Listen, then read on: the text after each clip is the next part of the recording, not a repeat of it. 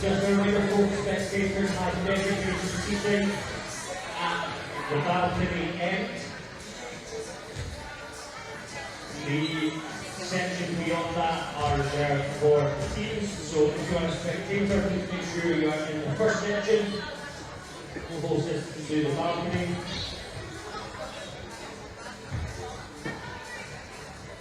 We are now 5 minutes away from our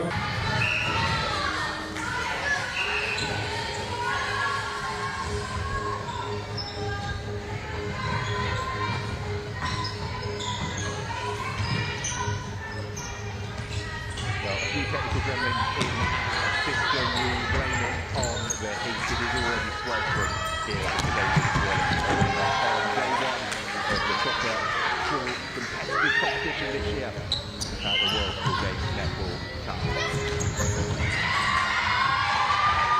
Here on court one, the first match of the day in the under-13s category. It's Gordon's taking on Manchester High. Gordon's in the green, Manchester High in the blue. You can see there another goal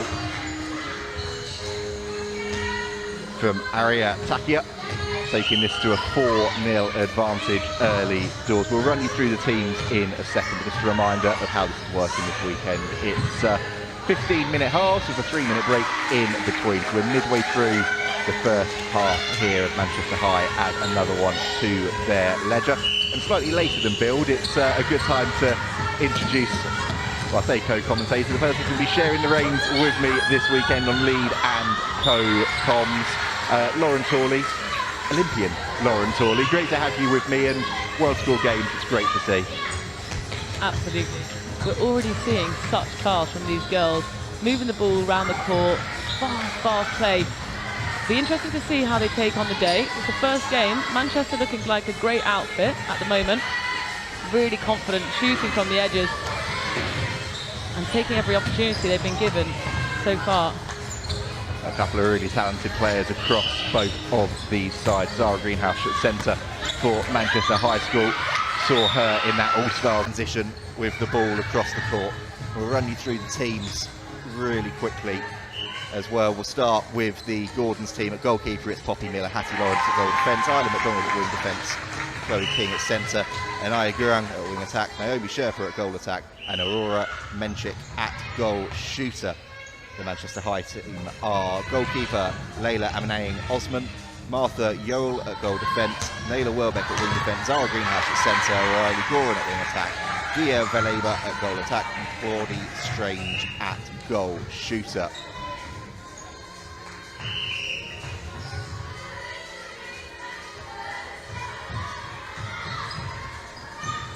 Greenhouse working around the circle. Oh, look at that. Lovely bit of play coming in from Hattie Lawrence, and that's what you want to see early doors, just really controlling, taking a bit of ownership in that defensive circle. Absolutely. Hattie Lawrence and Poppy Miller here for Gordon's have been relentless in defence. Every single time Manchester have tried to get in the circle, they've got a hand to the ball. They've been really physical, making sure they push them wide to the circle instead of letting them get easy balls and easy shots away. That's what's kept them in the game so far, because Manchester's attack is relentless. It certainly has been. They're 6 goals to the good, but anything can happen. We're still only a third of the way through this contest. Plenty of time left. The 6th edition of the World School Games this year. Under 13s, 15s, 17s and 19s in the thick of the action across the weekend. And for the first time ever, schools from Australia and Namibia joining us this year too. Truly now a global event. Oh, a bit too much pressure coming on down there from Welbeck. An opportunity for Gordon's to try and get themselves on the board. They're searching for a little bit more space in that circle, but it's well marshalled back there by Yorrell.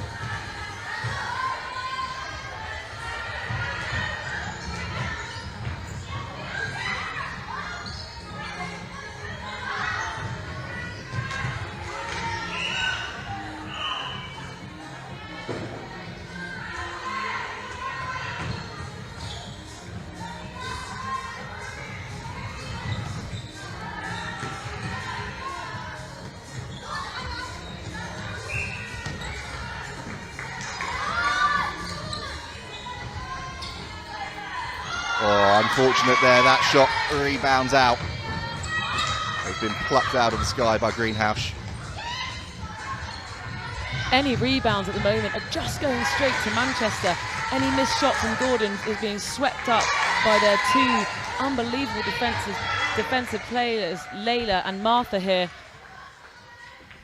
And we're just on the screen. I say the technical gremlins have been catching everybody out today. I think the Heat's going to be doing that all weekend. Those of you that would have joined us for that opening ceremony last night and that All-Stars game between Team UK and rest of the world would have seen, I think it's fair to say, the players feeling the heat by the time they had finished their 15 minutes on court. It's a good thing that you didn't see a camera up here in the commentary box, because I think I looked a little bit worse for wear than the players without a fan up here. But Lauren, that is going to be the thing this weekend, isn't it? That you can't help the weather. It's great we've got it, and it's very British to moan about it, but it is going to be stifling for the players on court, and they're going to have to adapt. Absolutely, and today, especially with the young players, it's about monitoring the time between games. You don't want to be on your feet all the time. You want to give yourself a lot of hydration, good fuel, but also put all your energy onto the court. Don't waste any on the side. And right now, it's Manchester High School that are exerting the most energy, but they're coming up to trumps. 7-0 they are leading. And Green down there flings that across the court. Valeba tried to keep that in. Great effort to try and keep the ball alive, but just over the line, and then easy one there for the umpires to call, going straight through the middle third without a player touching it. So an opportunity to break away. Pass is just being overcooked slightly at the moment from Gordons, and can understand why. They are wanting to try and chase that deficit, but they've got plenty of time on their hands. Definitely just losing a little bit of continuity between their brilliant defensive players and this middle third. They're really struggling to get past the Manchester defenders and find their attacking players in that final third. Let's see what they can do, what they can rectify. Because right now, any loose ball is being plucked out of the air by a Manchester High player. That was great work, though. The Gordons' defence have been keeping Manchester out every single time. They're asking questions of their attack. Nothing is going through that last third easy. Although they've got some shots away, they've really had to work for every single opportunity. They have. There's now going to be a little bit of an onus, isn't there, on that shooting circle of Sherpa and Menenik to try and get themselves on the board.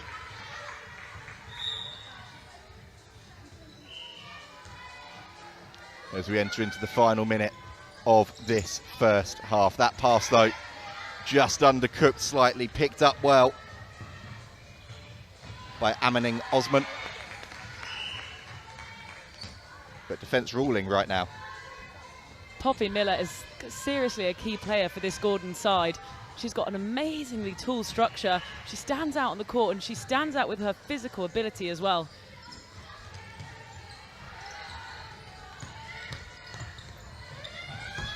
Opportunity then for Gordons to try and get themselves on the board before the break.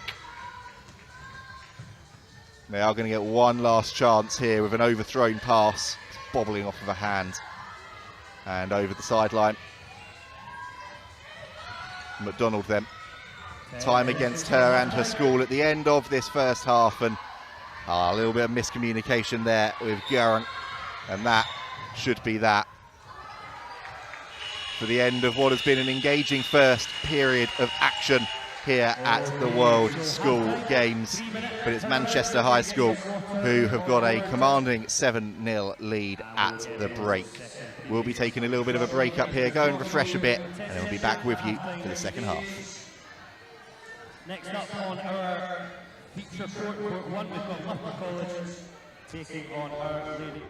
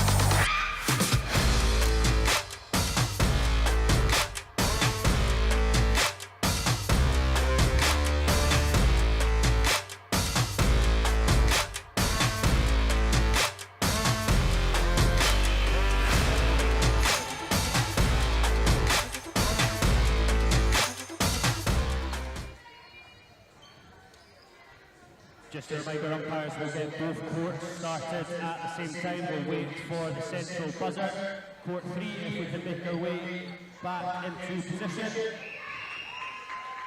We will get underway very shortly.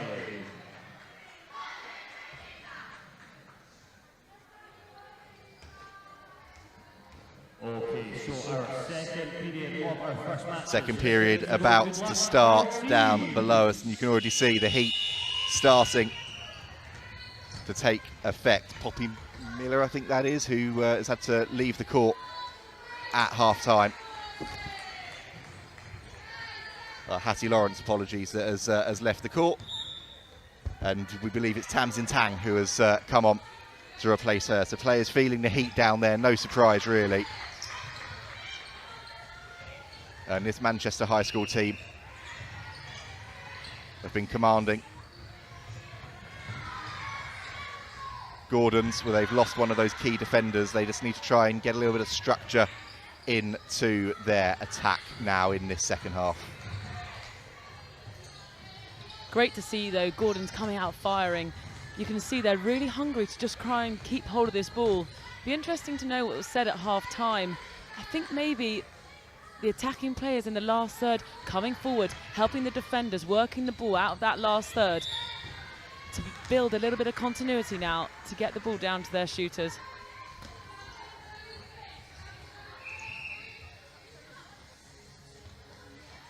And they've got an opportunity to try and do just that. What's the umpire going to call here? We're happy just to let play go on. Good to see that so often. When you're not sure, they go back for something, but glad to see them let the play carry on and move forward. Unfortunately, down that far end though, Gordon's unable to try and convert. And for Manchester High School, that speed of transition through the court, they're happy to roll with it and fling it into their goal attack.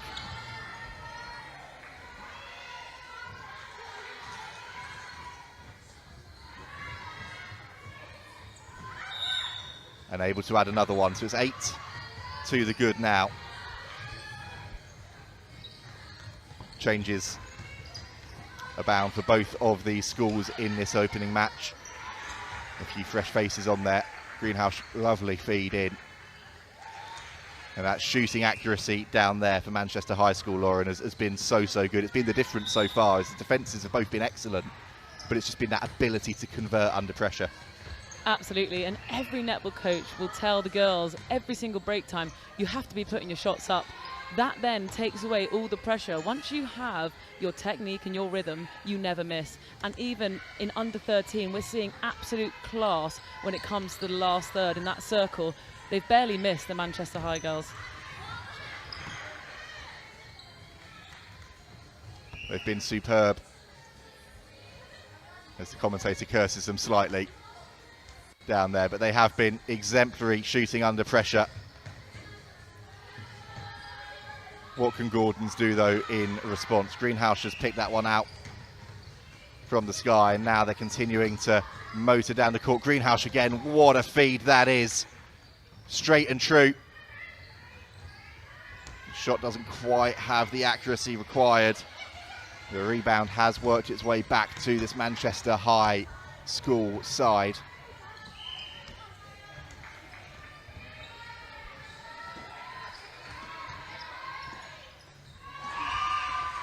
Swinging it across the court, looking for options.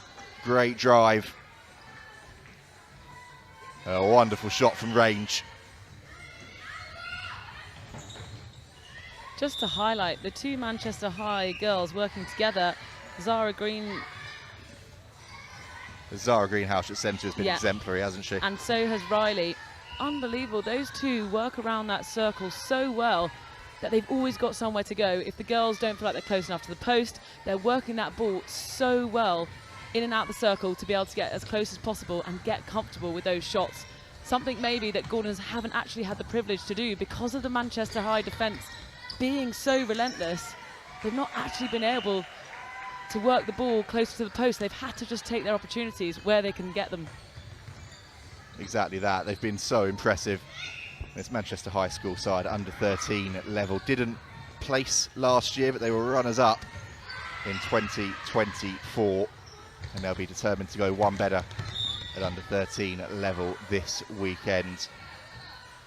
26 schools from 7 different countries here in Loughborough.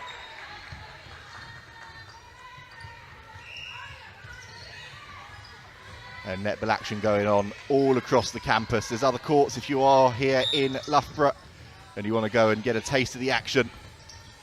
There's a second court here at the Sir David Wallace Arena, and there is action going on at the Netball Centre that you can watch in person. And if you're with us on the live stream, then you are able to catch up and see everything that's going on here on Court 1 Live. And what's going on right now is an absolute shooting clinic from that Manchester High School attacking third.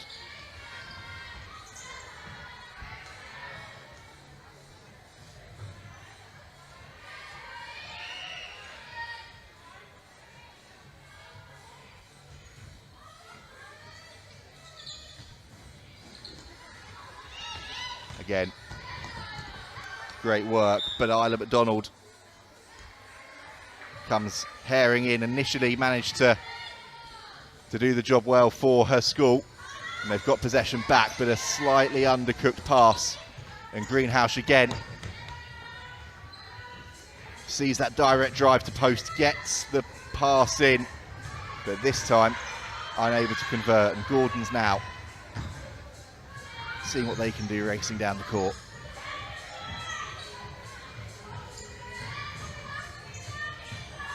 Chloe King at centre, trying to move things about for her side, but Greenhouse, a little pocket rocket down there at centre. Good to see Gordon's getting a little bit more continuity. These shorter passes throughout the middle third seem to be working for them. It's just that final third execution that they aren't quite getting. Bit of miscommunication that we're seeing happen between their shooters and the midfield, but it's not without effort here. The girls are absolutely giving it their all in the green today. They certainly are, and you feel like if they can get a couple of goals on the board in this final 7.5 minutes or so of action, that will be something they can take away and really try and build on into the rest of their group stage campaign. And for this Manchester High School side, well, it's been quite clear to see their master plan. dominating in defence, speed of transition through the middle of the court, and plenty of strong drive straight into that shooting circle. You can see it again here. With Greenhouse flying around the court, getting it in again to her goal attack, who makes no mistake. That synergy between the pair has been so impressive. You can see these girls have worked a long time together and they know exactly where each other are going to be. Greenhouse holds the ball in one hand around the circle. She is so confident with the feed. And something you'll notice about when she plays is she's using a dummy pass here in the circle to bring the defenders, draw them towards her. And then the space opens up behind and they execute just as we've seen. Well, a new goal attack onto the court, replacing Dia Veleba, but still exactly the same outcome.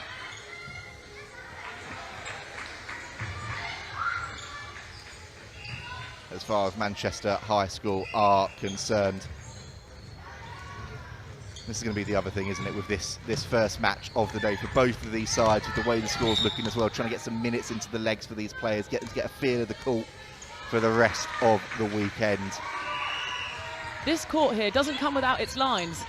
I mean, I think we might have the most lines on any court I've seen. I think we've got tennis here, we've got basketball, we've got netball, we've got indoor hockey. I say there is an awful lot to contend with down there for the players. The girls have not made a mistake once, though. No, they haven't. They have been absolutely on the ball. And Greenhouse, little deflection. Back there. But King, ball in her hands. This Gordon side are going to be eager. Try and get a goal on the board. They are going to get the ball back again.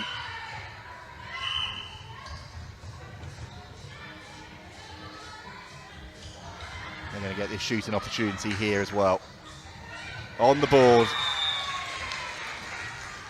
for Gordons, and great work. They've been pressuring for that and well, having to work really hard for it, and it's Aurora Menelik who gets Gordon's first of the game, and indeed first of the weekend. We can notice now a lot of the girls trying to fan themselves. It is stiflingly hot here. Yeah, it really is, isn't it?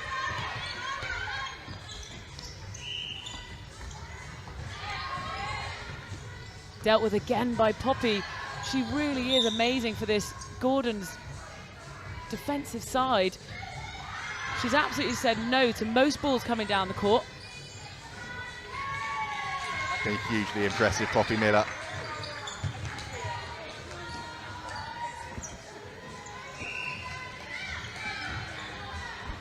As is this whole Manchester High School side in their opening match of the weekend.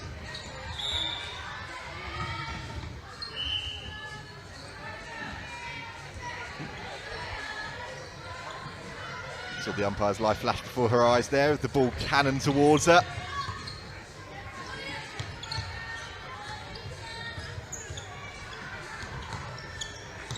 And I think no surprise with the heat that the play has just slightly slowed in pace in the last couple of minutes. We're definitely feeling it in the gantry, so these guys must be feeling it running around down there. Certainly so. Still continuing.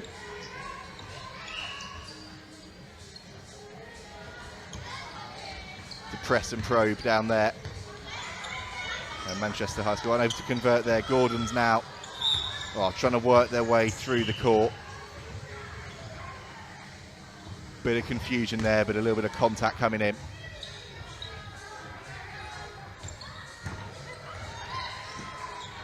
Manchester High School though getting the ball back, winning the ball back, wanting another one for their tally. Oh, look at that. Chloe King there, leaping like a salmon through the air.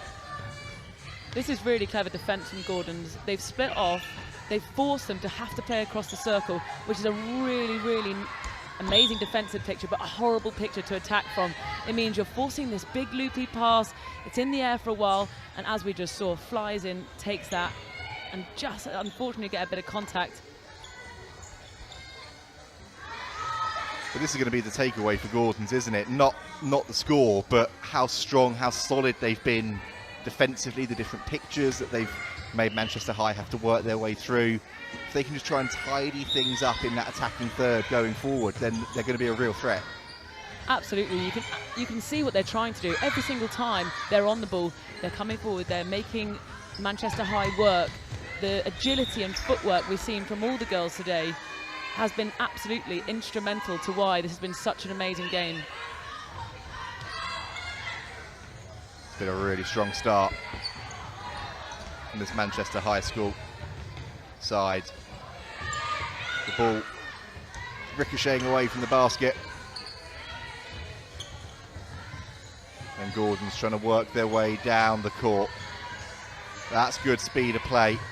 Great work from King. Now she needs someone to give her an option. They're going to fancy a long bomb here and see what they can do in that shooting circle. Didn't quite have the legs, but the rebound was good. You can see the applause down there. As Sherpa adds a second for Gordon's. They're going to get the ball back here now too.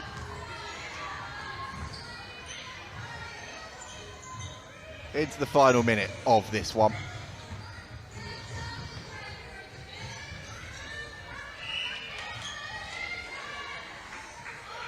And Manchester High School are going to win the contest, but Gordon's are going to want to have the last say. Again, really good rebound work off of Sherpa's shot.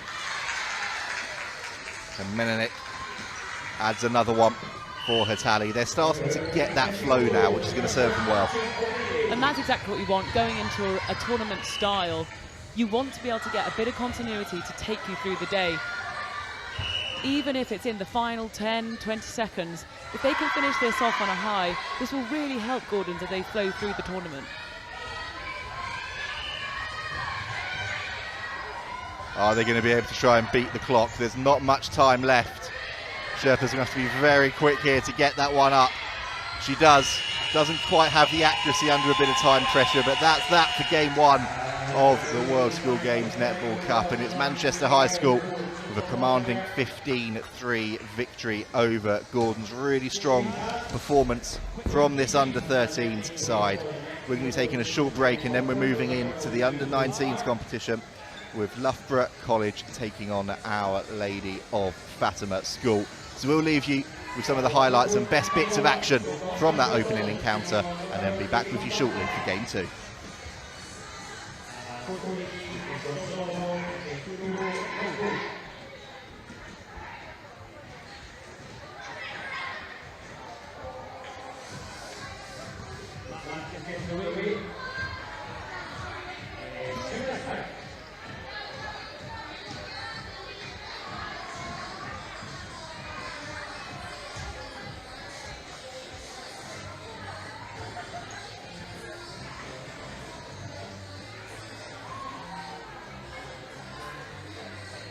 Just remember, if you've got a great for the next match, please make sure that it's the pressure, second follow, refreshment, entertainment, and when you see all my eyes, you can do your certified. You can also follow the action online, anywhere, but you see all one. So go away, you can come up with all the action out there.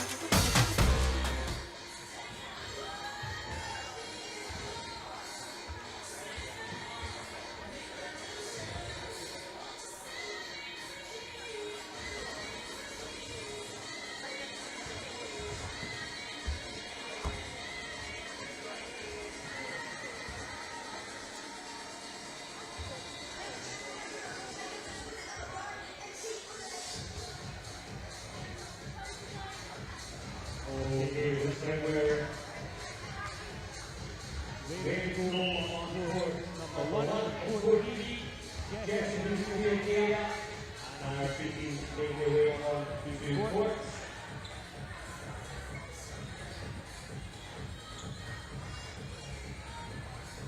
We will try and get matches underway early when we can, so if we don't have to shoot them on schedule overall.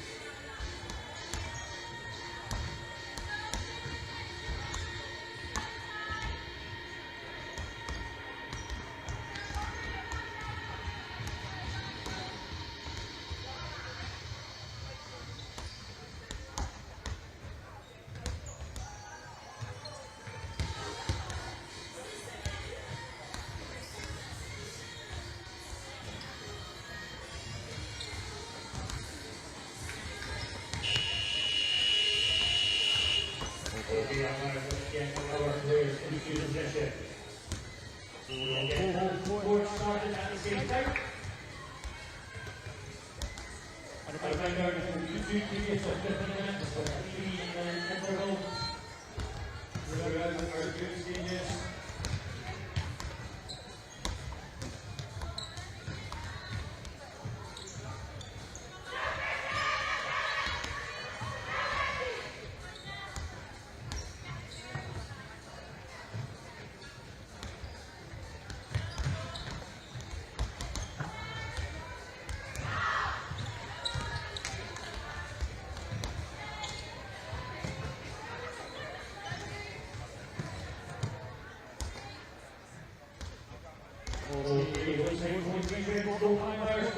Let's get the players in.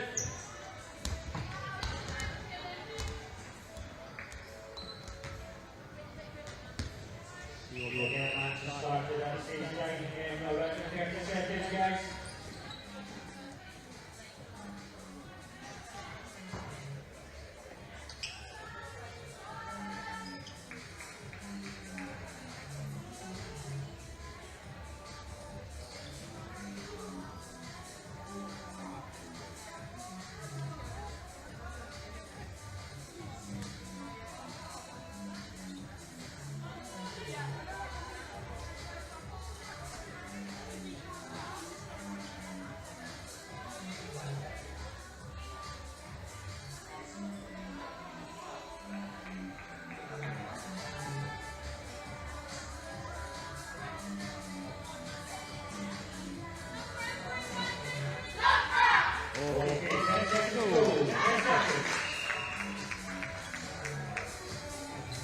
Hello and thank you for joining us at the World School Games Netball Cup.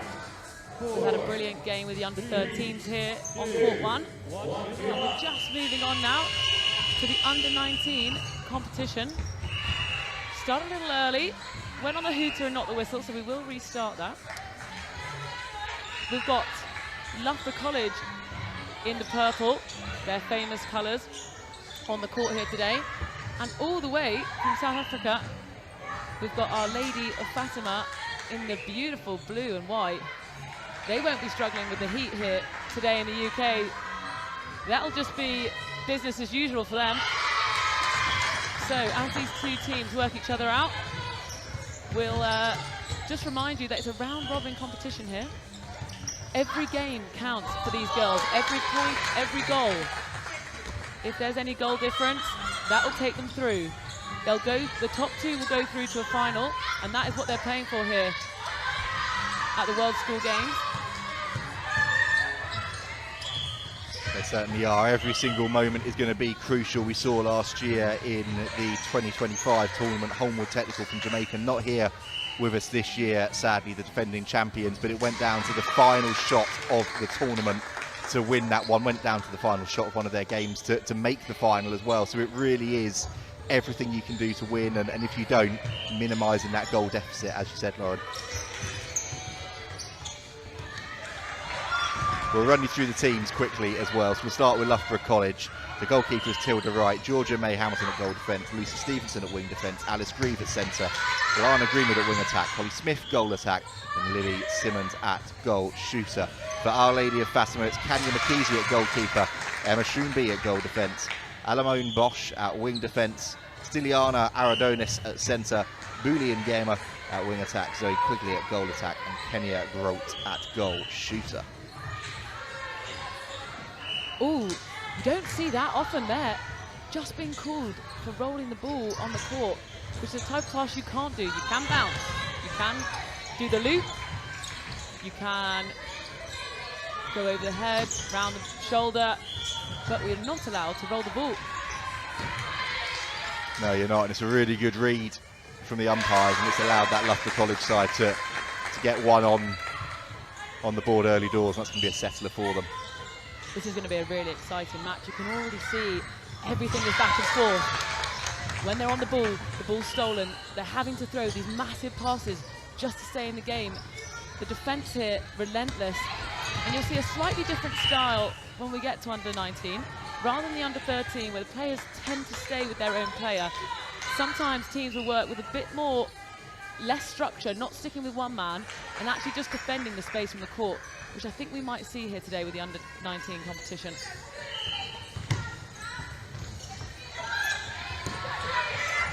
I think we will, and what's also going to be really exciting here is to see the two different styles in terms of play from what this Loughborough College side have been used to going up against, and similarly what this Our Lady of Fatima side have been going up against back in South Africa, and seeing how that transpires over on the court. And someone who's absolutely lighting the place up right now is Georgia May Hamilton at goal defence. She's exactly the player that you need in your team. She's bringing the energy, she's settling the nerves of this first game, telling her team, we've got this, we're going to go after absolutely everything they're throwing at us, and she's the first one to step up here, and they're the players that you definitely want on your side.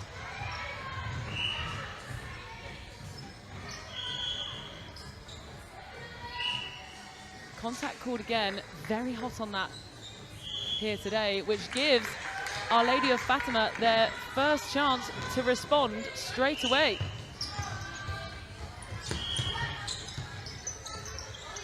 Loughborough with the ball, they're working around the court nicely, using a real variety of pass.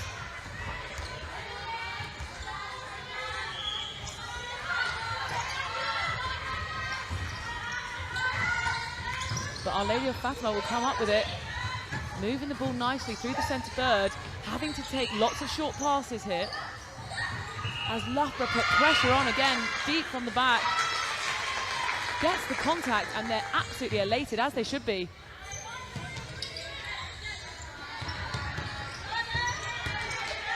Working again, feeding into the circle. Has to take the shot from far away. Our Lady of Fatima are brilliant in their circle. They force them out. Every single shot that Loughborough College have taken so far has been right at the edge of the circle.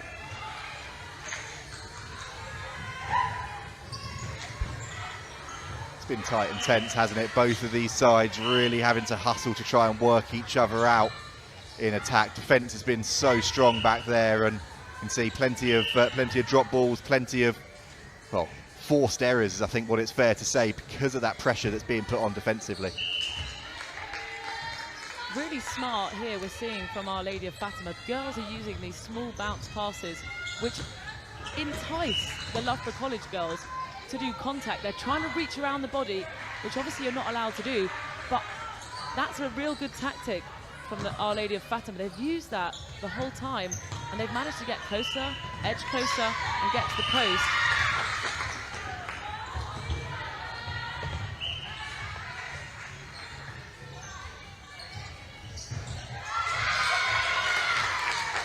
Fingertips taking the ball out of the court here, so Loughborough College will try again. They'll recycle right from the back.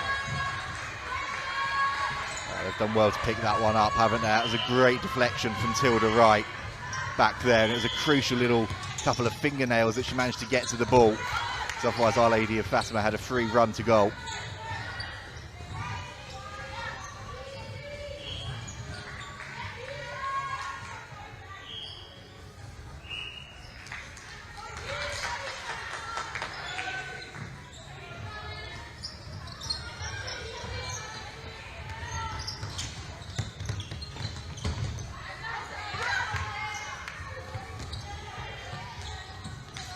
wing defence is the energy bringer for Our Lady of Fatima.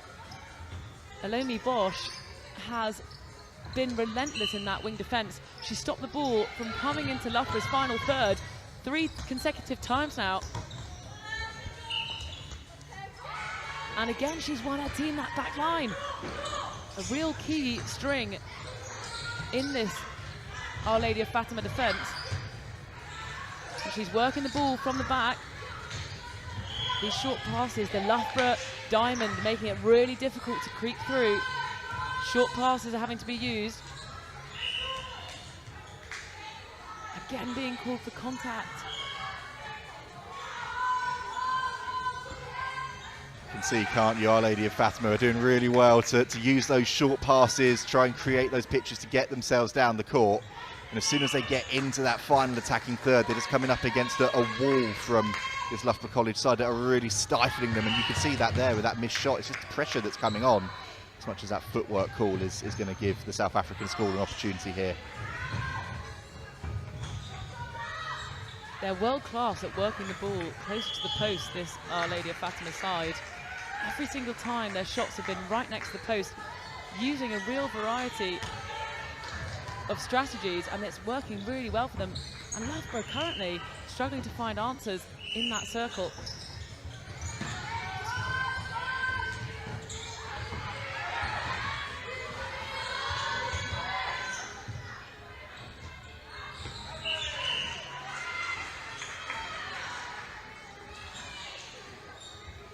That was a lovely play down there between Arandonis and Grote to set up that opportunity. You could see that speed of pass, total conviction in what they were doing to try and get a few extra centimetres and set up an easier shot. There's a few errors creeping into this Loughborough College side now, but it's just because of that relentless hustle that they're being put under from that Our Lady of Fatima unit at the back. Absolutely, you'd just like to see them take a breath now. As soon as they get into that centre third, Loughborough, you want to see them take a breath. They've got the ball, a couple of dummies coming in, and actually I think those feeds will then go to hand. Every ball has been on the first second, and I think that speed they're looking for just sometimes takes a bit of time to work into when it's your first game.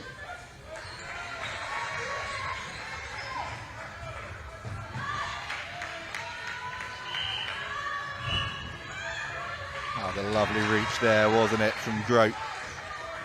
Plucks that one out of the sky, adds another one. It's interesting watching the 2 goal shooters. Grote really active in that shooting circle, and Simmons for Loughborough, more of a holding shooter, which does work.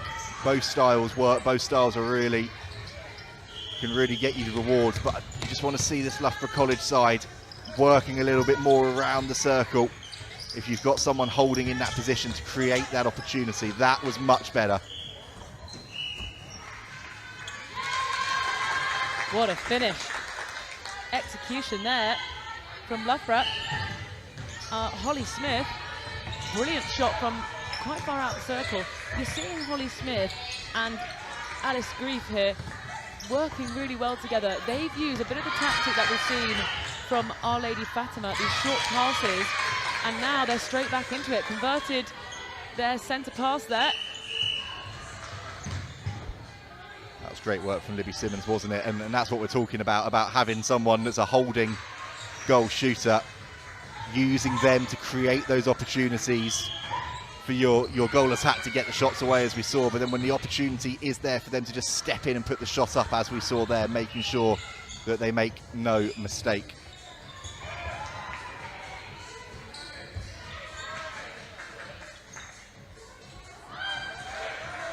And third time lucky here, we might see. Yes, and we do. We got there in the end, didn't we? That's going to be a bit of a settler for Quigley.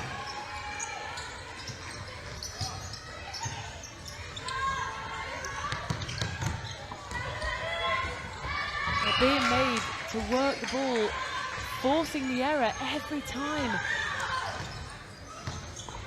But the relentless pressure again coming in from Holly Smith, the Loughborough College goal attack. Centre's there, they want the ball. She wants to feed that straight back in. gets the obstruction.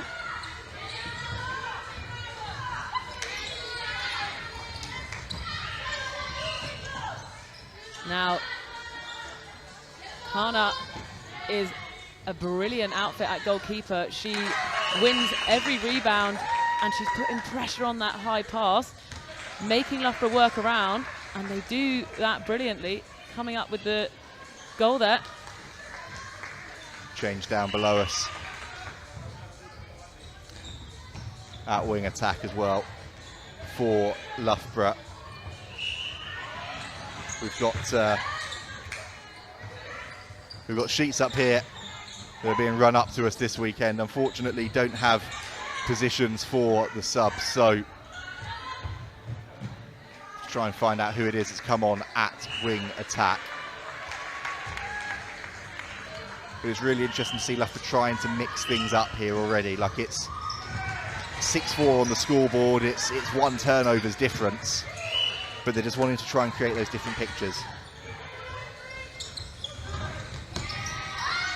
As soon as one player down for contact in that centre third, they've capitalised on that beautifully through Alice Grieve again. She is a real puppeteer of this Loughborough side. But Our Lady of Fatima again asking questions, getting the contact.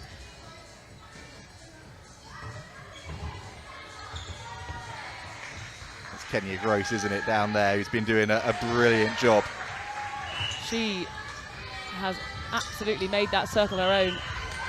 She's been dictating players around her, getting every ball, staying strong, taking the heat from the goalkeeper, Tilda Wright from Loughborough. She's been using her body to block and make sure that she can't get around her, and she's been winning the ball right next to the post throughout this whole half. Oh, great work down there from the Loughborough College side, and it deserves the goal that it gets. Libby Simmons absolutely using the same technique there, using her body to fend off Kana and getting the goal.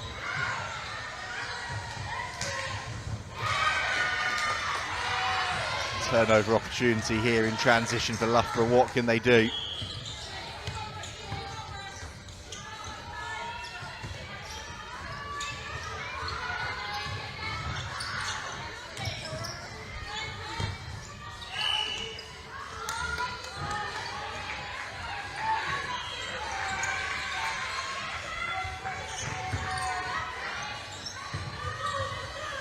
So we're 6 apiece here on court one.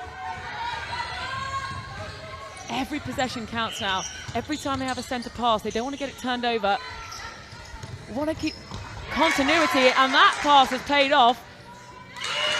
It's gone for miles, and in the final dying seconds, Loughborough College will lead for the first time in this half. Join us in a few moments for the second half.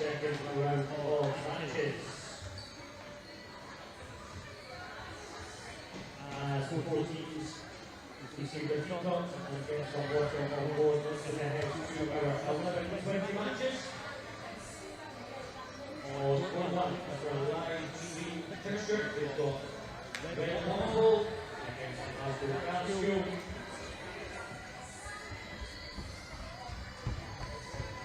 On 43, we've got Sedbergh against Solihull. Those are both in the under 15 category.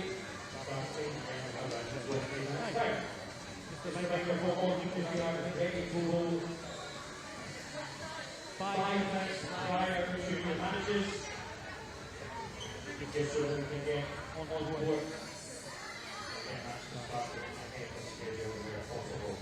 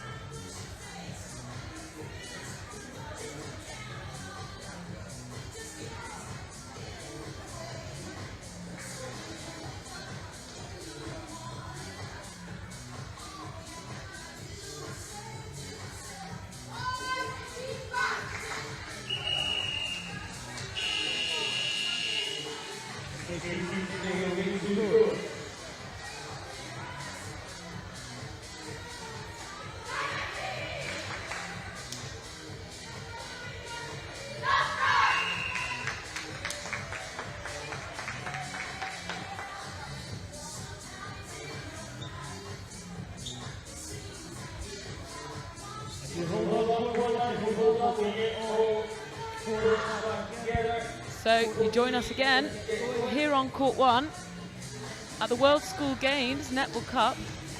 Still seeing an exciting first half from Loughborough College and Our Lady Fatima. It's been absolutely end-to-end stuff. A lot of action. We're going to kick off the second half here with a few subs coming in. And unfortunately, we aren't able to tell you who is who, but we will just give a shout out to those girls that have come on, and they're going to take their sides forward in this second half. We will. It's a whole squad effort, isn't it, this weekend? Our Lady of Fatima, Alexis Ahern and Ayabongi Dlamani coming in to their side, and then Ava Corey, Caprice Krupa, Freya Noakes and Liv Boone are all there and waiting for this Loughborough College side. A little bit of a delay as we get underway, and just to note, there was a little bit of a conversation between the coaches and the umpires at half-time, and a realisation that they'd actually missed an Our Lady of Fatima goal. So 7 apiece, and considering how tight this game has been, good that they have worked that one out and rectified it. Yeah, absolutely. We were right in the gantry. We thought we were wrong, but we are 7 apiece. And just to say, there's a bit of music going on down here. If you are around in Loughborough, you should definitely come and join us. Even the umpire was dancing on the side before the game kicked off. The Loughborough girls down here on the sub-bench have got their signs for each other, which I'm absolutely loving. They must have spent a bit of time over the weekend. All of the teams are staying here over the next 3 days, and they've made their signs in their spare time, and it's brilliant to see everyone getting behind each other at this schools competition. Certainly is. And Loughborough College with that 8-7 advantage now make that 8-all. Get the impression this one is going to go right down to the wire.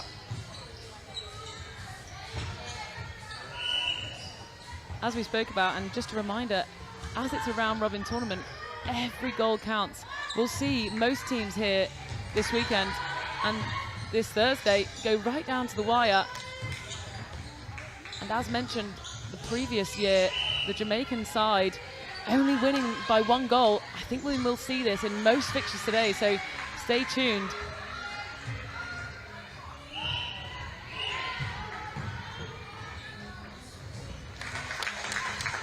But that's exactly what Loughborough are going to see. They want to see calm finishes under pressure, which is exactly what Holly Smith has been doing for her team all morning. Here we'll see Lady of Guatemala again, of Fatima, sorry, moving the ball and working it so brilliantly into the circle.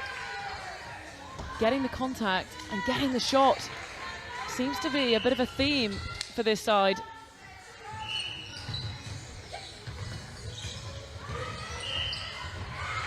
Making them work hard again. Loughborough trying to work the ball down into the final third.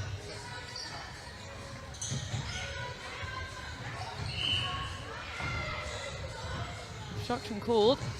Brilliant defence coming in. The physicality of these girls in this circle is exactly what you want to see.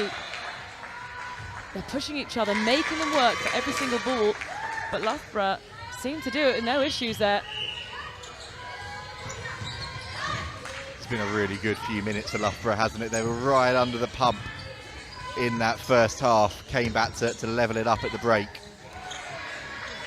But they're making those shots count now. They're being much more patient, getting themselves down into that shooting circle. And similarly up this end of the court, with that little step and tip, that was lovely work down there from Our Lady of Fatima. But they're putting them under pressure, and whilst they have levelled the scores, they're making them really work now for these shooting opportunities. I love seeing the variety of play. These girls have such class and they're so composed. When they're in that circle, there's no rush from the Our Lady of Fatima. They've taken every opportunity. They've used different types of passes. They've stepped forward, forcing obstructions, forced the contact, and taken the shots. And we'll see that again here. Brilliant pass. The accuracy leaves nothing up to discussion. And nor does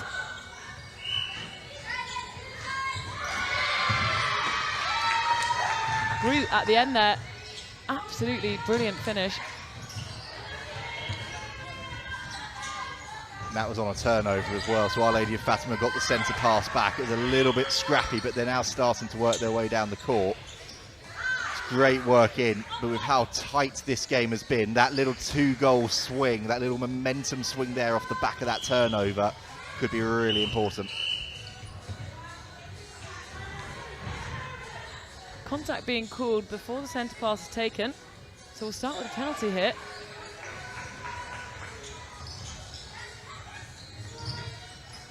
Having to go backwards, no entry in. Loughborough having to work so hard. Everybody on this court is being used. And a 50-50 ball, which ends up winning the obstruction back.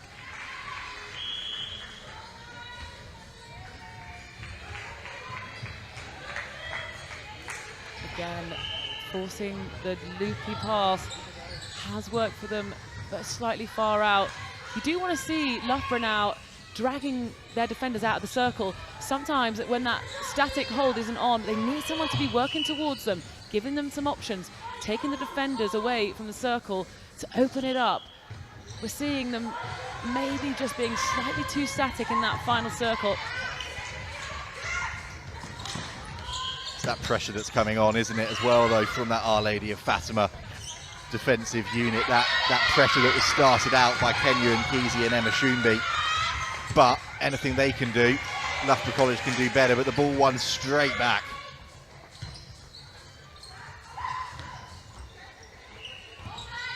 Defence seemingly leading our game here. That's what's been shining. But Group says, let's keep this composed. And I'll take that, as she's been doing for the whole game, putting her team 3 goals ahead.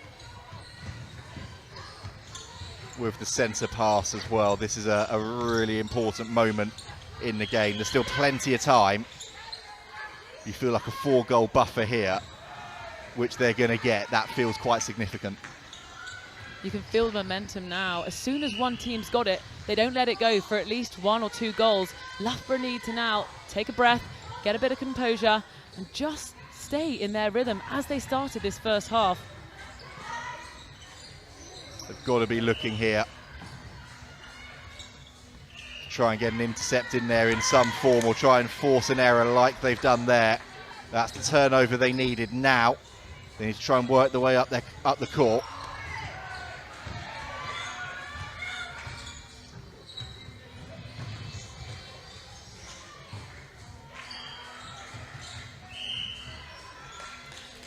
Lucy Stevenson has been a real key part of getting the ball down the court for Loughborough. She has been there at every opportunity to pass back, make her team build. She doesn't let them rush. Same with Georgia May Hamilton, exactly the same. A real defensive, strong, giving her team the energy, as we mentioned at the very beginning of this game. Winning the ball back again for her team. That's a massive moment for Loughborough College there, umpire judging. That was their ball, and they need to try and make this pressure count. But that defensive pressure again from Shoonby back there, causing all sorts of damage for Loughborough College.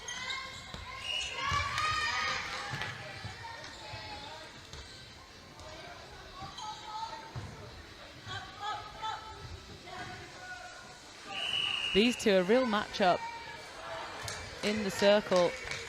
We've seen Libby Simmons and Kanya McKenzie going toe-to-toe in the circle. They have both just been relentless to each other. It's exactly the sort of battle we love to see here in the circle. And Loughborough clapping. We got loads of energy coming in from the sides, geeing on their team in this final 6 minutes. It was great pressure again back there, wasn't it, from Tilda Wright. Just forcing that overthrown pass, and it gives possession back to Loughborough College here. They didn't make the last one count. 5-goal deficit. It's really important here that they strike back, which they've done. And they've got the centre pass, and you can already see down there Our Lady of Fatima making a couple of changes. It's Alexis Ahern that's coming onto the court.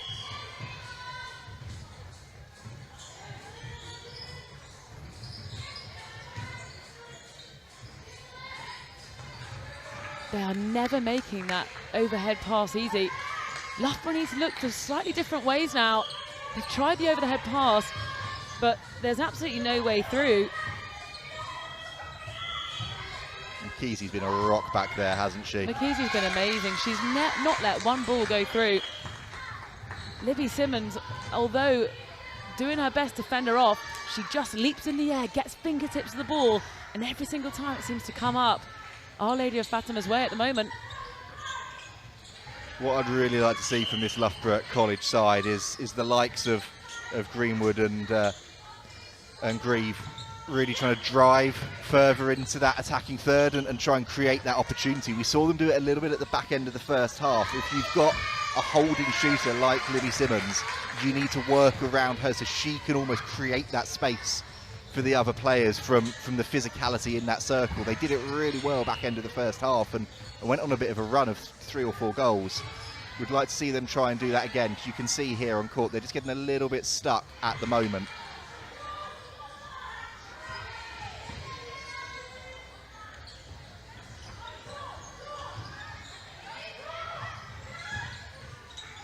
So our South African side here will recycle from the back, and they'll just want to take a little bit of pace off now, keep the passes short, keep it accurate, and feed their 2 unbelievable attackers. But Loughborough College defend valiantly in the end. Oh, that's a great read, wasn't it, from their centre back there, and now they're launching this attack. This is a crucial moment.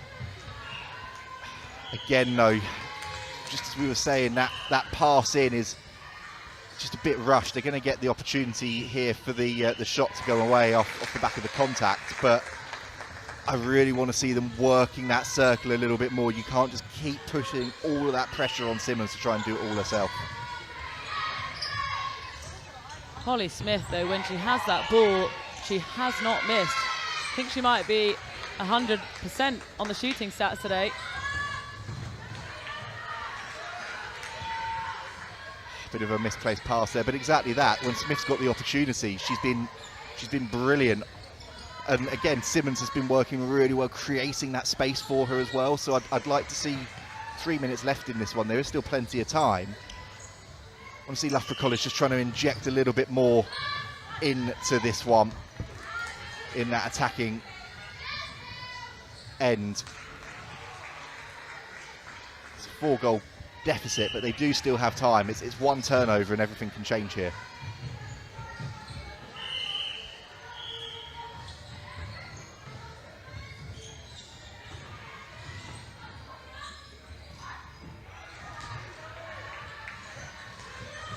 And she does it again. Mackenzie at the back. She's just amazing. Her athleticism, her speed and her awareness to read the flight of the ball, to get finger to it every time. She seems to know the placement before anyone else does in that circle. She's been so good, hasn't she? She was imperious actually in that rest of the world side last night too, and that was a bit of a scratch side, a bit of fun playing with other players from other schools, other countries, but you could see there the confidence that she had in terms of trying to read the play, and she's carried that form on this morning now into what she's doing for her school. And this is the most amazing thing about these tournaments, is the girls are meeting different styles of netball. They'll play similar people throughout the season and similar styles, But as soon as you get to play people from different countries, you've got people from Dubai, South Africa, you're coming up against a real different style, and actually it's asking more questions and you're having to find more answers as a team, which is exactly what you want when you're playing rugby, not rugby, netball, sorry, at age grade level. Exactly that. It doesn't matter what sport, you want to try and take those opportunities.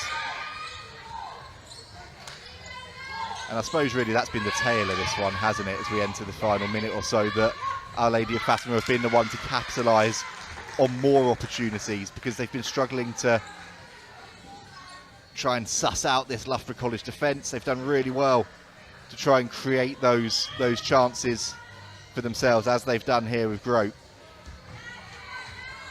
And something we just saw there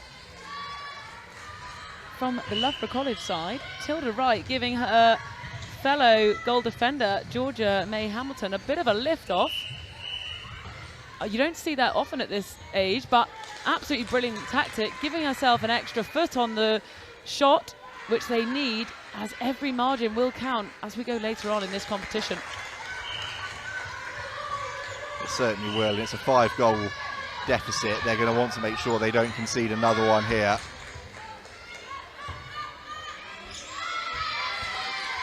And that will be the game. Our Lady of Fatima triumphing here, 18-12, the Loughborough College side. A brilliant game, and join us in a few moments after some highlights for Reddam Waterfall versus Glasgow Gaelic School in a few moments' time.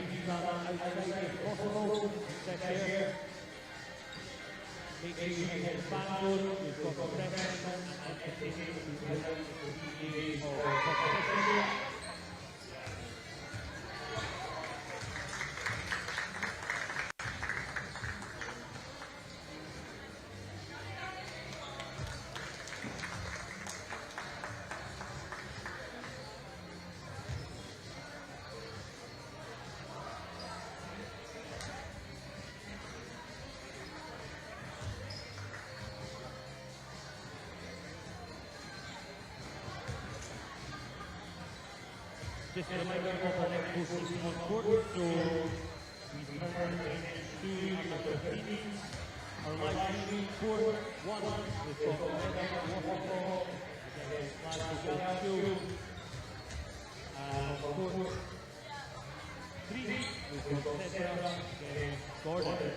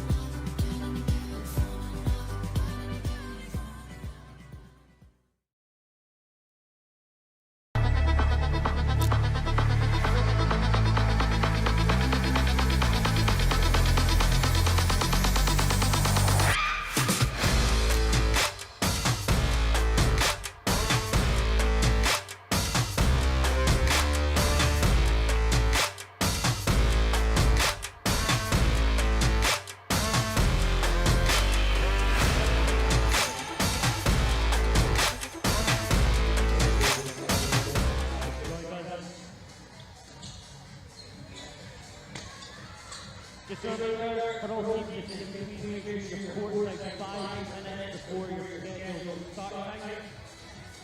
Just so that we get all that underway no later than the designated time and earlier where possible. Court 3, thank you for your patience. We'll just get Court 1 up to speed and we'll get both games underway within the next minute.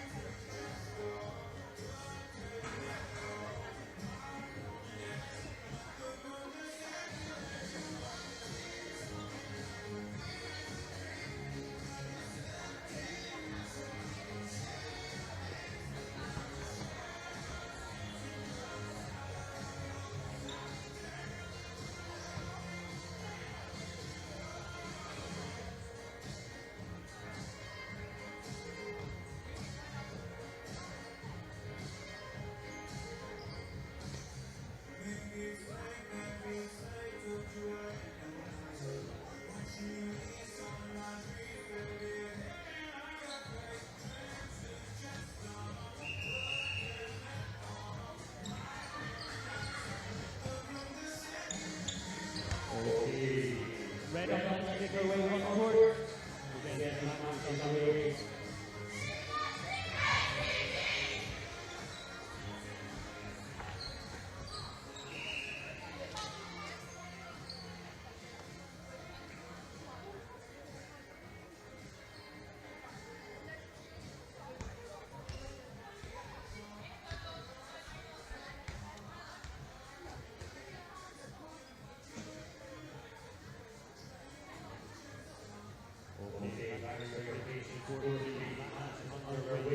Five, four, three, two, one.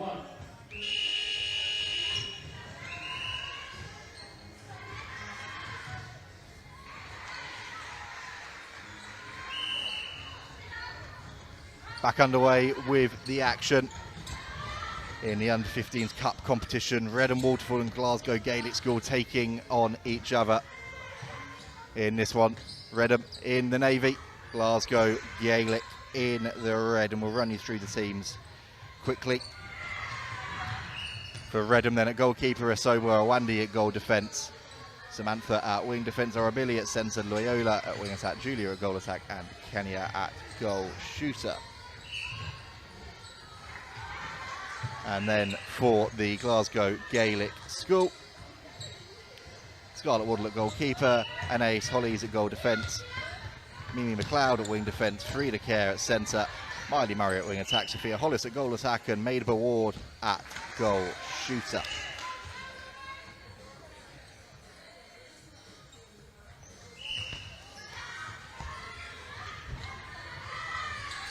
Plenty of early pressure coming in, and Glasgow Gaelic have got themselves on the board with an early goal. Scotland versus South Africa match-up in this one. Under-15s competition last year was won by Solihull School.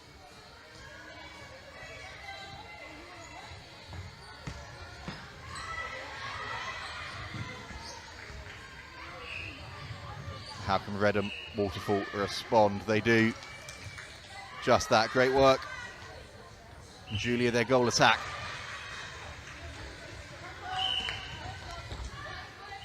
And a footwork call coming in.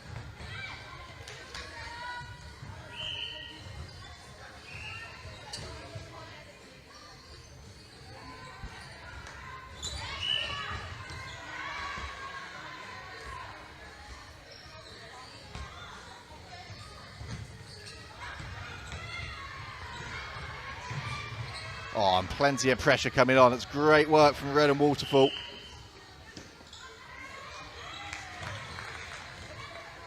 Flowing down the court and adding a second goal to their ledger.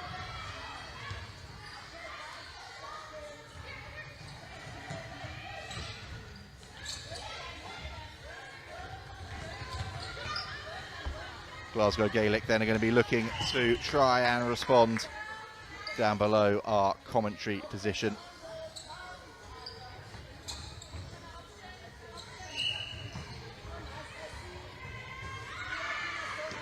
But I was going to say ball came back in Reddam Waterfall hands, but it's been picked out of the sky by Ward. And she tips it off beautifully to Hollis.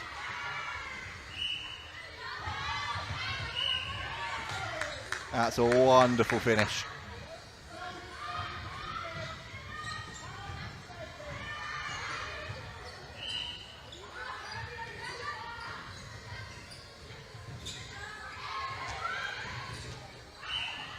It's a fair bit of contact in the middle of the court. Decision then that it's Glasgow Gaelic ball. Once again, they try and sweep down the court. Creating space, creating opportunities. Kurt trying to set things up for her side. Lovely feed in and then lovely finish. Again from Hollis. And Glasgow Gaelic now with a 3-2 lead.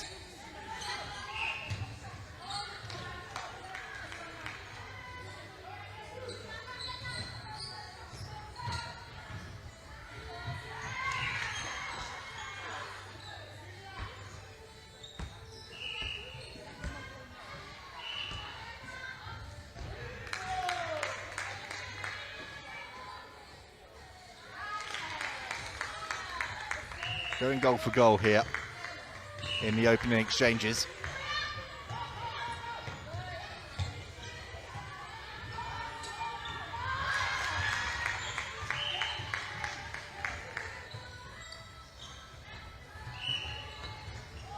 Plenty of pressure coming on.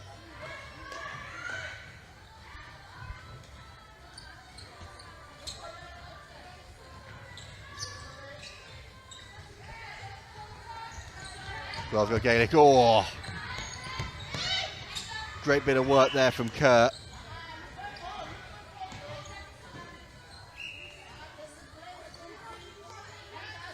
To regather that one there for her side. It's a missed shot, but the rebound is really good from Ward.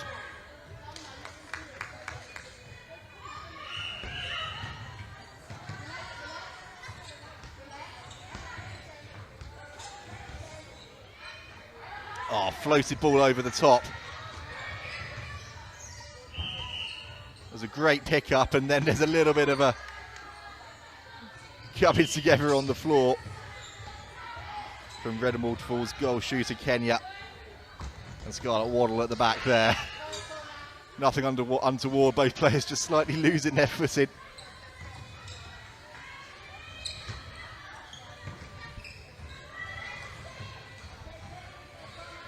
Good hands over there from our umpire as the ball came towards her. So Reddam Waterfall. Ball from the sideline.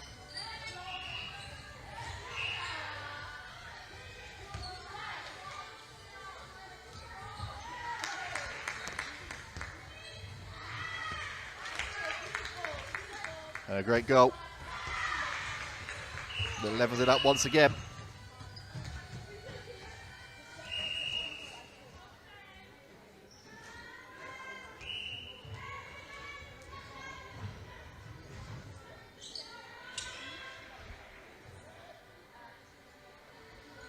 As a player down, just a little bit of checking that she's okay. The umpire just confirming they are going to make a change whilst there's a little bit of need for running repairs. So Myla Murray coming off and Ailey Stephen coming onto the court for now at wing attack. It's the first game of the weekend for both of these schools too, and they're going to want the whole squad.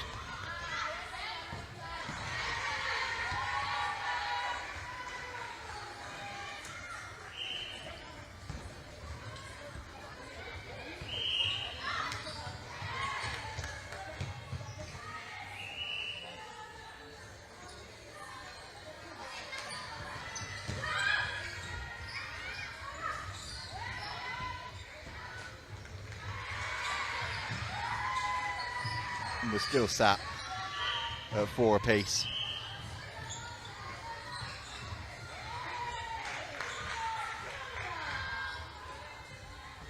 Make that 5-4.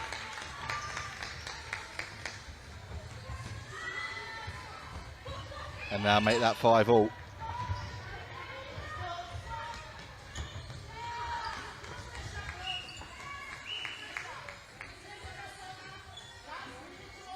Been really strong from both of these sides. Been engaging, been engrossing. Oh, look at that. Wonderful little bit of work there, a pirouette and a turn.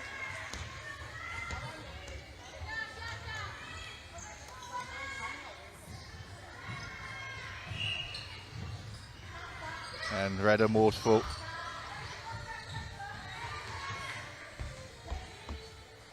Looking to try and come away with this again. Tight and tense. A single goal in it.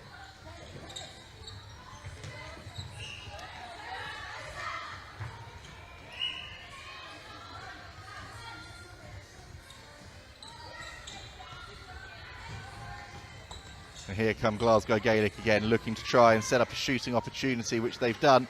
Oh, a lovely little bit of play to tip on there and set up the goal, which they duly take.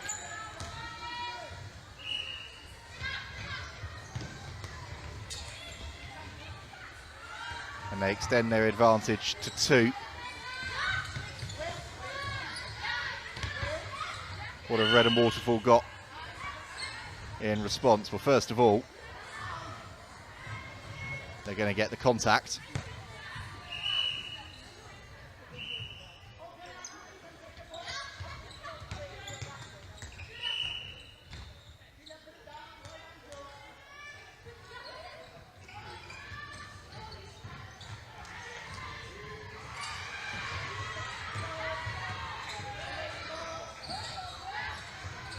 Oh, look at that.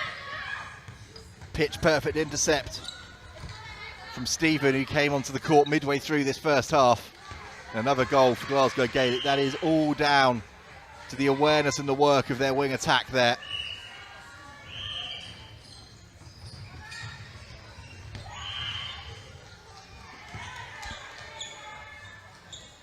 And they're starting to put some pressure here on this Reddam Waterfall side now.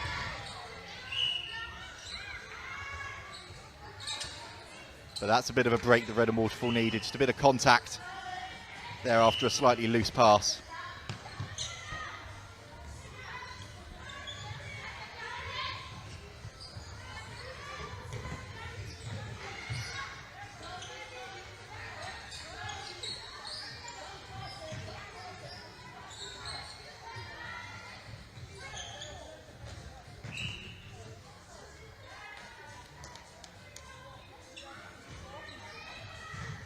And that ball nearly went flying out of the Sir David Wallace Arena.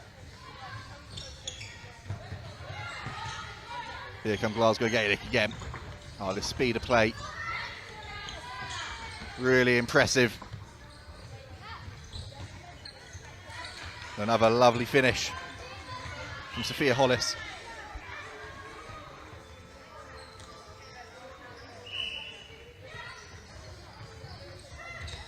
Extends that advantage to 4.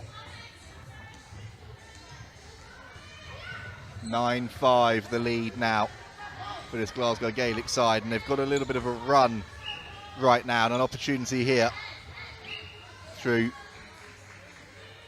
Ward to add another one, which they do. And having been going goal for goal, we've suddenly had a run of 5 straight goals for this Glasgow Gaelic side. But they have been called there for a bit of a hindrance. And Reddam Waterfall working the way up their court. Lovely play from Loyola and Julia.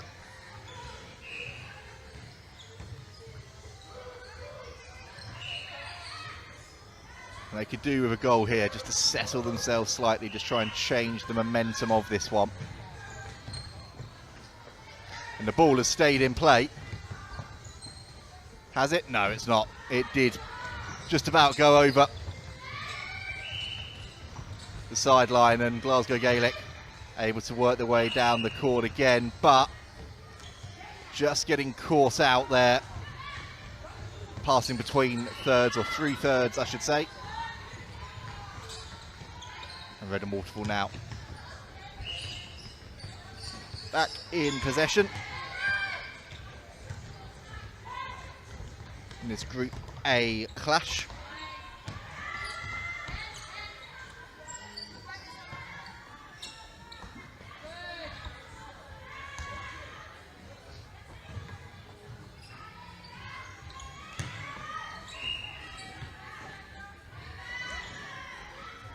And the umpire just calling.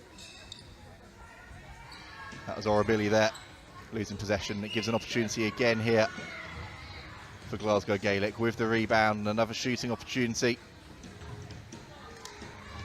which Ward takes, that goal shooter.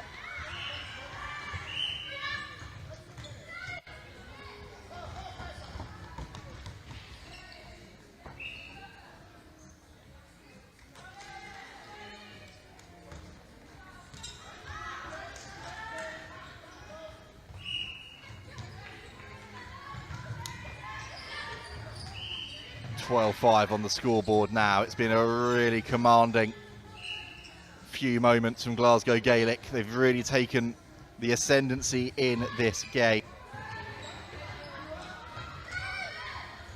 And another opportunity here with a wonderful ball over the top. And another great finish from Hollis. Extends that lead to 13-5. As we move towards the final few seconds of this first half, and that's going to be that. Well, it was tight and tense to start things off, and then Glasgow Gaelic really motored away in the last 5-6 minutes or so, and they've taken a commanding lead into the break. So 13-5, Glasgow Gaelic lead Reddam Waterfall, and we'll be back with you for the second half after we show you some of the best bits of action from that opening half. Court 1, the live shooting court, we've got Bryanston against Manchester United. And in court 3, we've got Glasgow against White. Those are the holes in the TV, and we'll get away in about 15 minutes. 2 minutes and a half time. It is on the way.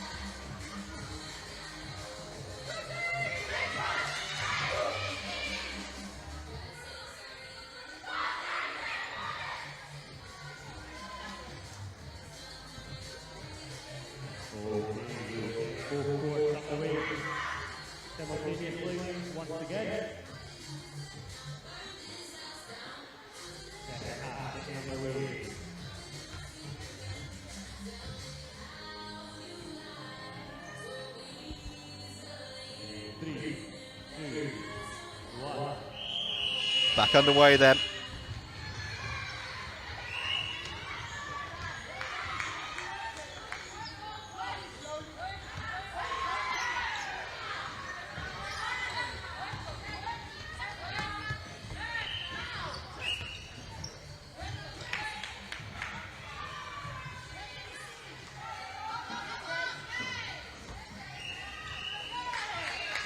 And Glasgow Gaelic in a commanding position.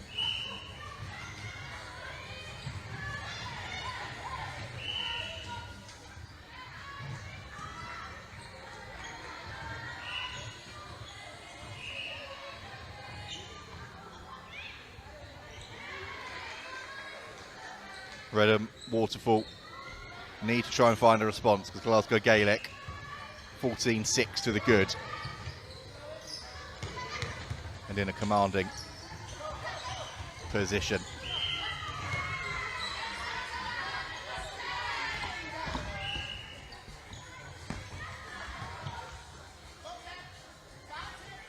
The other thing I think to note is that this Reddam Waterfall side have not got any subs with them. It's this 7 that are going to do the heavy lifting and have done a great job so far.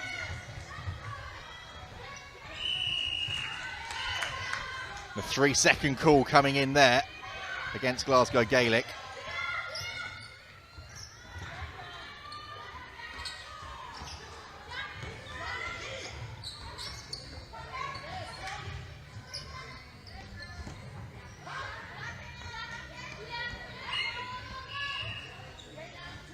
And Reddam Waterfall really having to try and fight for the opportunities. And that shot rebounded by Waddle. Julia unable to convert.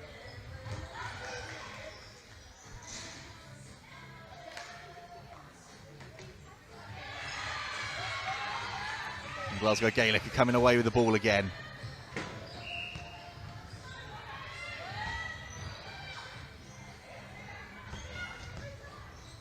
Really are putting on a clinic right now.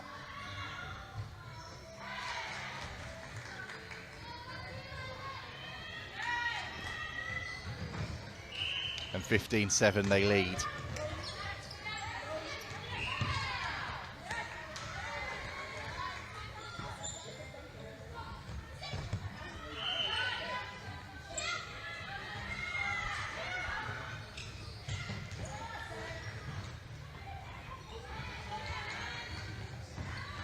Another one lined up, another great finish from Sophia Hollis, and 16-7 now Glasgow Gaelic extending their advantage. That's a great touch coming in and a deflection there from Loyolo.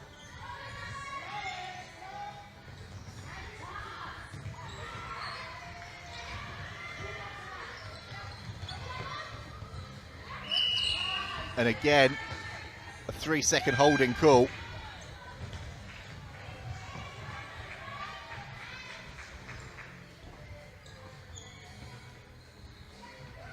Glasgow Gaelic unable to convert.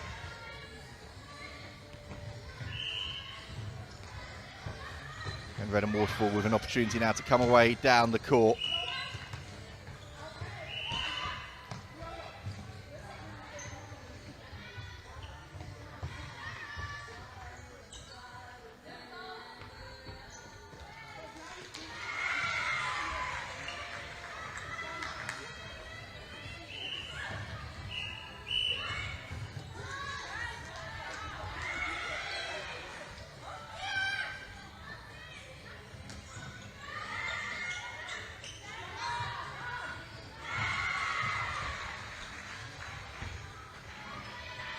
Great play again from this Glasgow Gaelic side.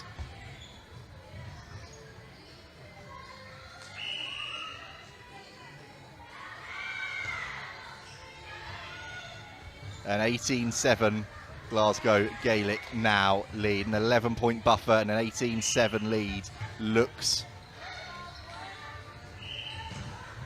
commanding at this stage.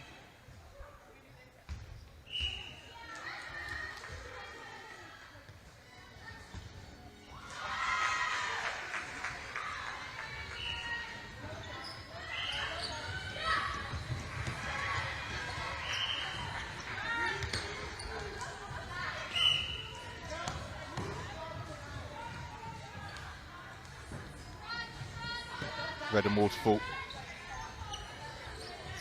Just need to try and get a little bit of momentum back here if they can.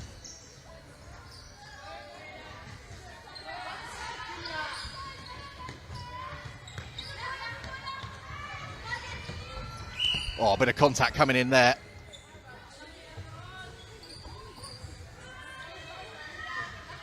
Umpire's seen it. Norbilly fighting hard on the outside of the circle to try and get that ball in. Oh, it's a lovely bit of movement there from Kenya, a goal shooter.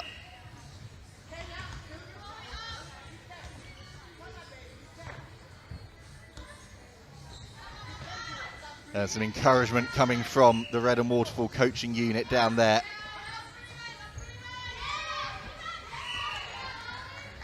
They're going to get another opportunity. No, they're not. That was a missed shot and then contact. So here comes Glasgow Gaelic down the court. But probably couldn't have heard that on the stream, but we can hear it from our commentary box.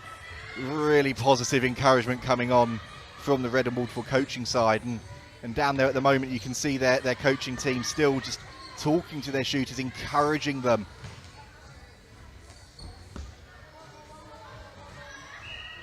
To try and create some movement and get some more shots away.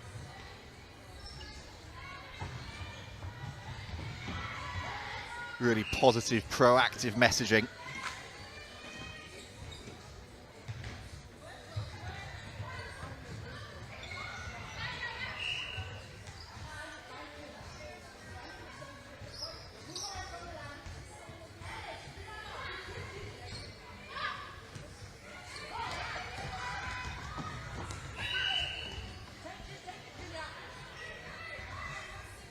Midway through this second half.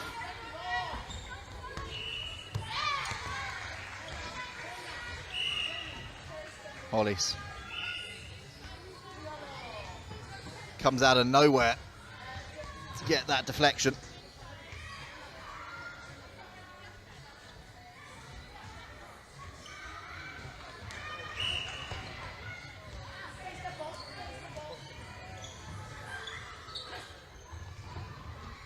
Still looking for the opportunities, are being encouraged to go for the long bomb. Kenya lines it up, fancies it. Oh, it's a great effort. It just bounces agonisingly off the net. And Glasgow Gaelic can come away with it again.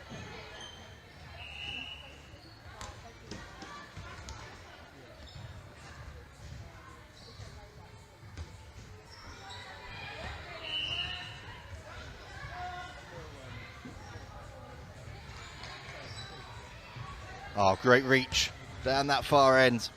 Ward adds another one. 27 now the lead for Glasgow Gaelic.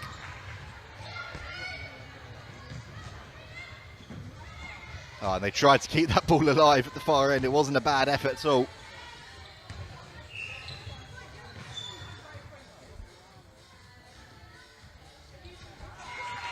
Action going on all across the Loughborough University campus here today. Two courts here at the Sir David Wallace Arena. Matches going on in the Netball Centre as well. And all of the action here on Court 1, live with you on the World School Games YouTube channel.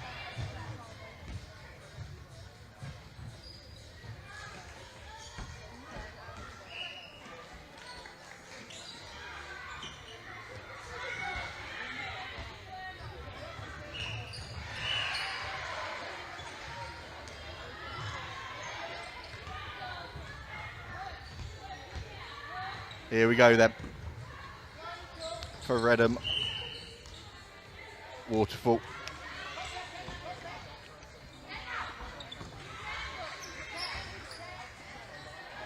Fancying a long bomb. It's great work from Kenya, their goal shooter down there.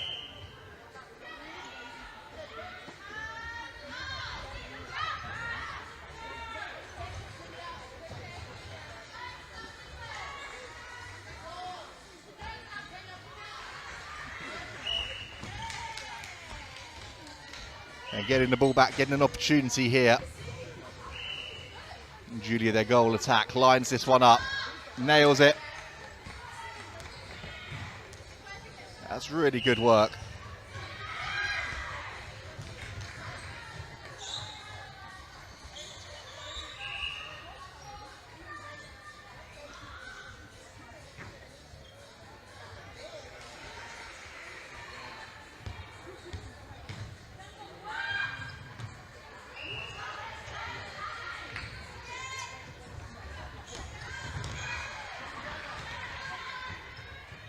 Glasgow Gaelic coming away again with the ball.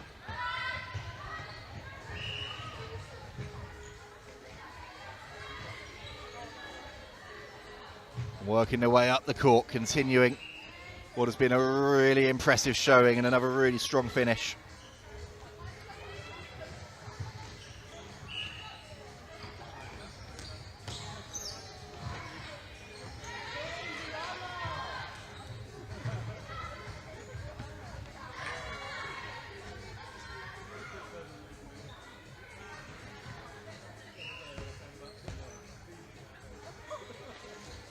And they're continuing to extend that advantage.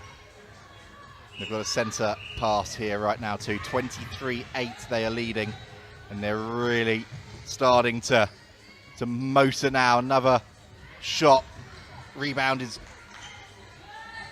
not successful. It's one back over there by Awandi. The goal defence for Reddam Waterfall. Great fight, great hustle to stay in there.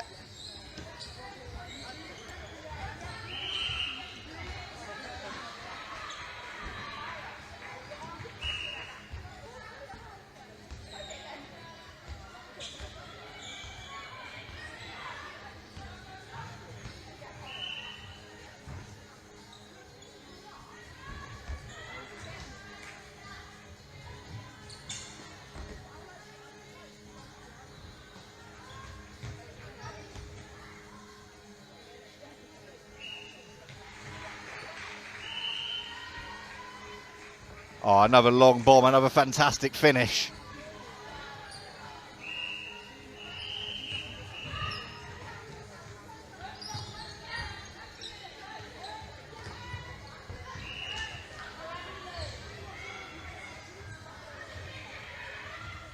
And it's been hugely impressive, this performance from this Glasgow Gaelic side. Reddam Waterfall, I think we saw, didn't we, especially in that first part of that first half, all of the promise, all the potential that they have got. There's plenty for them to be proud of here, plenty for them to work on as well, and they'll be back stronger for this performance. But this Glasgow Gaelic side are putting a marker down right now.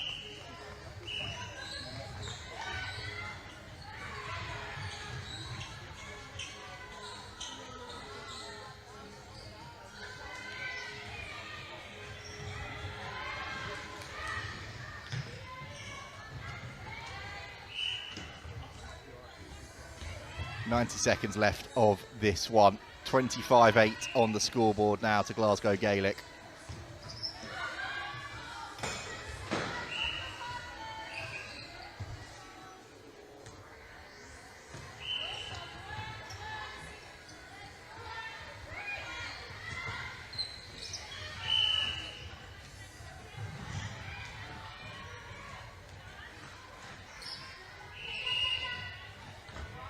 Into the final minute. Can Reddam Waterfall finish?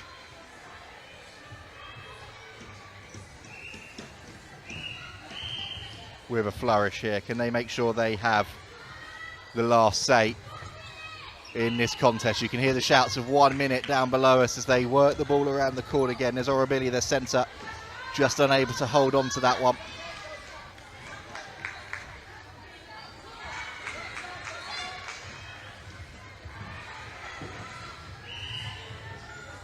And in fact, down the other end of the court, it's Glasgow Gaelic with the ball in their hands, fancying a runner, adding another one to their tally, which they have done. That unit of Hollis and Ward has been so impressive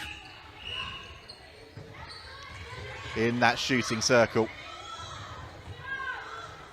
5 seconds left. I don't think they're going to have enough time to get one more to their tally, but a 26-8 victory is a great start for this Glasgow Gaelic side. A hugely impressive performance against a Reddam Waterfall team that never gave in, showed flashes of what they could do in the first 6 minutes or so and then just ran out of a bit of steam, but plenty for them to build on going into their next games. We're going to be taking a short break, showing you some ads, and then Lucy has been out and about chatting with some of the athletes competing this weekend. So once we've taken a break, we'll hear from Lucy, and then Lauren will be back with you to guide you through the next match.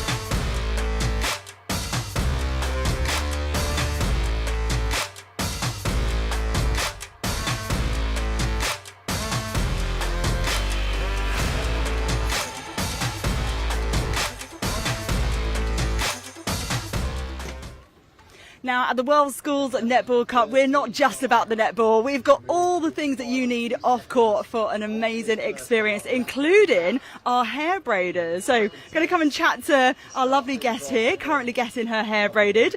Tell everyone your name and what school you're from. Riley, and I go to Manchester High. Now, you've already played a game today. It was a really convincing win. Tell me about that first match.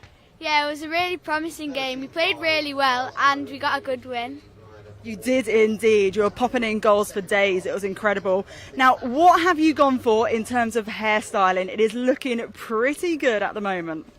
It's called a rugby ball braid. Love it, a rugby ball braid. Well, let's come and interview the braider and tell us a little bit about how this magic happens. We are called Braid Maidens, and we are a company in St Albans, just north of London, and we teach braiding and we braid people too, and we braid the women's England rugby team, and we do so many sports braids now, and it's amazing, making young women feel amazing for their sport. Basically. I mean, you're getting braided by the ladies who do the red roses, which is pretty incredible. Let's see if we can get a little close-up on the hair here, because it is so slick, so neat. I could only dream of having my hair like that. I'll tell you what, in fact, I might have to get my hair braided tomorrow. So yes, this is what you can expect from the World Schools Netball Cup. Braiding, we've got vendors, we've got stalls, food, drink, we have got it all.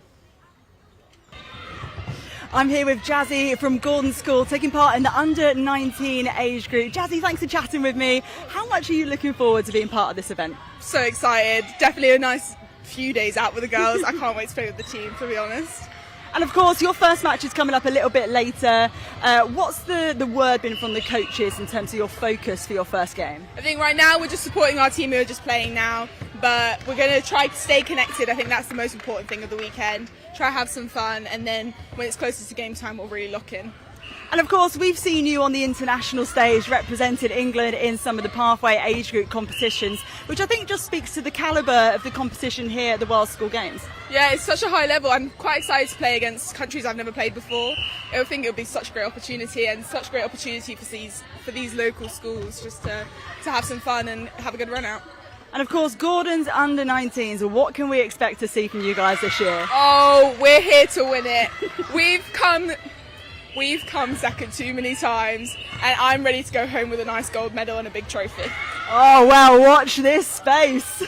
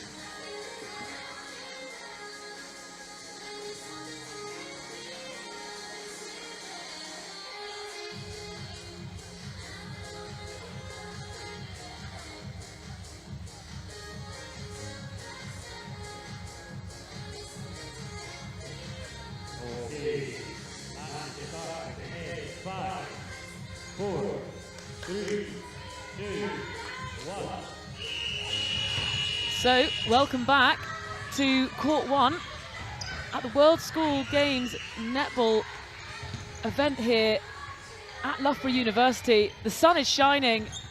It's a beautiful day. We are inside, but the heat is definitely creeping through the walls.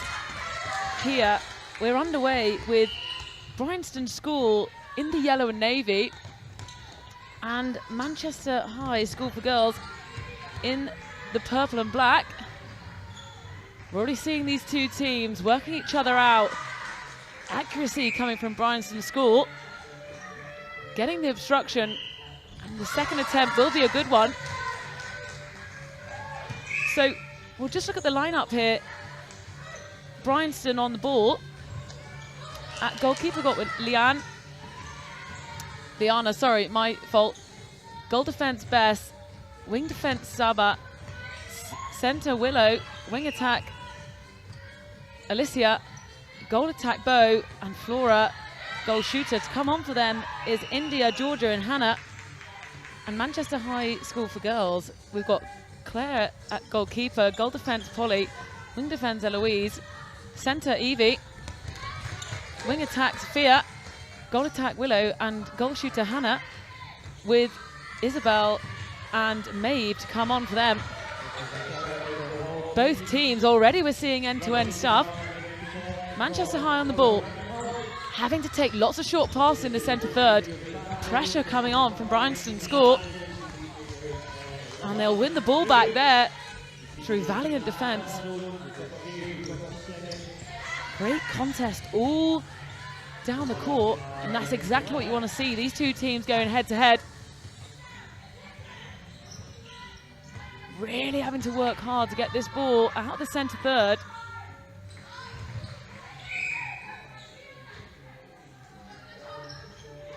So they'll work it in through the likes of Alicia and Willow at centre, working hard here to get that ball in the circle.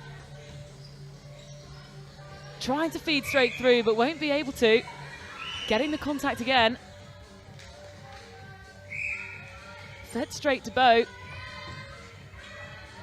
Not quite, and the rebound's a good one. Manchester High. We've seen their under-13s triumph earlier on today on Court 1. There's some brilliant netball on display here today. They will work the ball down. Bryanston putting pressure on.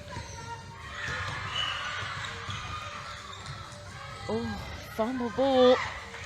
That will be Bryanston ball. Really unlucky there from Manchester High as they work the ball beautifully down the court. So much pressure coming through, meaning both teams are struggling to find their rhythm. So we are 1-0 to Bryanston here.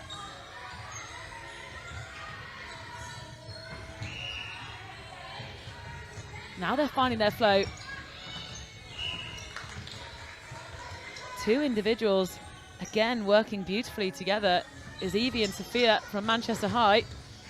Those two making themselves available and making it look easy getting through down the middle of the court. Just be good to see Manchester High getting into their circle. Looking to feed the ball, but Manchester High, pressure on. Not able to get it away in 3. So they will recycle and work their way down.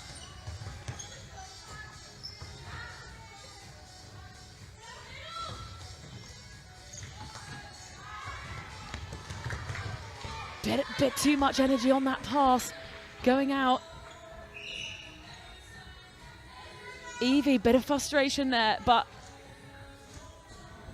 this is where, as you get into the flow of your game, these little passes, as the players get used to each other, these passes will start to stick and we'll start to see some real flow come in with these two teams. Contact there, unlucky to the goal defence. Polly throwing her body on the line.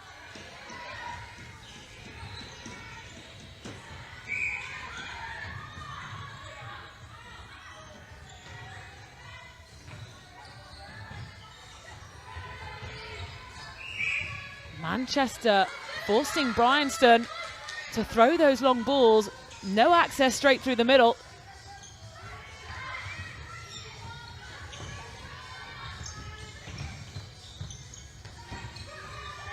This is where we're getting a little unstuck. In that final third, Manchester High almost too fast for their own good in that final third.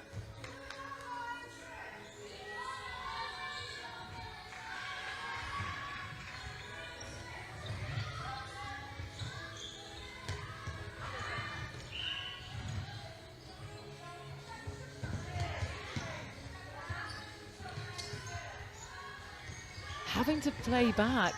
Every single ball is hotly contested here by Bryanston.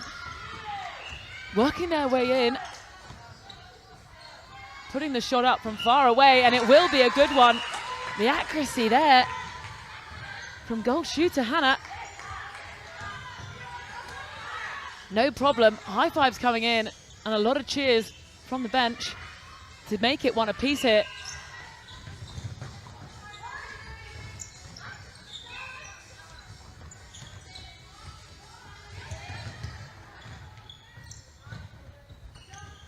Manchester High are so patient on the ball. It's brilliant to see them going back, coming forward, manipulating Bryanston to give them these opportunities. We're seeing a little bit more continuity now, and they are in their flow. The two attacking players are absolutely loving it. Willow and Hannah, and that's exactly what you want. Those two encouraging each other, geeing each other up, putting pressure on, and winning the ball back, making it 2-1.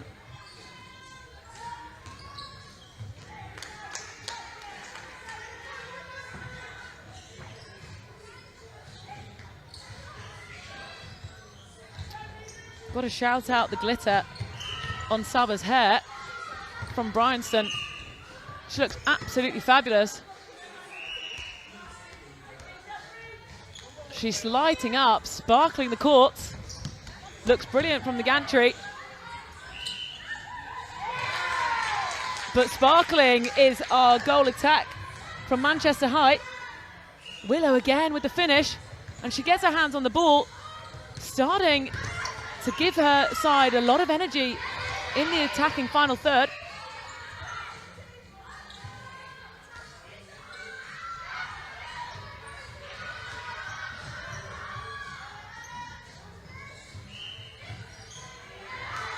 Red like her book there.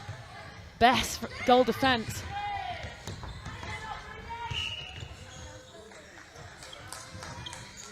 Putting Manchester High at a player advantage in the circle. And they will capitalise once again. Making that 3-1. It is hotly contested. Every single goal counts throughout this competition.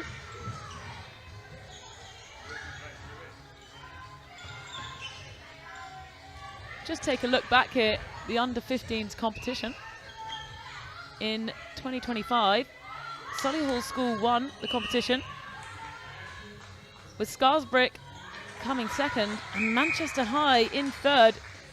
So these girls will want to continue the success of the previous year here at the World School Games Netball. But Bryanston will definitely be doing all they can to stop that.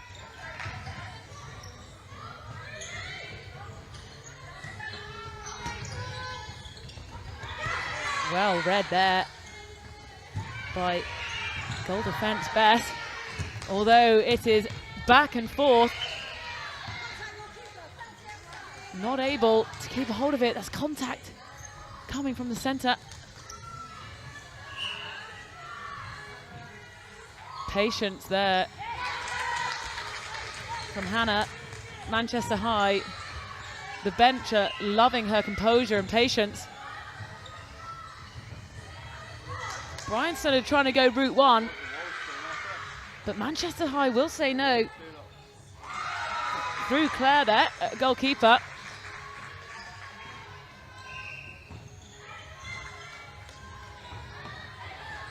They'll have to take their opportunities when they can get them, because it is hard work manipulating that circle.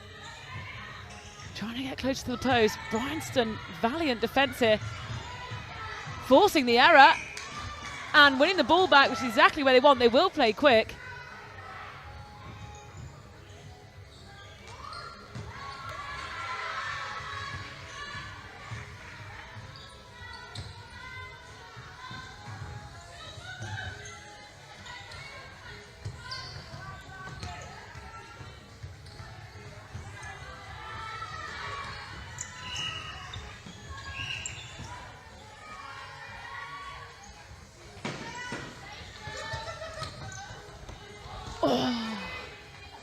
Launching the ball in, wanting to play quick. The tempo of this Manchester High team is part of their success. As they win the ball back, and through Hannah again. She will score. Her composure in that circle. A couple of changes coming on here.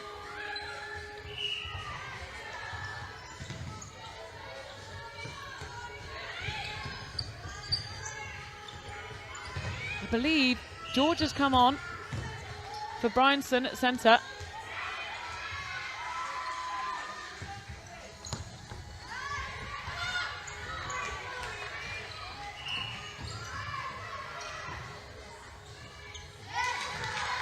And that is Evie with the pass from Manchester High. Pinpoint accuracy to get it into the circle and get the score there.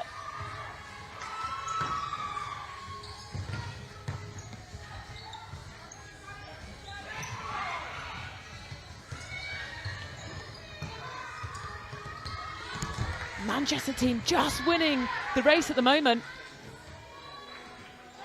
Through their finisher, Hannah, who doesn't miss. They're just winning the races. Want to see Bryanston now clawing back a little bit of composure. All they need is one turnover, which they will get now. See what they can do and work this up the court.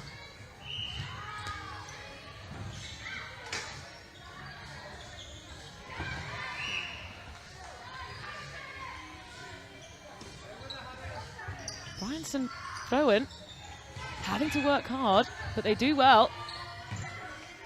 Opening up, can they get any space in the circle? Contact, they will reset that. Over. Obstruction there from the goal defence. So we will go And Bryanston will take every opportunity they've been given, making that 7-3.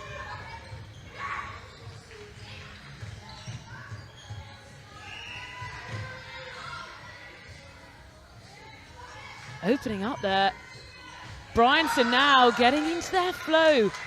All it takes is one goal to bring them back momentum. All they need is an inch, and they'll take it. Putting the heat straight back on Manchester High. But Sophia, at wing attack, just seems to know exactly where her players are, and she's putting the ball on the money.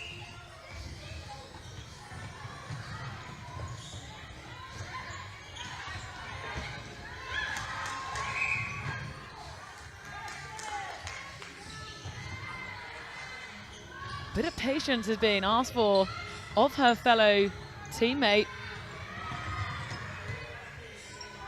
Saba's asking for a bit of patience. I'm standing corrected, sorry. Hannah has come in there, I think, as a sub. Sorry, I haven't got exactly the substitutions. If I do make a mistake, I'm very sorry.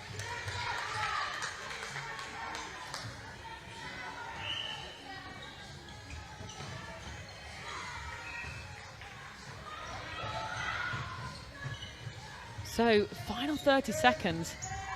Bryanston want to keep them out going into this second half. Manchester High will want to be extending their lead. And they will hopefully have the last reply. Will Bryanston. Got to get it up quick though.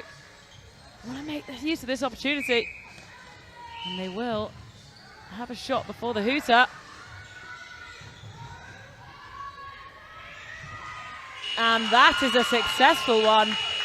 What a way to finish this first half. High fives in from Bryanston. They want to be taking this momentum forward. Join us in a few moments at the World School Games Netball.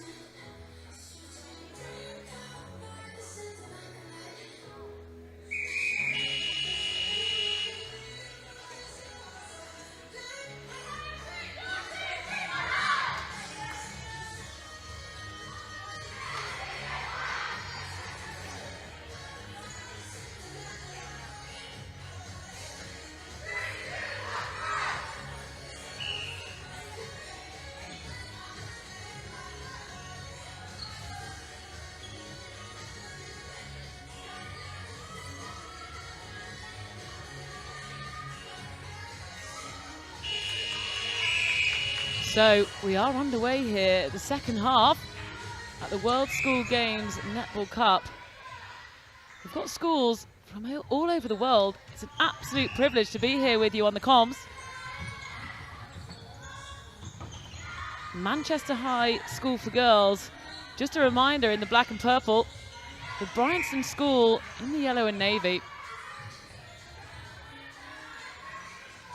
9-5 to Manchester High, and Hannah, who has been an absolute outfit here for Manchester High for Girls, she has not missed, and she will extend their lead to 10-5.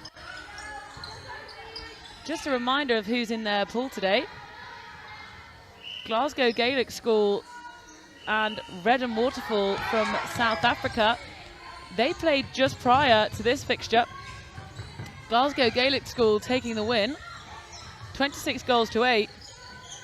These two teams battling it out, and that will determine their pool in the under-15s competition.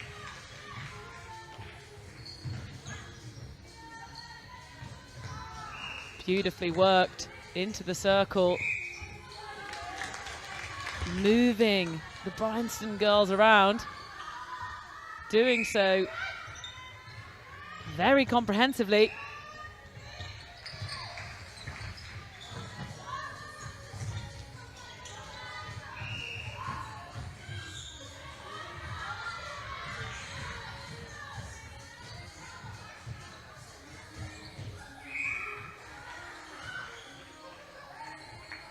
Finding herself free again in the circle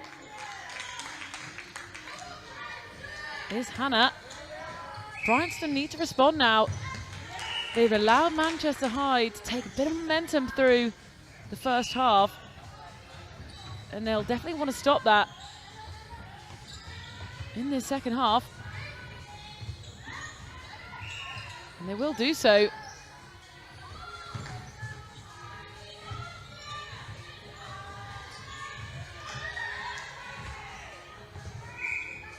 Speed of transition from Manchester High. They're really in their flow now. They're moving the Bryanston girls around, and they find their way into the circle, and they find themselves free.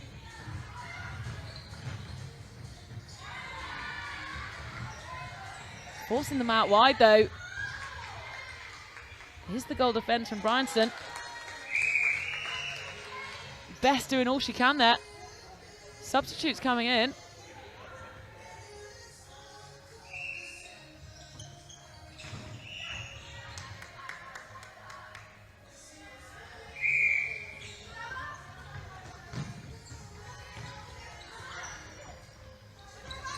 Bryanston working the ball, seeing what they can come up with in their final third.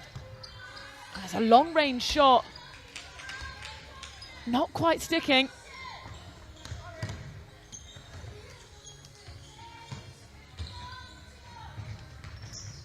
Moving the ball well. They're having to use every single inch of this court.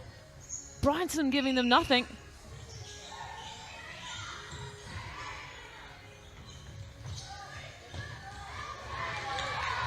Using the circle well. But Bryanston come up with the ball.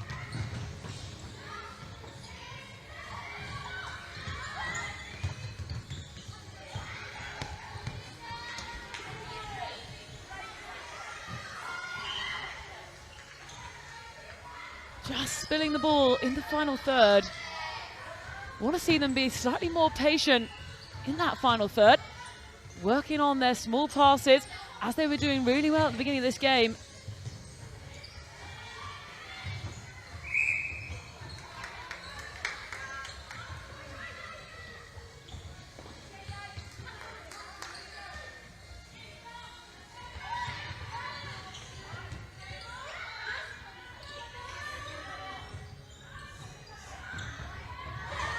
What a read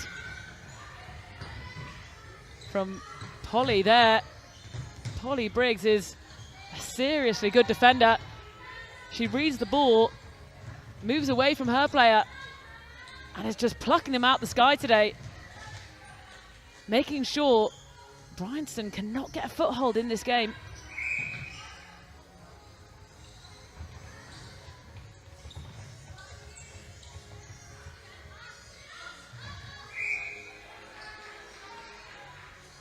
Great contest in the circle, but Manchester High will come out with it, extending their lead 14-5.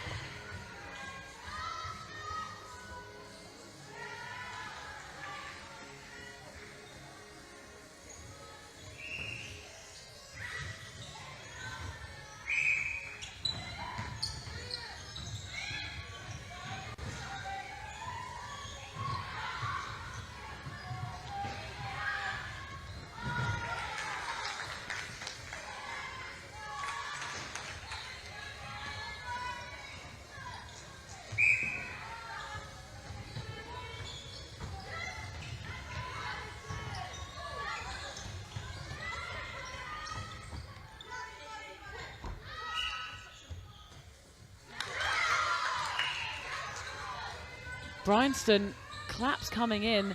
They're giving their side energy, which is exactly what they're going to need going into this last 8 minutes.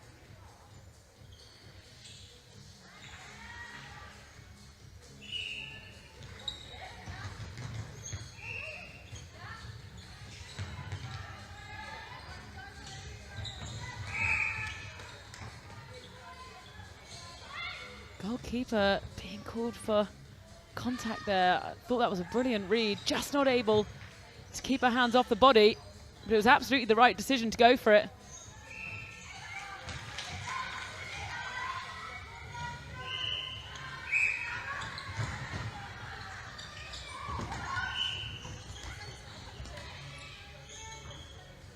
Bit of contact, hand straight up.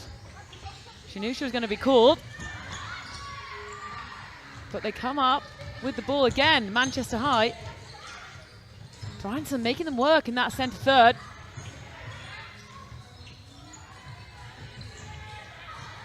It's just beautiful movement from Hannah. Been a real key player in this Manchester High team.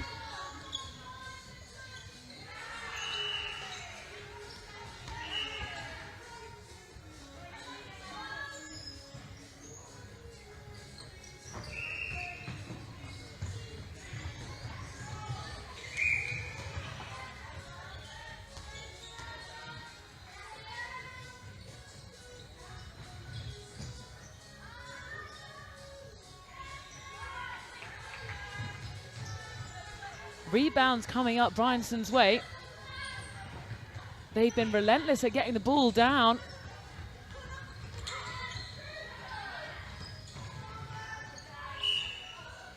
She won't need a second chance for the obstruction. She takes it in one. I think we still have Bo there. All the girls have got brilliant glitter all over the face as well. Feeling a bit left out here in the gantry, not having any glitter on.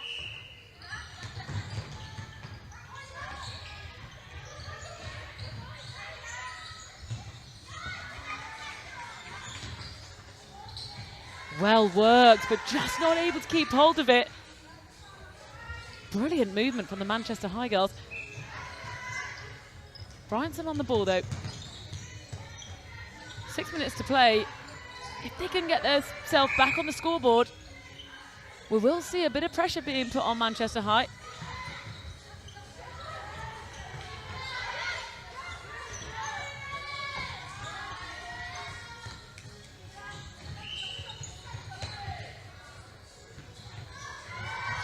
That was another good read. Out the back there for Bryanston. Reads those long loopy balls easily.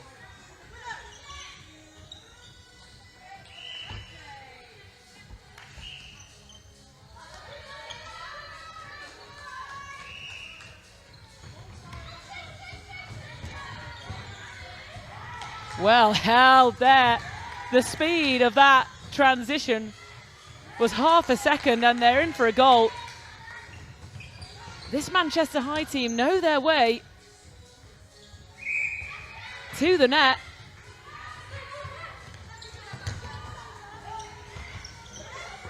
It's going to be a real contest as they progress through the competition. Going to see a good game between these two teams and the Glasgow Gaelic side later on in the day. Again, the defense coming in from the goalkeeper. Absolutely amazing at the back there.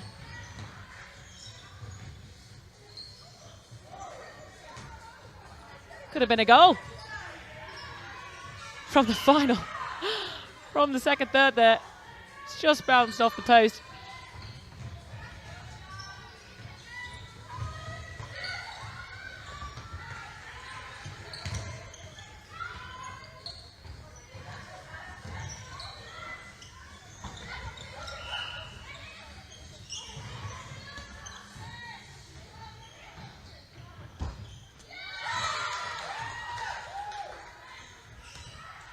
Pinpoint accuracy from Bryanston, having to shoot from far out, but there's no problem there.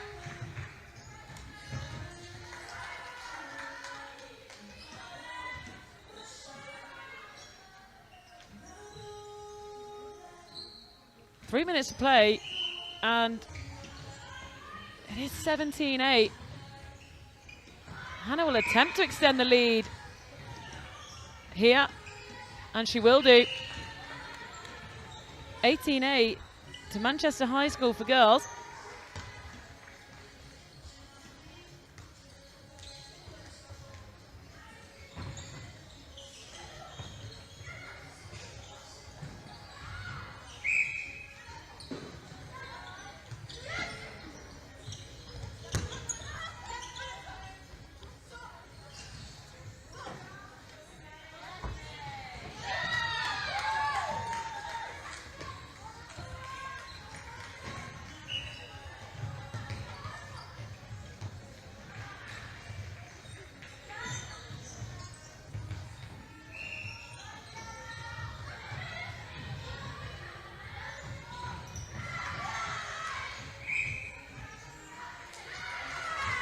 Two and a half minutes to play here. Bryanston, through their goalkeeper, have been winning the ball back and feeding it into the circle beautifully.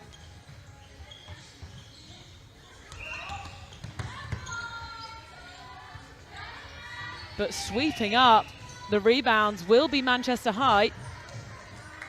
Two defenders from Manchester High are relentless. They seem to have won every rebound. Every bounce of the ball has gone their way today.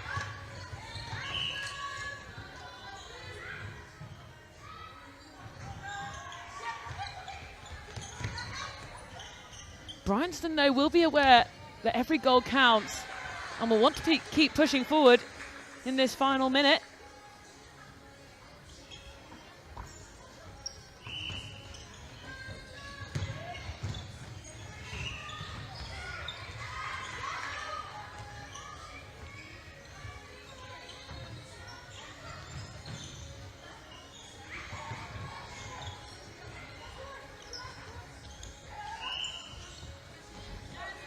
Will Bryanston have the final say?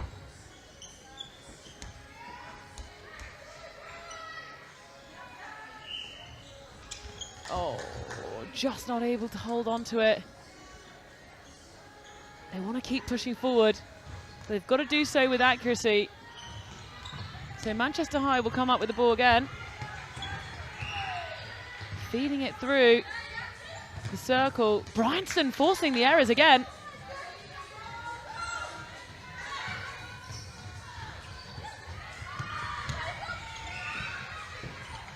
Getting in their flow, they will shoot from far away. Obstruction was called. 20 seconds to play to finish this shot. And she does so, no problem at all. We will have time for the centre pass. Bryanston can act quick here. As they do, can she get it in? Whoa. almost a score in 6 seconds. But Manchester High will triumph here at the World School Games netball event. We won't have any highlights after this, as we will go to our interviews, and you'll join us in a few moments' time.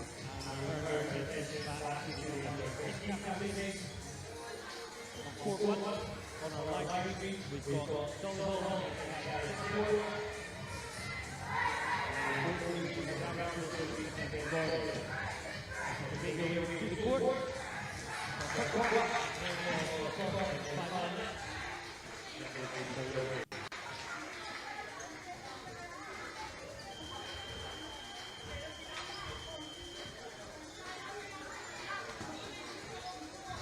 Just a reminder, if you have just a match, you can collect your lunch at Howard's Dining Hall.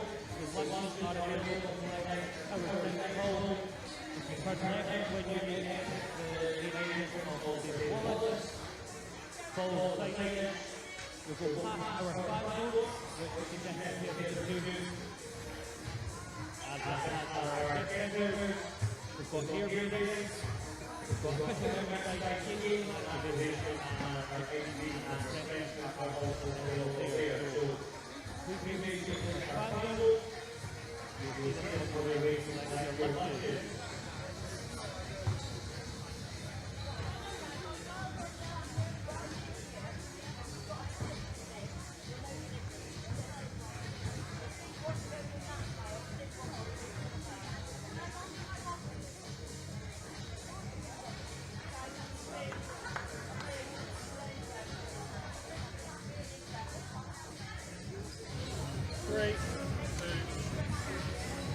Well, I'm here courtside with Aya, captain of JESS Dubai under-15s. Aya, congratulations on a really impressive win. What was that game like for you? It was really hard, but I'm really glad that we managed to put all our practice to good use and all our training. It was clearly shown on court, everything we've done. And tell me a little bit about that training. What's it been like in the build-up to this event? When we first started, to be honest, I didn't. A bit of school's always a bonus, isn't it? Well, congratulations, Aya. That was a fantastic performance. Thank you.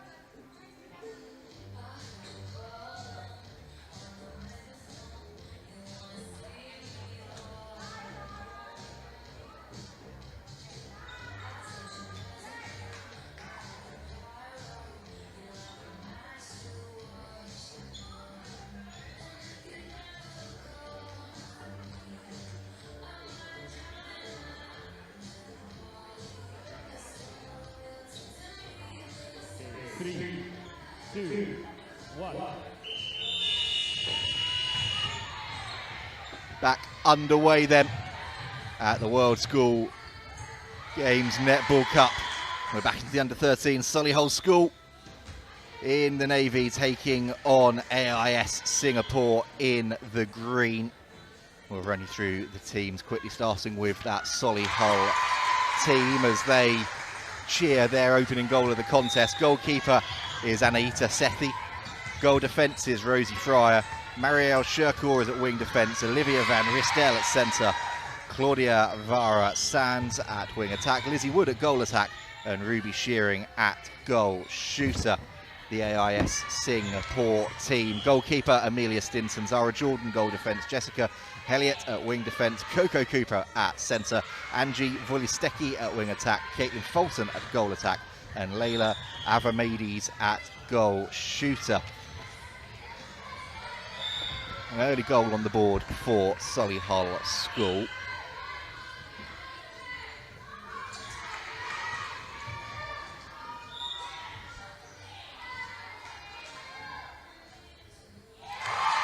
They lost their first game, as did Singapore, so really important that both of them can try and get a win on the board here. It was 28-4 to Dubai College against Solihull School, and well, AIS Singapore going down 32-7 against Guildford High School. So going to be important for both of these schools to try and get a win. Solihull School, coincidentally, were runners-up last year at under-13s level. So they are going to want to try and make sure they can finish top 2 in the group and get through to that semi-final stage. It started well, they're 2 goals to the good, and just seeing what they can try and do in the centre of the court. Lauren, I know you touched on it earlier, some of the players you can say have clearly been in the fan zone with the glitter in the hair and on the cheeks. There's a fair few that have clearly been enjoying some of the fan zone activities down on court as well. Absolutely. These days, as a youngster, is the best. You get to experience so many things. It's set up here so professionally that they're really getting the feel for what it would be like as they go and progress through their netball career. And they're doing so with absolute style, with face paint and glitter. We're loving it in the gantry. We're looking a bit out of place without our glitter on. We certainly are. We've got a couple of days to rectify that as well. It's been a really good start, this, from Solihull. That's a great feed into Shearing. She's not able to hold on to it, though, just loses possession. And AIS Singapore able to come away with the ball. Going to be important for them to try and get something on the board. A little bit of a wrestle going on there between the two centres.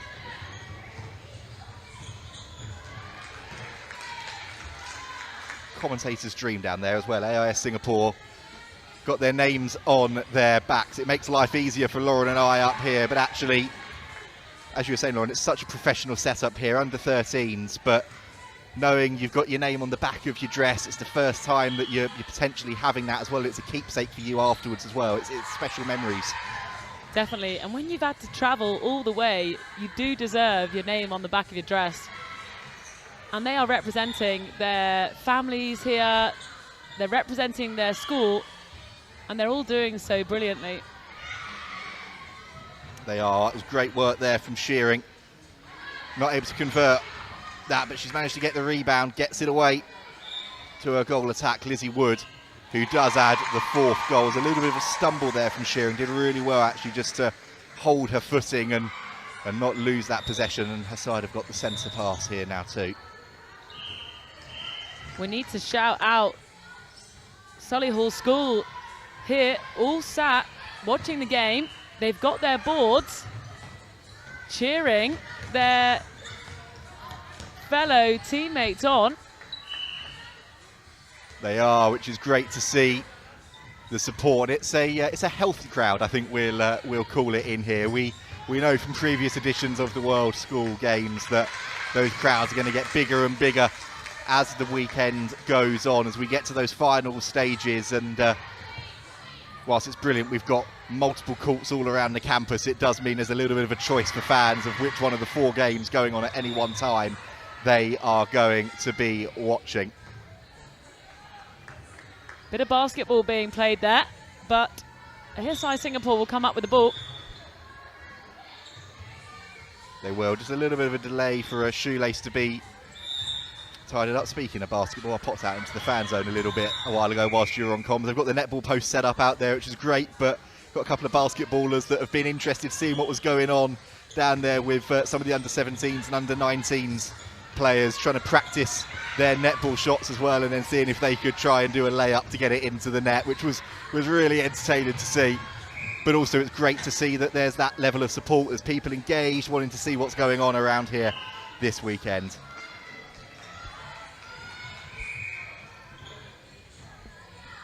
Got to stay alive over in the scoreboard. They're almost being taken out here because of the physicality between these two teams. Every ball is hotly contested and is flying around the court, which is exactly the sort of action we love to see here. Certainly is, and Solihull School are going to be really pleased with this 4-goal advantage that they have built up for themselves. AIS Singapore will be eager to get a goal on the board. You could see there Caitlin Folsom just getting her arms out, trying to encourage her teammates to move into that space for her.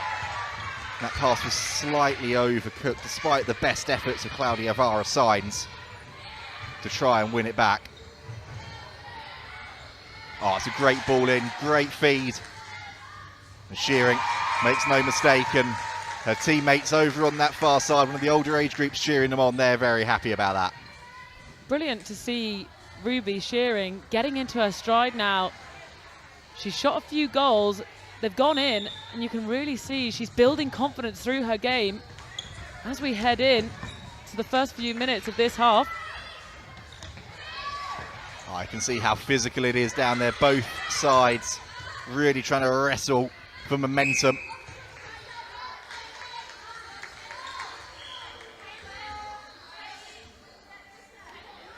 Coco Hooper is assessing her options. Oh, goalkeeper coming through, too much pressure on there from Anita Setti. It was a great read initially, but there is going to be an opportunity here, a lovely little tip-off from Avramedes to Fulton, but they're unable to convert.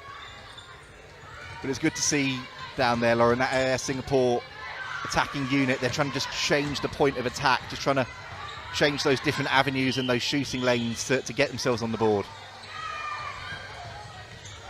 Definitely, these girls have got so many ideas and creative ways of getting the ball into the circle. It's just about patience as they're taking the shot. A little bit more energy, a little bit more trust in their rhythm and in their skill set, and that will get them on the board and finishing these opportunities off. Oh, that's a great goal. They are on the board. It's Leila Avramedes that gets that first one. She was under a fair amount of pressure there against a goalkeeper with a substantial height advantage, I think we will say. So did really well to get that looping shot away and get AIS Singapore on the board. 5-1 they trail, but they've got the ball back here. Hooper reading that one, picking it up nicely. That's a lovely ball across. Now they're looking to try and work the circle. Goalkeeper again called for contact. But another really strong read. Rosie Fryer impressing in that goal defence bib.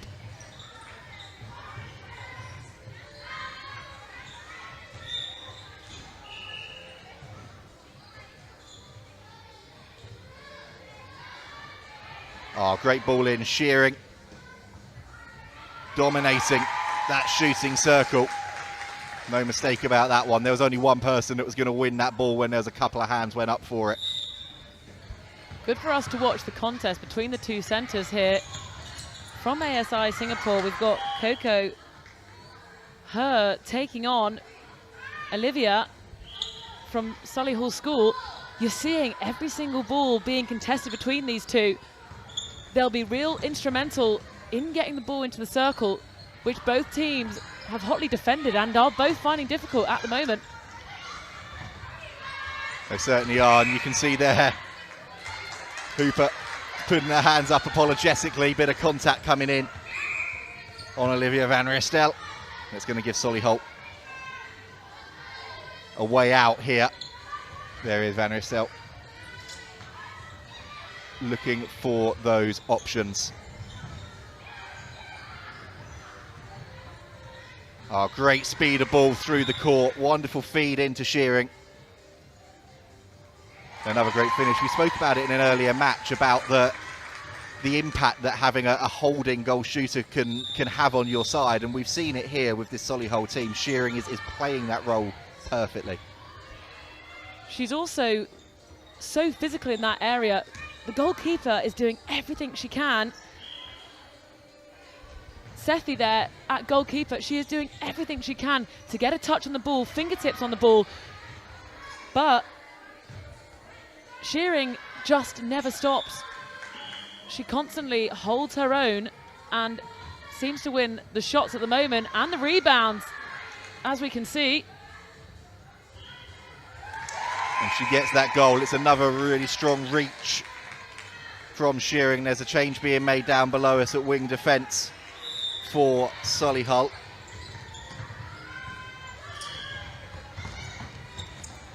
So again, we've got our team sheets up here. We have the starting 7, but we've just got the names for the replacements. So we're not entirely sure who has come on to the court. We're suspecting that it's one of either Holly Redhill or India Glorney who has made her way on for Solihull School.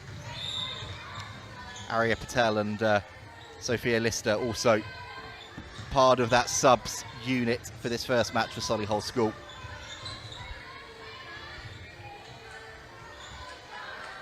AIS Singapore, Georgie Rich, Layla Jinawi, Nyla Stewart and Isla Nui will be able to try and provide impact from the bench should they want it.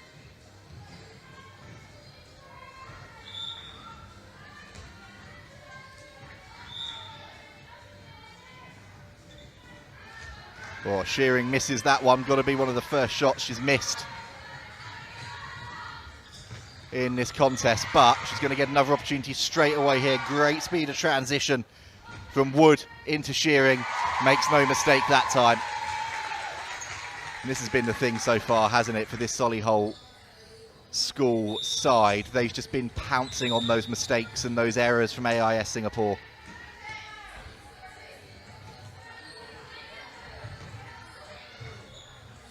Been a really strong showing, and again, that speed of play through the court. Lizzie Wood adding another to their tally. They're making up for that defeat earlier in the tournament, Lauren, and considering they're going to want to try and go one better than they did last year, this is the sort of performance they're needing. They need to keep this continuity. When they have the momentum, they do not let it go. And we can just see them knowing where each other are. The passes are coming easy. They aren't having to think too hard, and with someone as strong as Sherrington at the back, who's just slotting the balls, they seem to really look like the full outfit here on court one. They certainly do, and again, it's that speed, isn't it, through the court to Shearing. A little bit of a tumble at the back for Stinson. Shearing just waiting for it to get up. That shot rebounds off, and Coco Hooper there, alive to the danger, quickest to react. Little deflection coming in.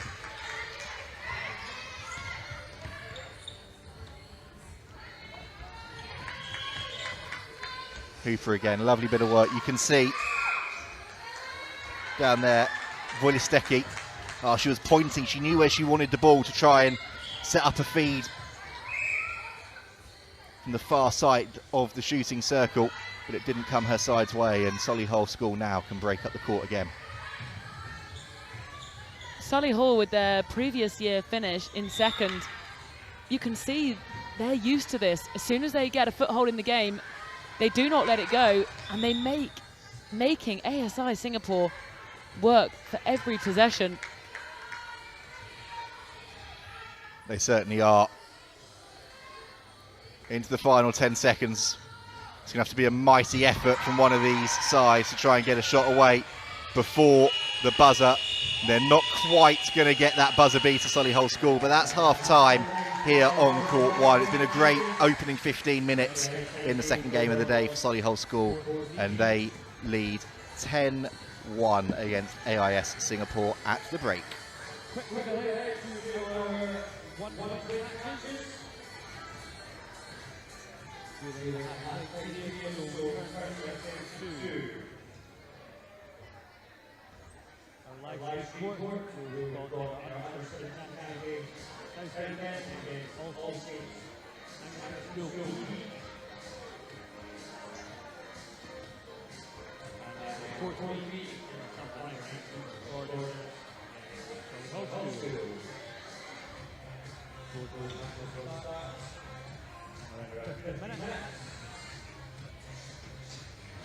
For those who are contemplating to cover what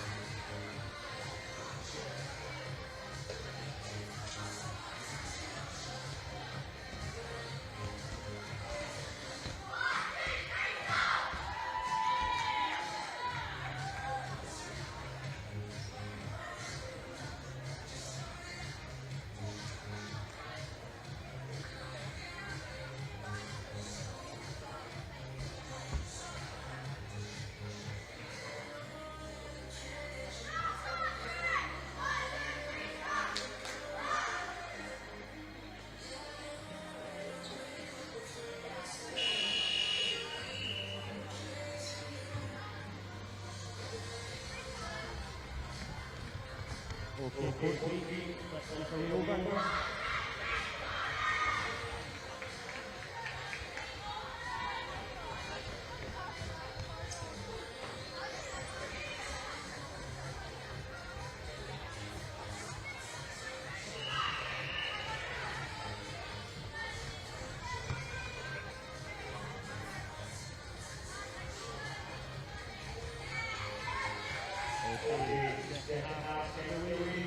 Good luck.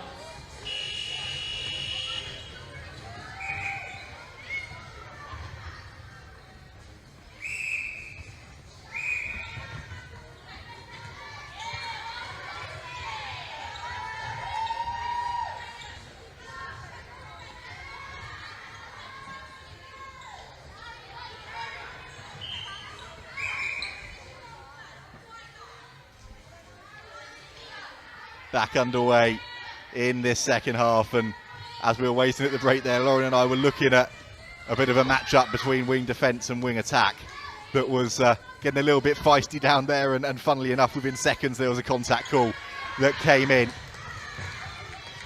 think it was Zara Jordan for the goal defence from ASI Singapore.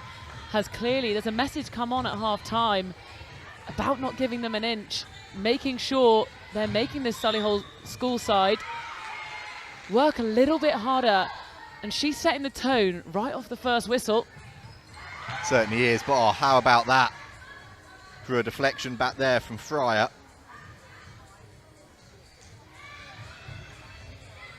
At half-time, we had some emergency fanning coming on. The girls trying to keep cool. Solihull girls doing all they can. Paper fans, anything they can find to try and cool themselves down, as I think we are here in about 33 degrees heat today. I think we are, yeah. It's, well, UK-wise at least, it's stifling hot. It has been for the last week or so. It wouldn't be, let's be honest, it wouldn't be two people from the UK on commentary if we didn't chat about the weather at some point. but it is going to be having an impact on these players. We've seen in a couple of games already early changes that perhaps these sides wouldn't have necessarily wanted to make, with players needing to come off to rehydrate, try and just cool themselves down a little bit, and that's, it's always a whole squad effort, but more so than normal this year. It's going to really need every single player to be involved. Definitely. Singapore will be used to, with the humidity there, they will be used to the heat, but most of these girls do play inside, and with aircon in the halls, but this one does have aircon blowing. I just don't think it's quite strong enough up here in the gantry. No, I'd agree. I think we've, we might need to go and ask them where we can get some paper so we can make our own paper fans at some point. There's a really nice little goal there from AIS Singapore. They've just renewed, well, I say renewed, they've renewed acquaintances up there with a couple of changes at the break, but they've also just managed to limit that deficit slightly. 10-2 now on the scoreboard. A contact call coming in on Sethi, Solihull's goalkeeper. Oh, look at that. Oh, I was about to say look at that block, but too close. Bit of a contact call. There's been a change at centre for AIS Singapore as well. Georgie Rich has come onto the court for Coco Hooper, and well, she's continuing where Hooper left off, being that physical presence for her side.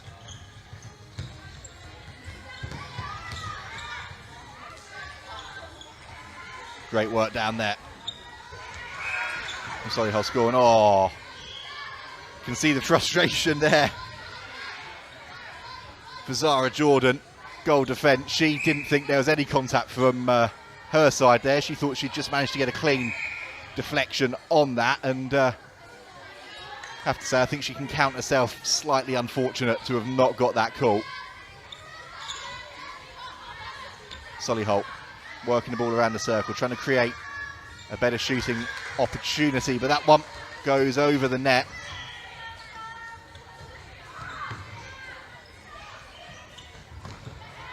There's one possession back. Nice and quickly though. Definitely seeing a bit more fire in the bellies from ASI Singapore. Really, really making Solihull School now work for every shot, every pass, and winning the rebounds they do. Serious energy I've seen from Zara Jordan. She started this off with physicality and a contact, but the tone is still being set by her. Been doing really well. There has also been a change at the break in that goal shooter bib for Solihull School. Ruby Shearing did so much good work in that first half as left the field, and it's Arya Patel that has come on. Normally plays centre or wing attack, but I believe she's come on in that goal shooter bib.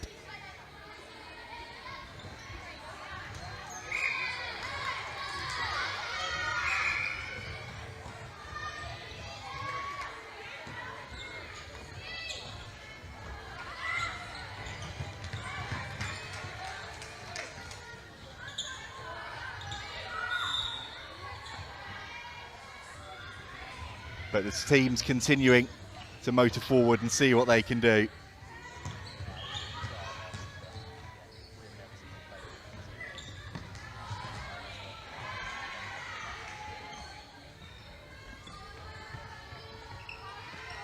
But this has been good from AIS Singapore. It's been the sort of response they would have needed. That's a great feed in. Davramedes down there gets it away to Fulton. And a few more changes being made for both of these sides, just trying to freshen things up down there.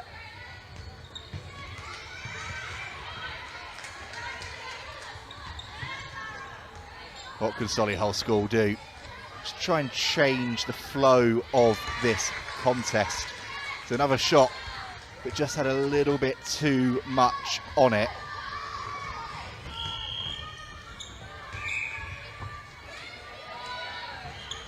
Oh, look at that. Great work from the goalkeeper back there for AIS Singapore. Zara Jordan now wearing that goalkeeper bib. The defensive unit here for AIS Singapore seem to have really picked up the pace, the intensity in this second half. Just getting a little bit caught out in the middle of the court. And that is going to give Solihull School another opportunity here to try and work the ball into the circle, which they've done.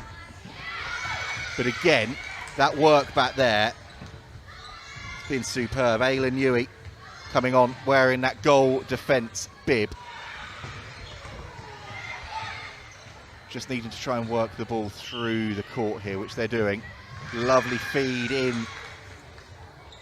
to Fulton, who adds another one, and completely different story to what we saw in the first half, Lauren. This has been a really good response from this AIS Singapore side. Definitely, we're starting to see their style now of play, getting free, pushing the passes, and coming up with the rewards. Although not without Solihull trying to break that continuity.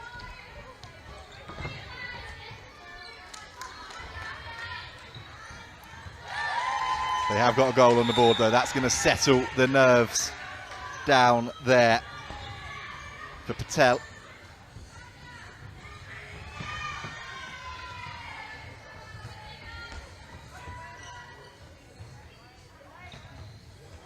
And some further changes being made, just switching around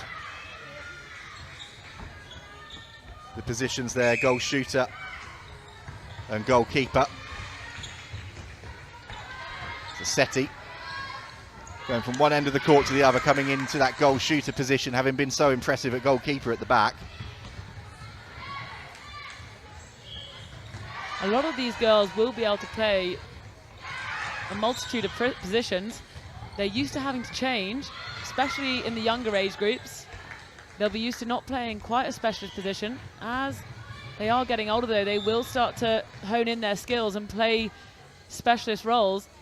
But these two, for Solihull School, can do it in defence and do it in attack. They certainly can.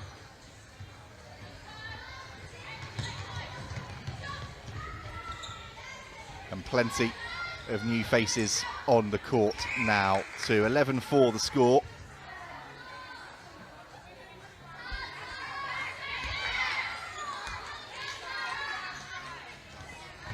And pressure being put on back there again by Zara Jordan. Setti is going to get a shot that she is able to nail. Jordan just over-committing slightly there.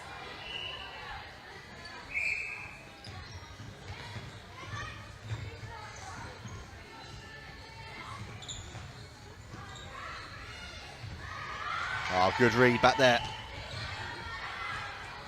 from the goal defence for Solihull School, but speed of ball straight away back down to Fulton, who adds another one.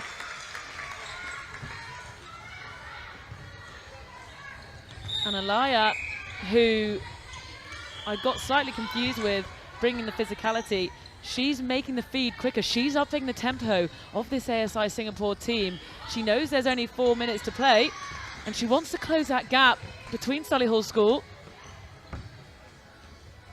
And that's the thing again, isn't it? You're in the group stages. You know it could come down to, potentially if you're level on points, it could come down to goals scored. It could come down to any 3 or 4 different eventualities for where you finish and where you progress onto over the weekend. So this has been a really important second half for AIS Singapore. Getting muddled with the lines there. So Solihull will be back in possession of the ball.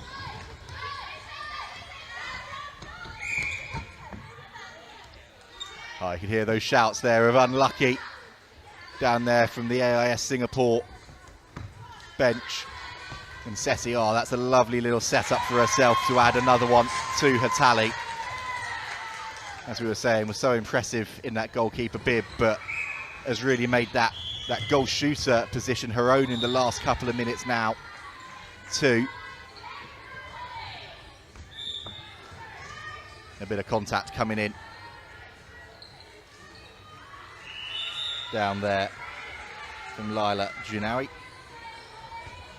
giving Solihull back the ball into the last 3 minutes or so of this one. It's another lovely pass over. They're trying to work the ball around and get that ball in to the circle. Setti again looking for work.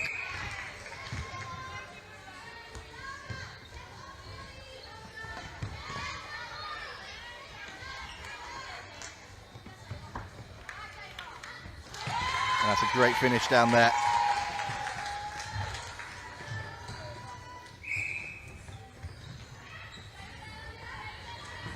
Continuing to motor forwards, 14-5 score.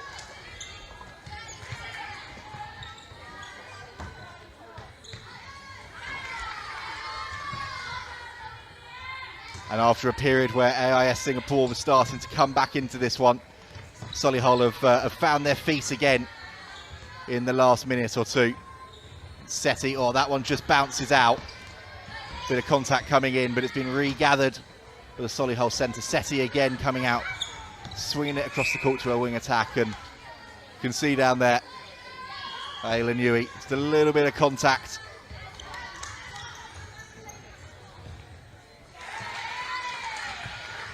Setti makes no mistake once again.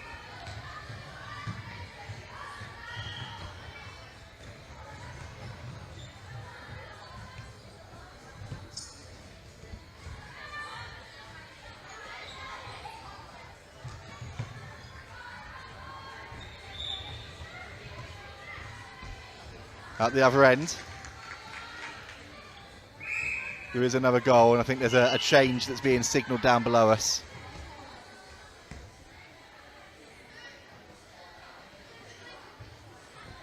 You can see that signal being made from the court just to try and switch things up. Been a physical contest. So Coco Hooper's going to come on at wing defence. And Janawi in that centre bib.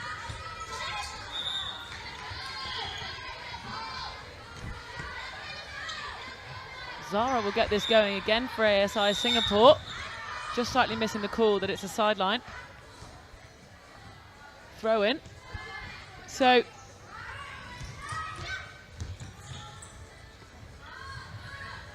Coco bringing the fresh legs for her team. Oh, big hand comes in. Back there though.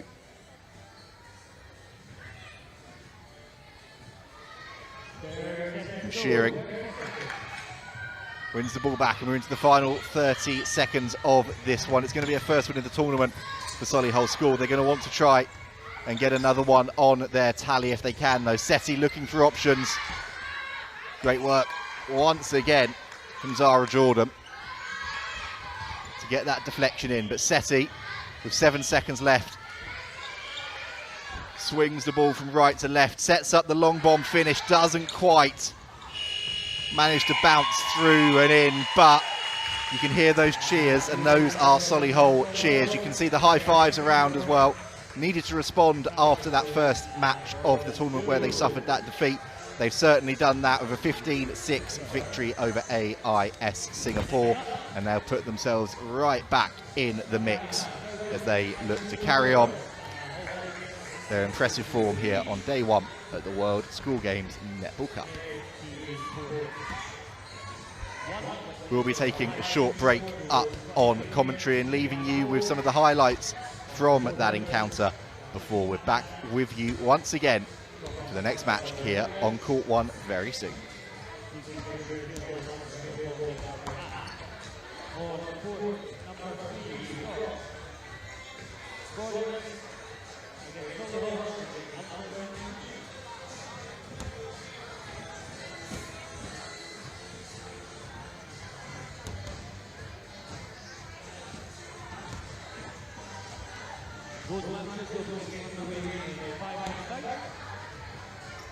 For those who just entered the matches, please go to Oldham and toward however that goes, what was our report election. The 26 was Reddam, the title, or the Glasgow, where we saw experience to go here ready. We saw experience, we saw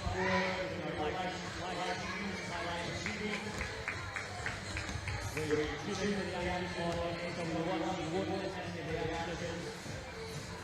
And Farnborough.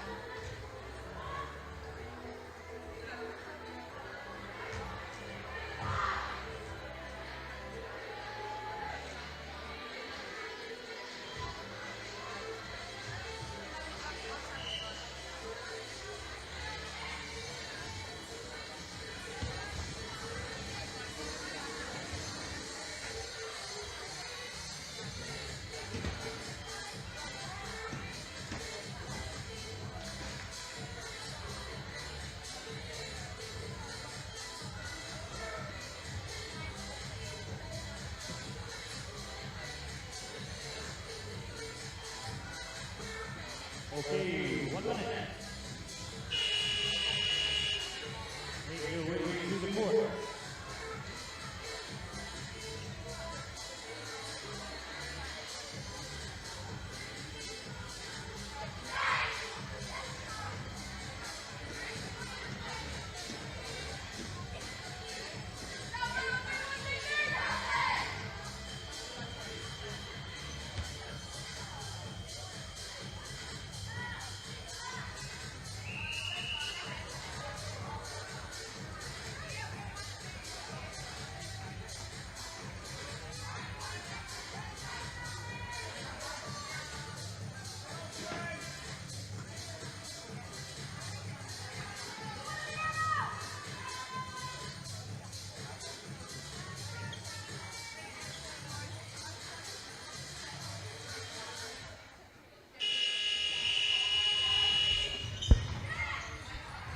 Welcome back to Court 1 at the World School Games Netball Cup here at Loughborough University.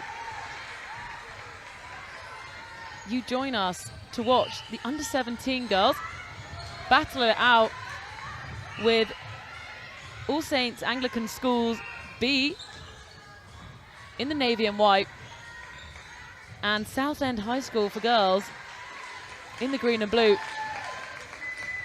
Their pool, as it stands, top of the pool are the All Saints School for Girls, their A-team side.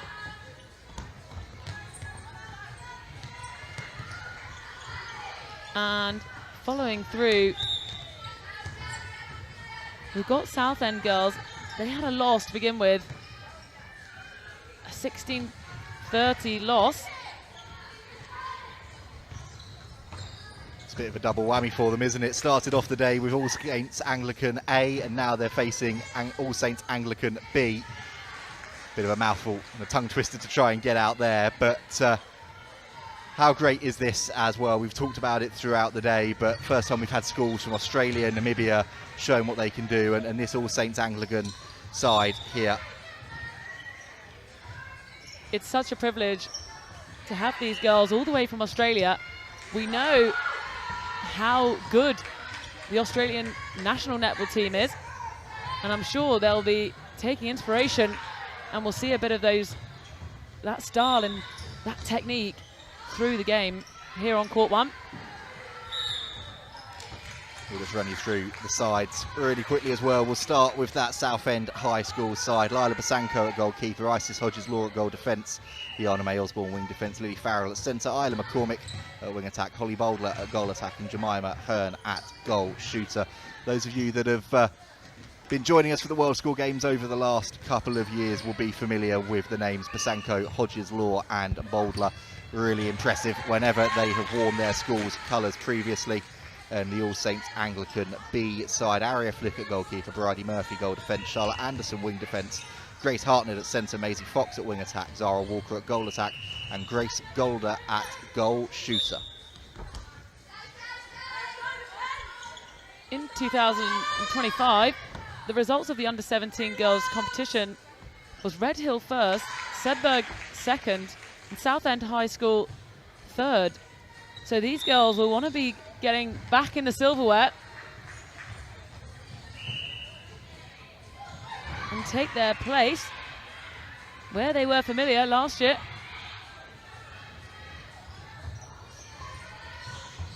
They certainly will, and this is a really good Southend High School side as well. Plenty of experience, been playing together for years, and they've got themselves 2-1 to the good right now. Holly Bowdler continuing the fine form that we have seen her in so far this tournament. All Saints possession. They want to convert this centre pass.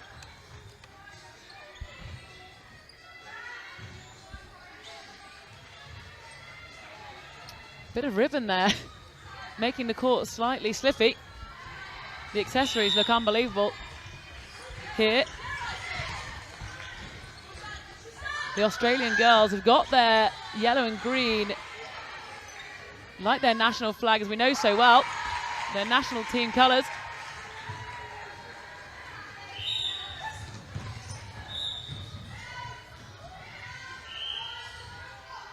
Well, that rivalry between England and Australia, it's been so big throughout the years in international netball. And now 2 schools, 1 from each country, showing what they can do here on court 1.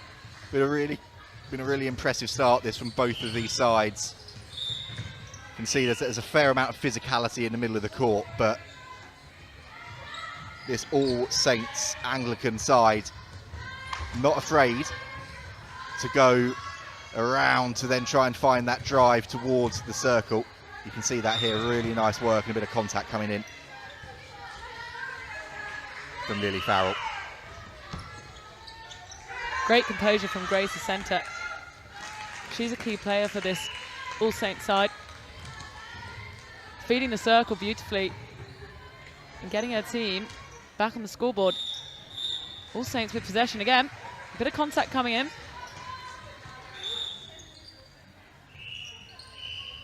We'll reset that as it was in the goal third.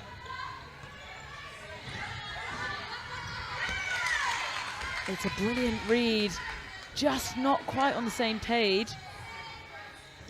Zara Walker knowing exactly where she wanted Grace. As we flow through this game, we'll see the girls get into their stride, but in their stride is Araya Flick out the back there in goalkeeper.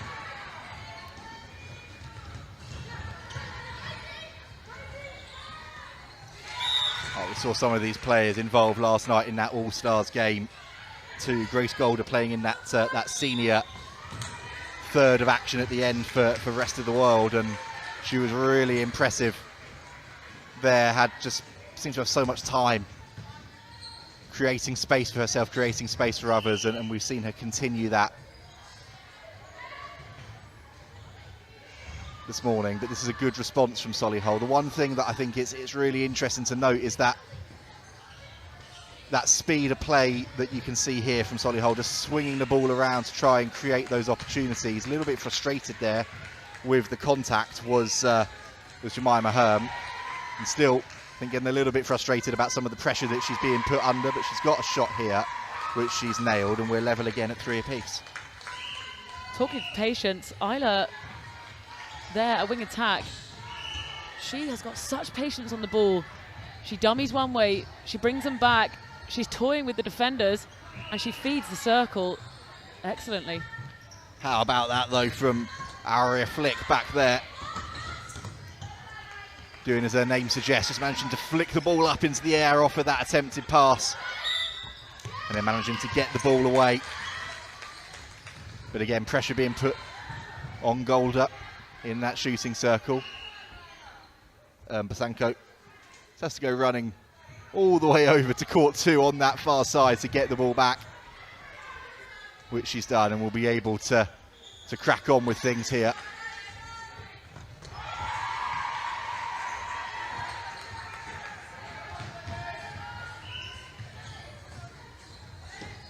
Game's building nicely, taking a bit of heat out of the ball is Liana from the Southend team. Trying to keep her players calm and make the most of these opportunities that they're getting. Contact coming in. I love in the contest again the lineup between Lily Farrell from Southend and Grace Harnett at centre.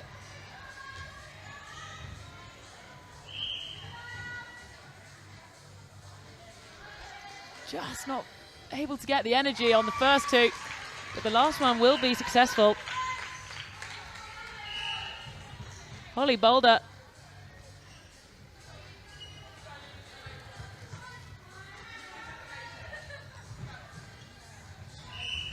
so All Saints with possession. Footwork being called. The speed at which they want to play with is exactly what the coaches will be after. Got to do so within the rules though. So Southend on the ball.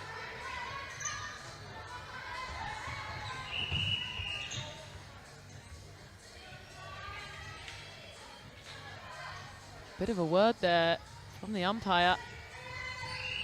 She's pushing back into her player, so that'll be contact. The contest between these two, they're flying in the air. It's exactly what we want to see.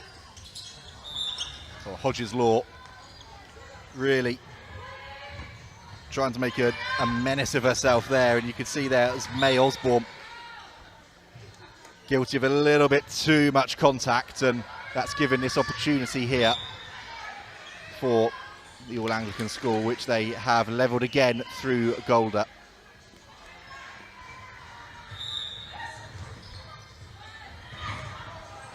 They'll be looking to turn this centre pass over.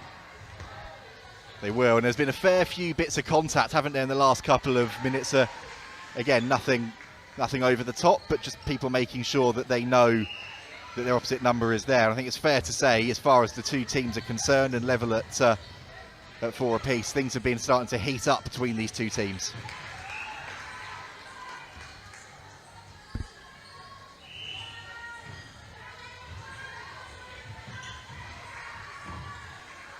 Wow, that was a lovely play there, wasn't it? Just a little bit rushed, but alive to the danger was Bowdler. High fives coming in, as they should. These girls starting to try and swing the momentum in their way. It's all about cheering each other on. The mental side of the game is just as important as the physical side. Well, Bowdler's really energising up for this, isn't she? You could hear her scream there that she wanted that possession for her side, thought it should have been there, but then straight back into a defensive operation, arms in the air, trying her best to slow things down for this All Anglican side, and her team have done a really good job.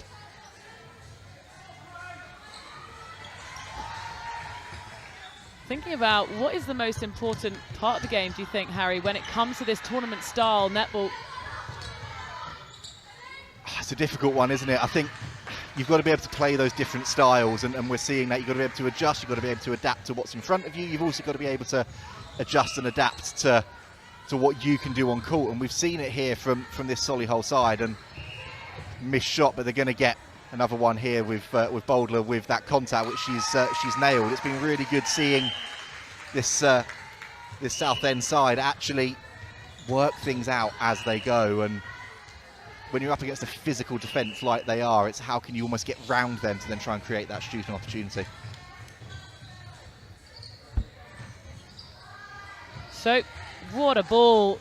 Pinpoint accuracy, plucked out of the sky by Southend's Holly. She is plucking balls out of the sky, and she's popping them in the net, and she will take them through the last 3 minutes of this half.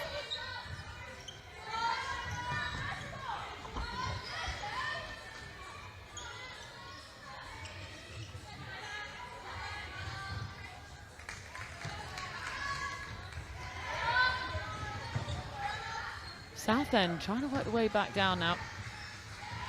Do so beautifully. The movement of Holly in that goal third. The agility and speed in which she darts away from defenders. Puts her hand up for the ball, but the umpire will say, that's All Saints' ball. What can they muster up now with a bit of possession in the last 2 minutes? Well, they need to get themselves a goal, don't they, just to try and stem the flow. It's nothing terminal by any stretch of the imagination. A 3 or 4 goal deficit is nothing, but the pressure they're being put under, and you can see there that the applause from May Osborne is forcing them into those handling errors that they weren't making at the start of this contest.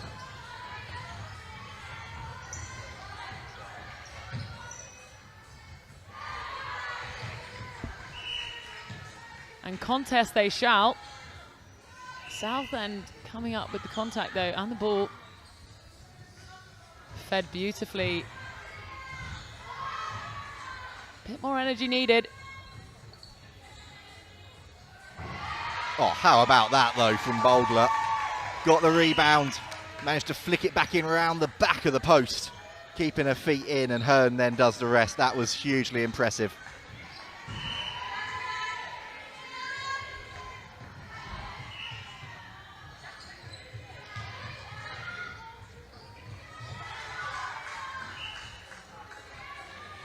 Southend backline.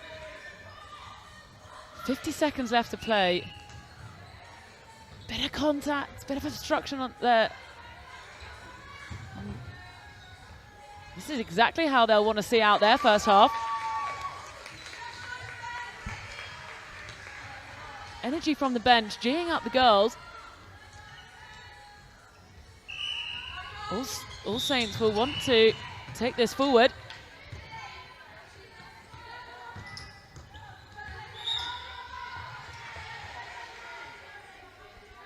They've not got much time here, have they? The clock's ticking away. They need to try and find a buzzer beater just to give themselves something.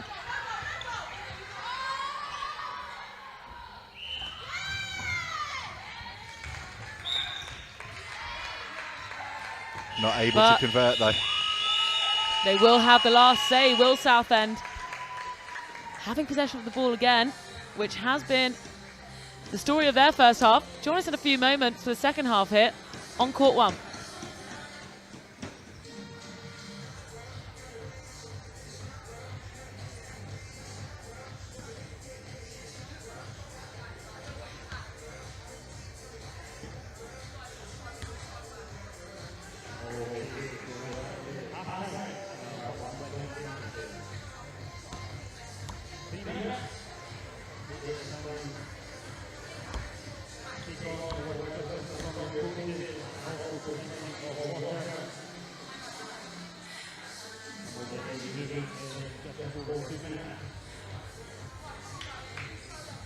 Next up, on court 1, we've got Redhill, Sedbergh, and then court 2, we've got Gordon with the ball.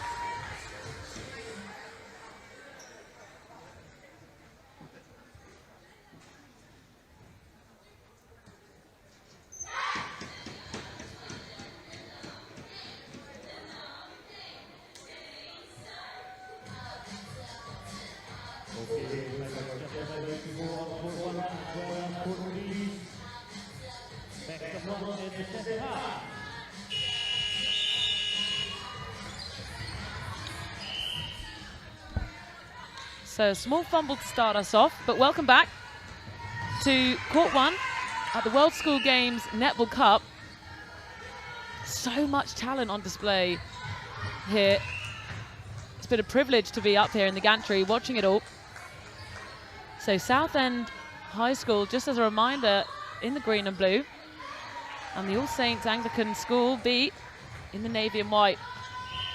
They're in the same pool as their A-team side.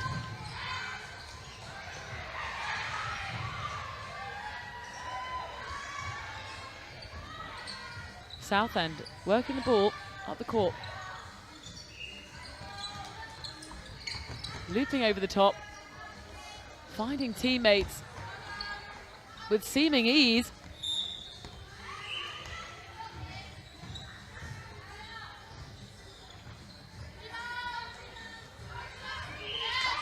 And underway will be the goal shooter, Jemima Hearn,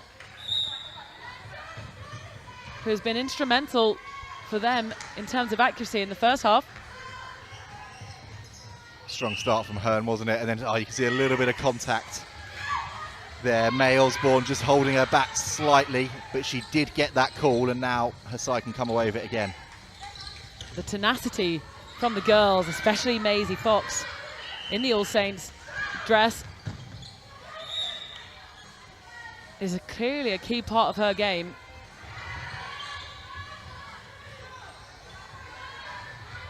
They'll find Maisie again, who'll win the contact this time though. And will look to feed the circle.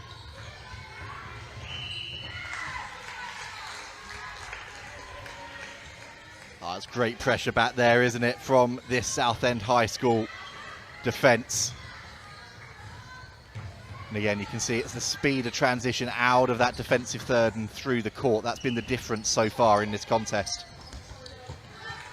The other thing Southend seem to be unrelentless with is knowing where each other are. They're feeding the ball into the space every single time. They're taking extra meters down the court by placing the ball ahead of the play, making sure the All Saints defenders are nowhere near, not even a fingertip can get to their ball. And that's what's giving them the success at the start of this second half.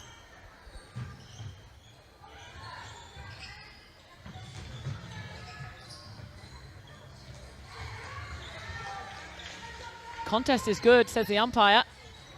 And they'll recycle again, the All Saints. And she'll come free and finish that off beautifully, getting All Saints back on the board.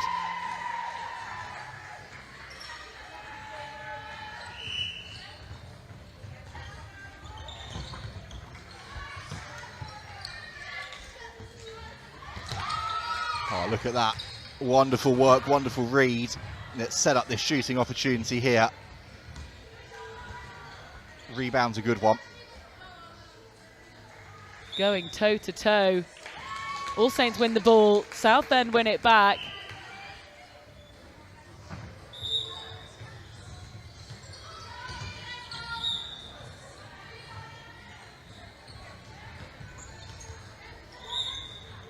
That battle in the middle of the court has been absolutely ferocious from both of these sides. It's just been non-stop. But it's Southend right now.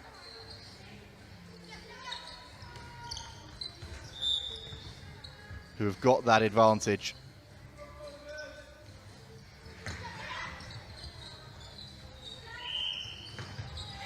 Just a reminder, we're playing 15-minute halves here in the schools competition.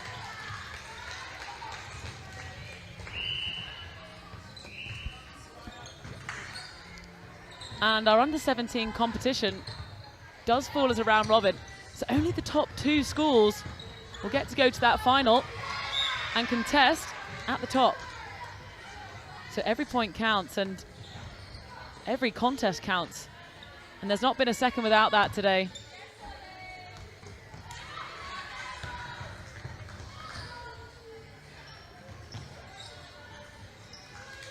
This All Saints Anglican side. 7 down on the scoreboard. They just need to try and get some of those passes and get that rhythm back into their game that we saw in the opening minutes. This Southend side have done so well just to try and disrupt them. Starting to see a little bit of fatigue now creeping in as we pass through the middle of the day. These girls have been playing throughout the morning.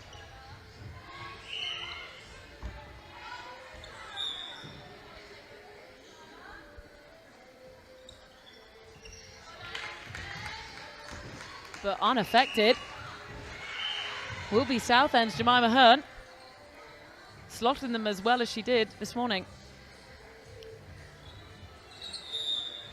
It's another really composed finish, that, isn't it? She's just got so much time when she gets in there into that shooting circle.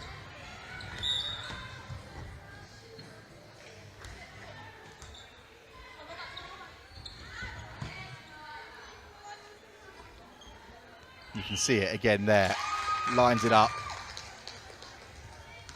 takes that opportunity, and no doubt about that, 100% conviction and really in the flow. And Flick at the back is doing all she can to contest every ball. These two are a brilliant matchup, and I'm sure we'll see more of this throughout the competition.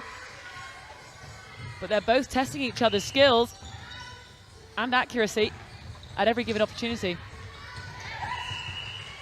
So Southend with possession. Oof. Bit of an ankle twister. Ankles of steel though. As unfortunately should be done for footwork there. Bit of a slip on the court.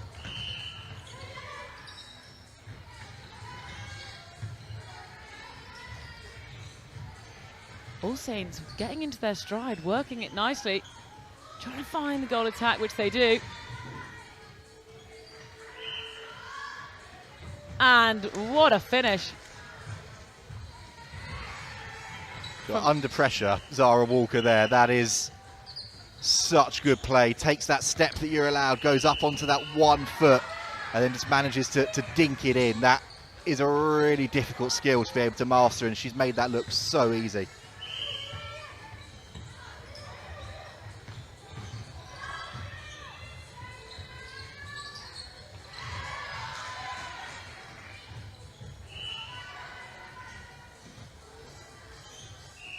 Plenty of pressure coming on from the Southend High School side.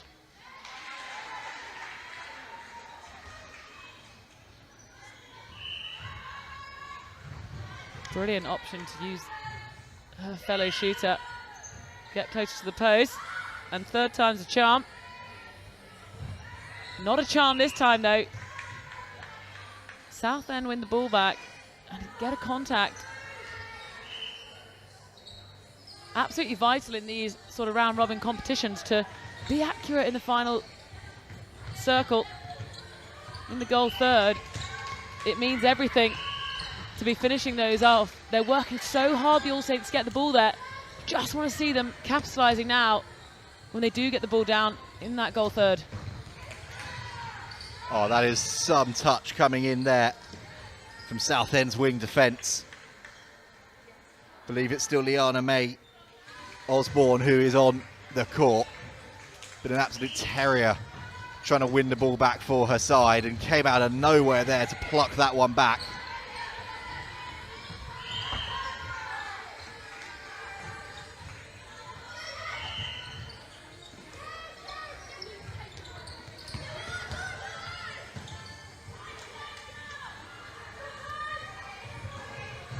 Bit of contact there, but it's given this opportunity to All Saints Anglican School. That's a tidy finish from Golder. It's the sort of confidence we need now from the All Saints. They know they can do it. They know they've got the opportunity. Subs coming in though. Quick changes. Let's see what sort of energy they can bring. Your subs, you need your subs to come on and change the game, and these two players absolutely can do that. They certainly can. The other one which we touched on at the start of the game that's interesting is obviously this Southend side played the All Saints Anglican School's A team in their first match of the day. You'd expect that the A and the B team have got similar styles in terms of how they want to play, so they've already had that experience coming up against these structures and working out how to break them down on court. We've seen them take those lessons really well into this contest as well. Definitely. Previews at this sort of style competition won't come as easy without the analysis, but the coaches will have been sat on the side watching the other schools in their pool play and learning a bit as the Aussie side probably wouldn't know too much about the scores, whereas the other teams in the pool probably have a bit of history playing the others.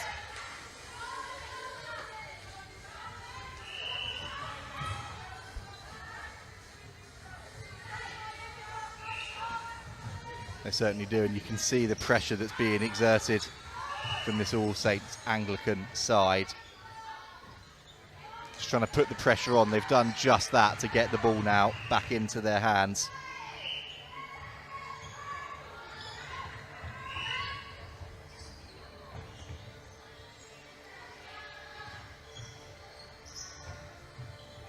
Just resetting that contact to make sure that they have every advantage.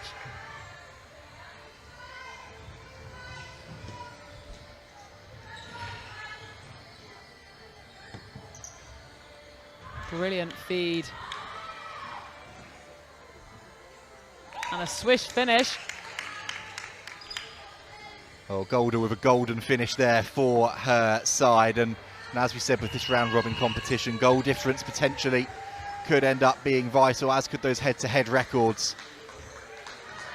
And you can see there, call going against Southend, which is going to give another opportunity here with possession back to the All Saints Anglican side.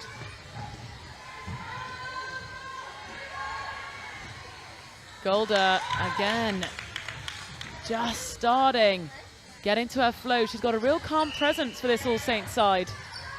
She really does dictate at the back where she wants the ball, and her players are responding with absolute ease.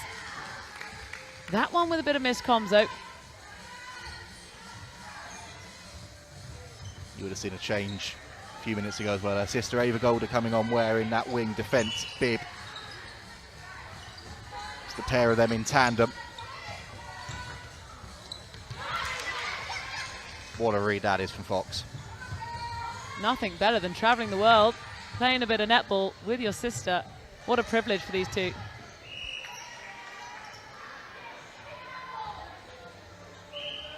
Oh, it's great, isn't it? And it's a massive moment for them to be able to be over here, but be able to be over here playing, as you said, playing as a pair. And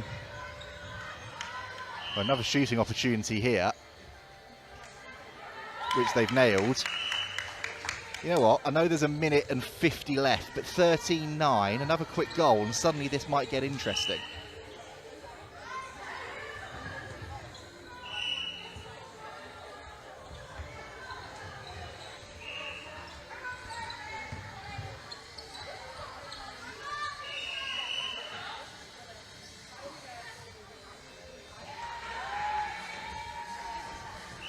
Umpire is just saying, everyone keep calm. Bit of confusion. Southend though with possession. And they will want to keep hold of it. As Harry said, there's the dying few moments of this game. They won't want to let this brilliant first and second half go to waste. And the person that's definitely going to stop that is the goal attack hit.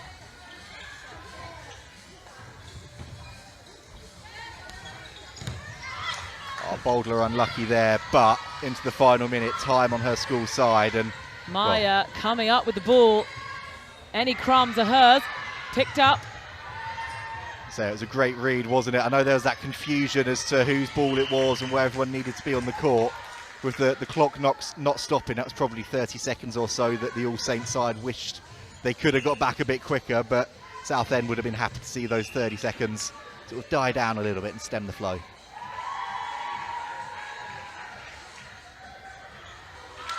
And they will score. All Saints, you just feel maybe coming to their stride slightly late. And just stepped over before the whistle was blown. Feels like they won't be able to respond in time, but they definitely will take a bit of continuity into their next game. And that'll be Southend with the win. Cheers coming in. You'll see the highlights in a few moments' time. Thank you for joining us, and join us soon.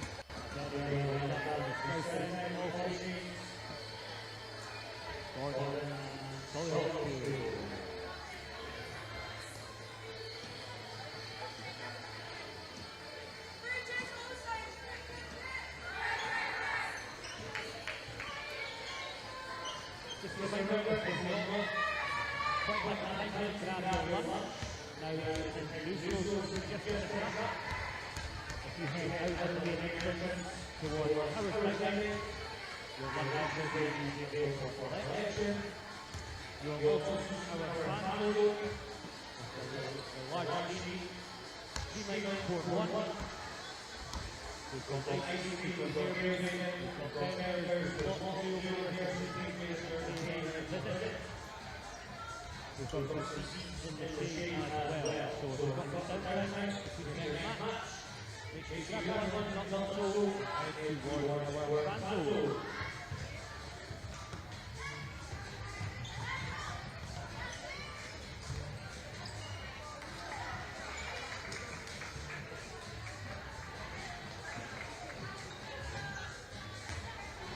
Next up.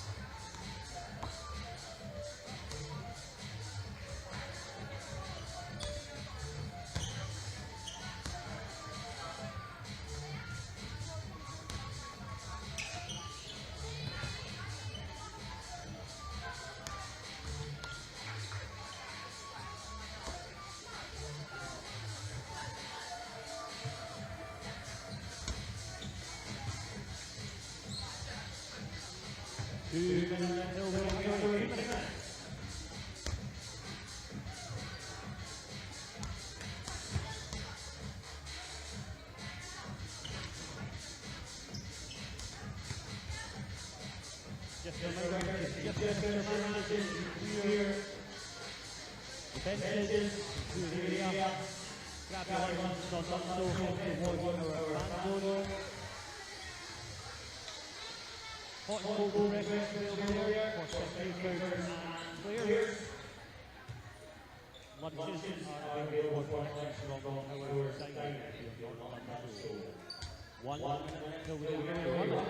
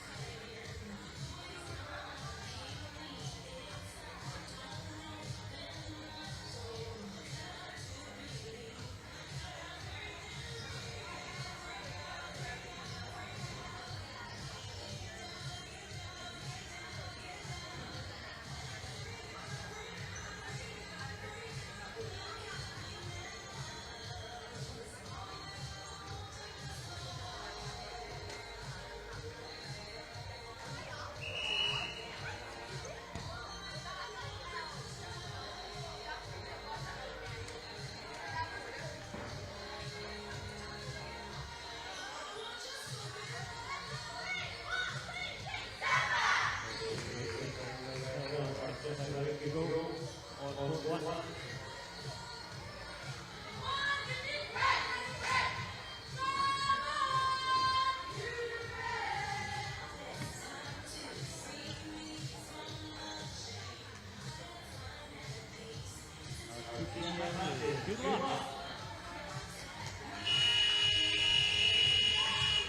Here we go then, back into the under-15s competition. A Redhill school taking on Sedbergh, two unbeaten sides in Group B of the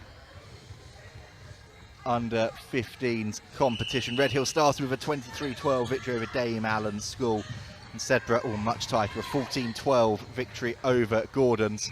A reminder that the way this under-15s competition is working, 4 pools of 4 teams, top 2 in each group will advance to the quarter-finals, so you need to be in it to win it, and both of these schools know that a victory here should be enough to see them secure a place in the top 2.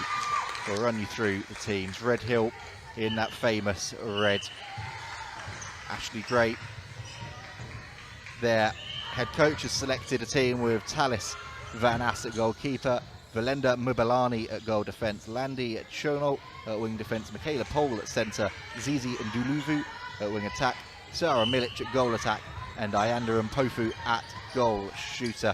And the Sedbergh team has got Penny Turnbull at goalkeeper, Lottie Baston at goal defence, Annabelle Hines at wing defence, Caitlin Roback at centre, Flo Hesselson at wing attack, Herbula Muniz at goal attack, and Tilly Verdi at goal shooter. And it's been an energetic start to this game. 90 seconds on the clock, and it's already 2 apiece.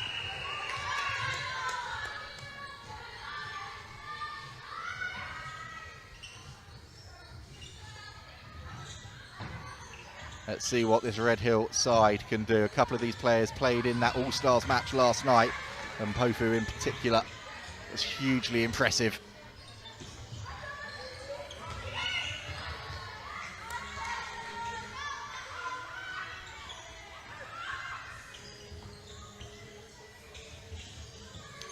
There's Shonko at wing defence, finding her goal shooter, and they're just looking to see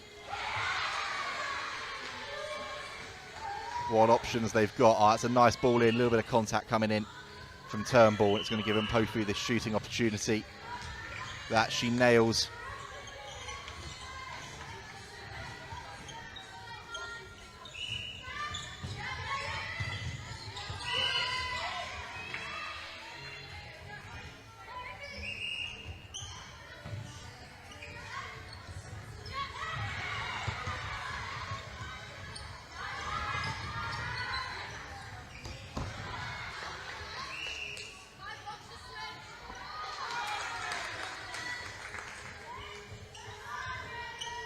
We're still going goal for goal, 3 apiece.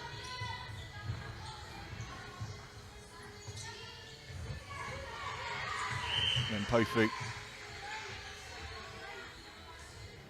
commanding presence up there for her side.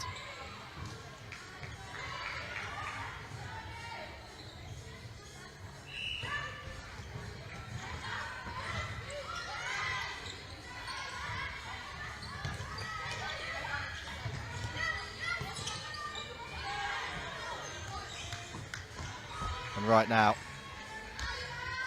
lining it up down there for Sedbergh, just missing the target slightly was Tilly Verdi.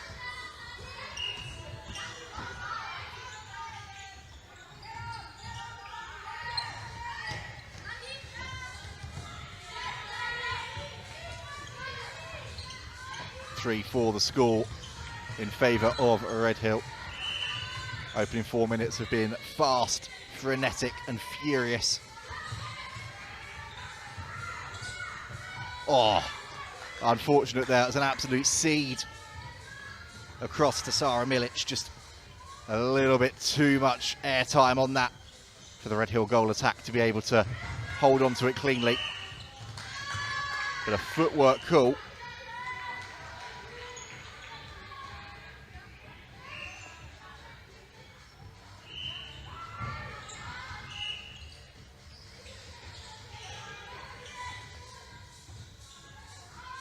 that's going to give Mpofu the opportunity here again. Bit too much pressure coming in on the goal shooter, but that didn't matter at all. 5-3 now to Redhill.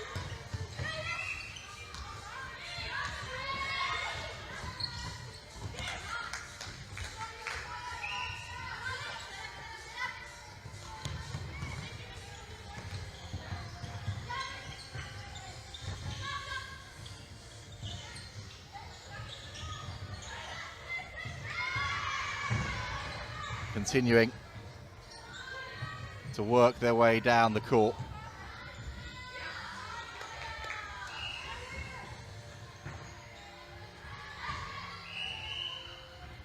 And Mpofu again continuing that impressive form that she has been showing this weekend.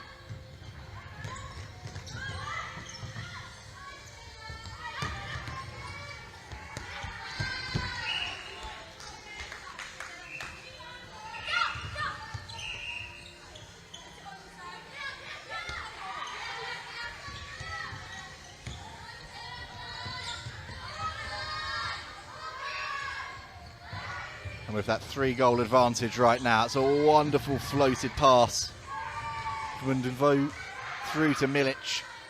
And then Mpofu picks the ball up, collects. Gets the rebound, there's a bit of contact on her as well. So she's able to take her time and then add an extra one for good measure.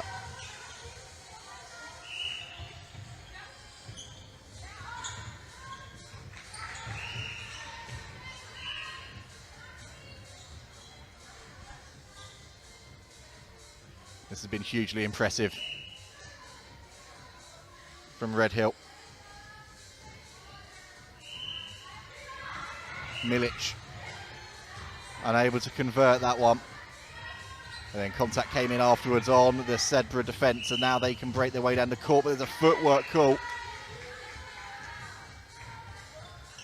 Frustration for Hines.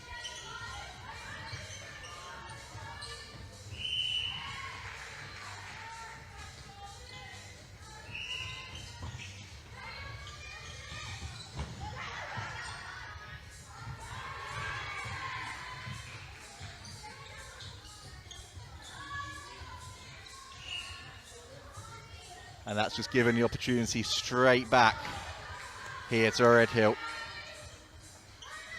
who have continued to show some imperious form in their second match of the day. But that one plucked out of the sky beautifully by Mbelani.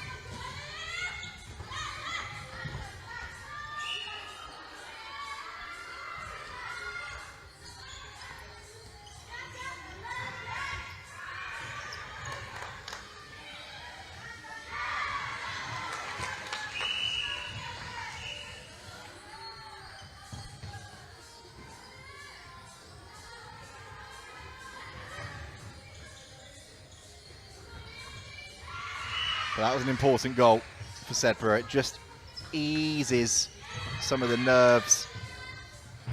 Straight down the other end again. That speed of transition and that speed of pass from Milic into Mpofu has only been coming up with one result thus far.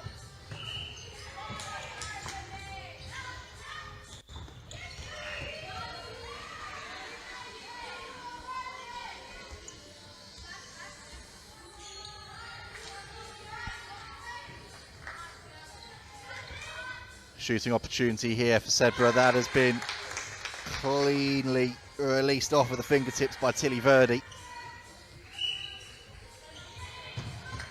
Cuts that gap again.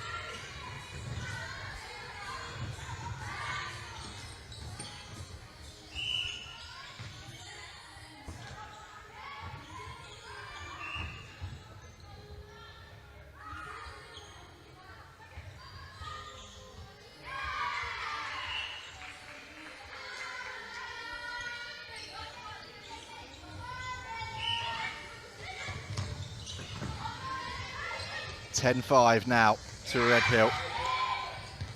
And a couple of slightly rushed passes from Sedbergh have given this opportunity again here to Redhill to advance up the court. Michaela Pole. So much fluidity in that centre bib. But that pass was just a little bit overcooked, and this gives Sedbergh an opportunity. Lovely ball from Roebuck to Muniz.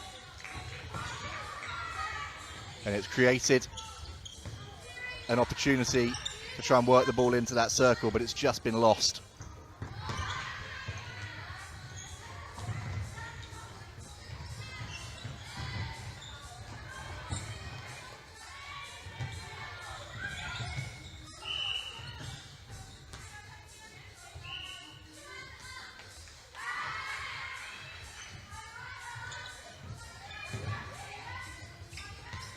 Oh, look at that. Has it stayed in play? No, it's not quite. But an unbelievable read from Shonko.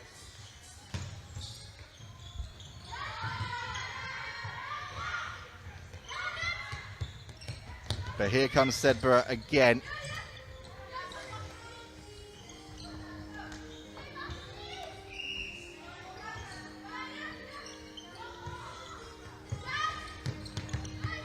Bit too much pressure coming on there from the Sedbergh centre, but another incredible read coming in from Umbalani. Not able to hold on to it this time though.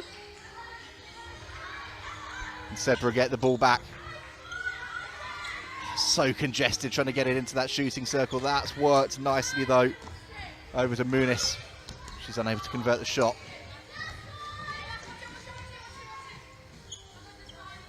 Another option down there for Sedbergh if they can get it into the shooting circle. Oh, that's been done really nicely. Verdi nails that one as well. We're back to a 4-goal game.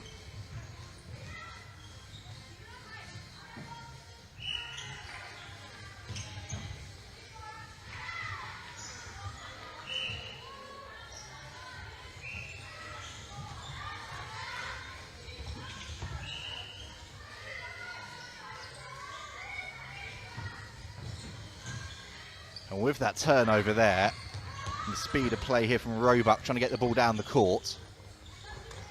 Oh, hit her in the face, but she's managed to recover well. Pass just goes over the top. Kept in initially, though, under pressure from Verdi. But as she went to regather that one, just a stray foot on the line. I was going to say, another goal. We'll just add a little bit more to this Sedbergh charge. There's an opportunity coming in here though, but Van Ass quickly shuts that up. A wonderful read, and then similarly there, Hines reading the play superbly.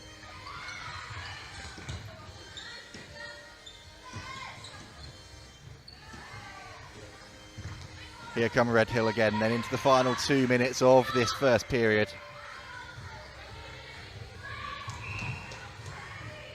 Fighting to try and get the ball out and away from the threat of Mpofu, the goal shooter. So impressive. Started that one, then a clean drive straight to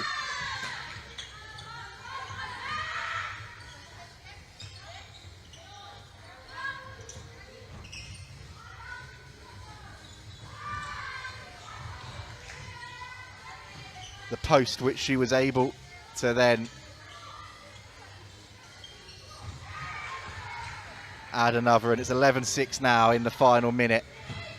Sedbergh then going to be looking for a goal or two, but it's been again read beautifully from Van Ass. How good has she been at the back of the court in this opening period?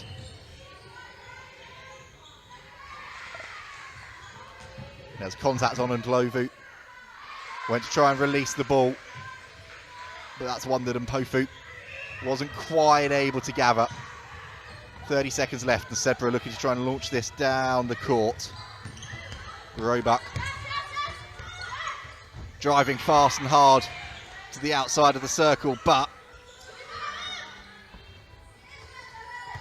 her goal shooter and goal attack not quite able to regather that ball as it ricocheted back off of the net. And 5 seconds left. Is there going to be a buzzer beater from Mpofu? She's going to give it a go, you know. Not much time left, has to release it quickly.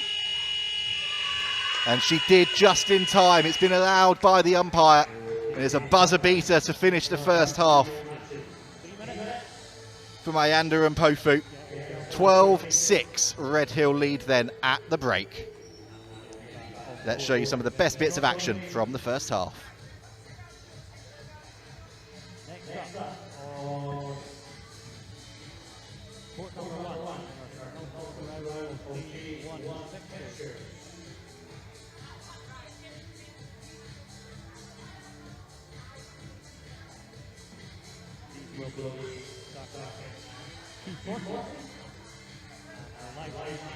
will be presented by Blue Farnborough. On court B, we will start the hole.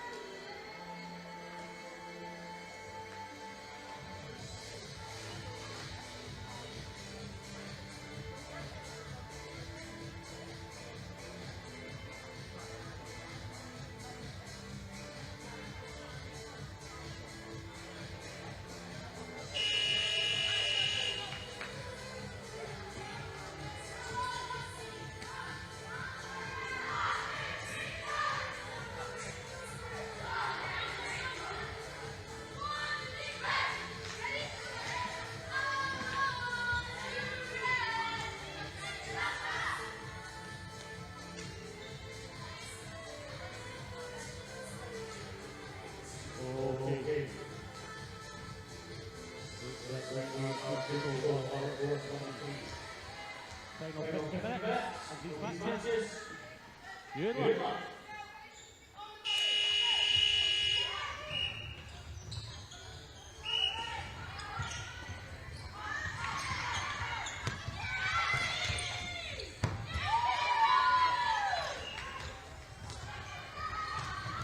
Back underway in this second period. Redhill with a 12-6 advantage over Sedbergh.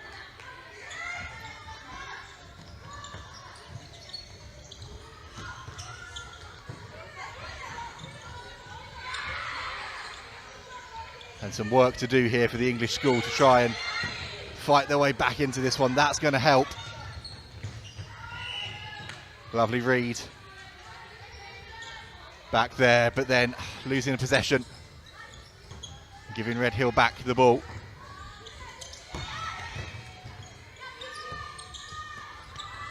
Hines at wing defence.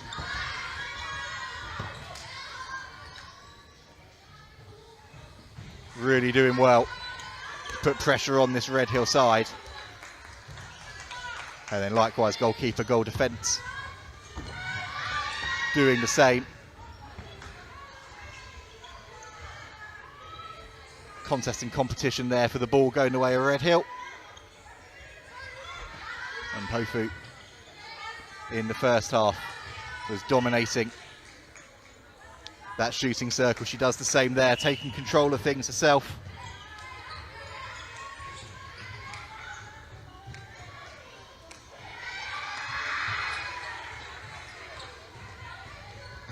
And the South African school able to launch this one down the course again.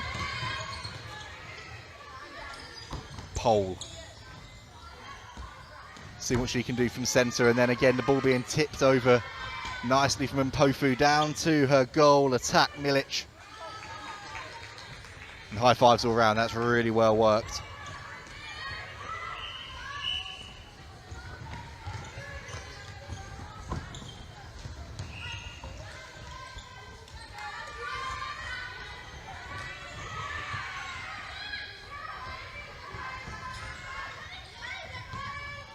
Sedbergh seeing what they can do now. Need to try and find a way back into this contest. That's a lovely ball over the top. And Verdi under a fair bit of pressure.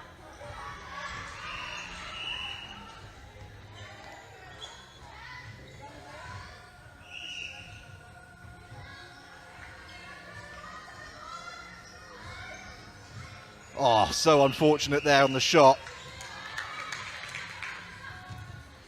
And Redhill are able to come away with the ball. Bit of contact coming in there from the Sedbergh player.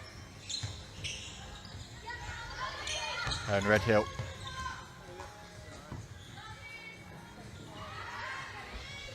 able to add another one to the tally, and Mpofu and Milic working in perfect tandem down there right now.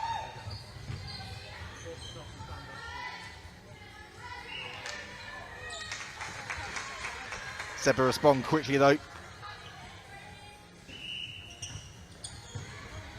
They're going to want to try and force an error, get themselves a turnover if they can here, and that's one way to do it. Penny Turnbull.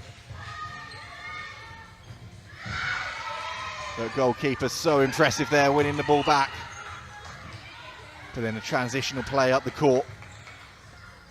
Initially not as clean as they would have wanted it to be, but they've got the ball back and they get it into Verdi's hands.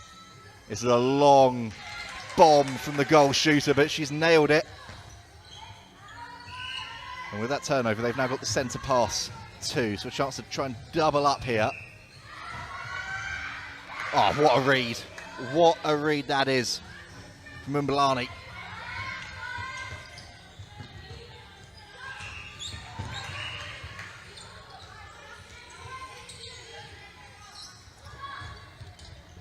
That's given Redhill the opportunity to get straight back on the attack and try and halt this Sedbergh charge.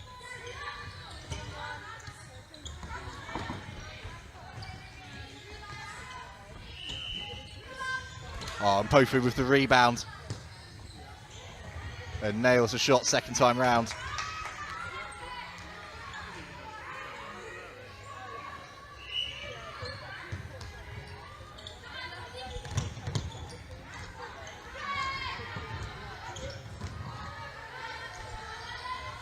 Redhill still in possession. Milic over the top to Mpofu. Read the flight of that ball and adds another one to her tally.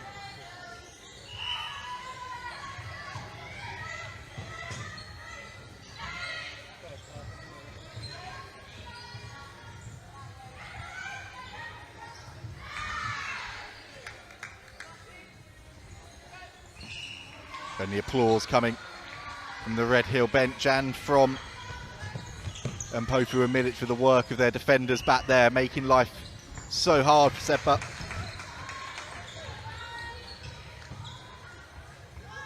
But the English school doing well to ride out the pressure and get that goal, and that was so unfortunate there. Hines, a beautiful read straight off of the centre pass, but you could see the frustration. Did all the hard work to get there, couldn't quite keep her hands on the ball afterwards, but her side have got the ball back now.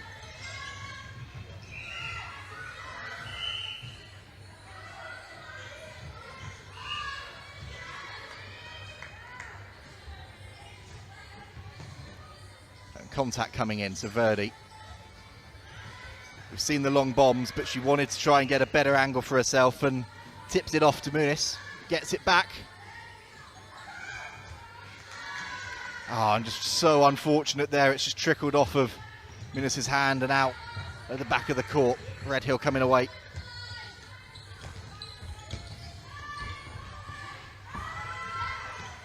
With the ball, Pole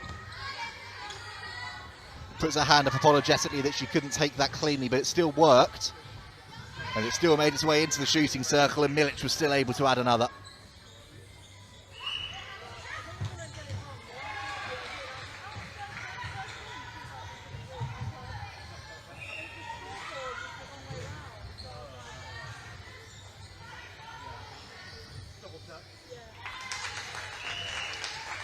Been a really good game, this.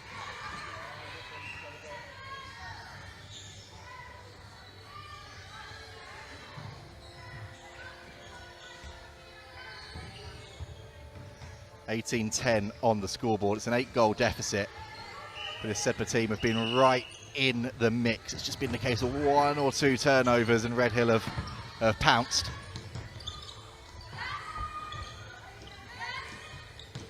Oh, great work again, trying to get the ball into Mpofu, does well to hold on to it. Bounces it off to Milic.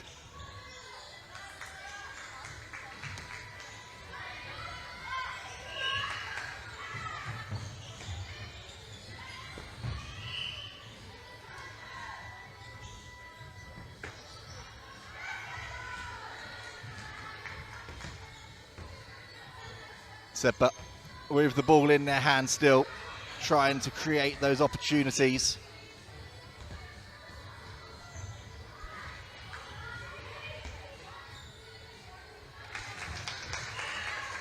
Which they do. 19-11 now.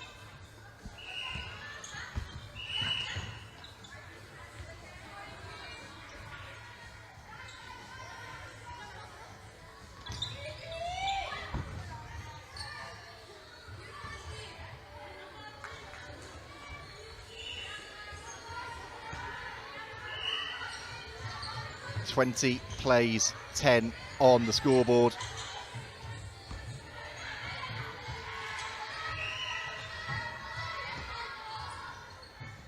Sedbergh again trying to swing the ball around the court. Roebuck.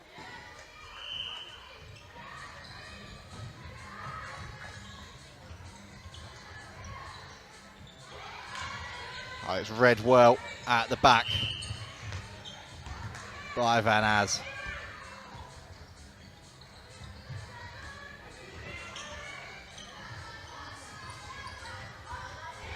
Talk about the work of Mpofu and Milic in the shooting circle, and it's been hugely impressive for Redhill, but what about the work of Umbalani, Van Az and Shonko in that defensive third? Really been the driving force behind this advantage that they currently have of 21 goals to 10.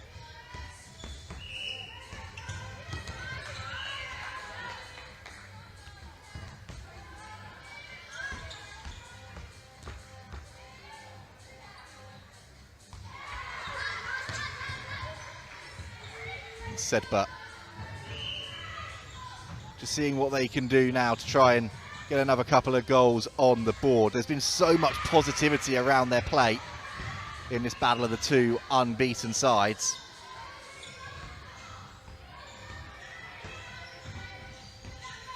In this group.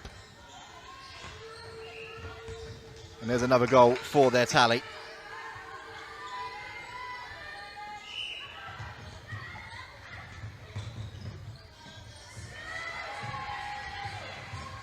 They can get another one here.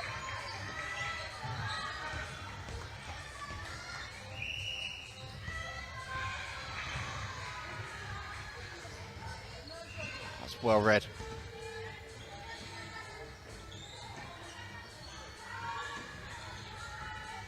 At the back, and Redhill can launch their way down the court again. Not quite able to keep that one in play.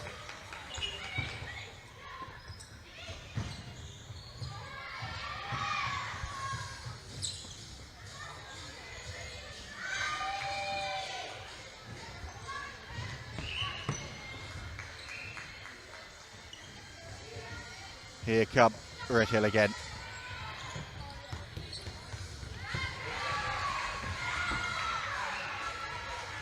Been a really, really positive performance again from Redhill. And then Pofu again continuing.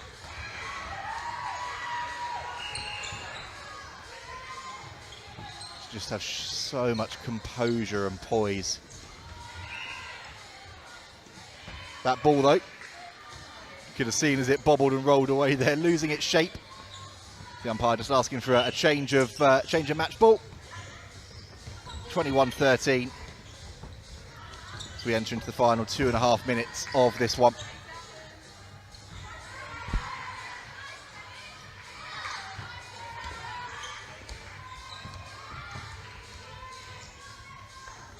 Okay, that 22-13 now, another strong finish.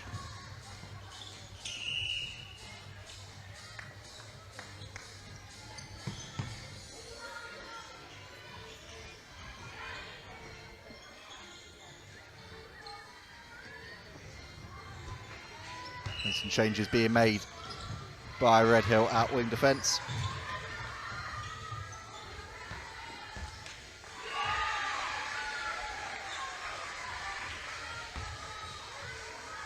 Continuing to rotate that squad around. A little fist pump there. And Katie Roebuck.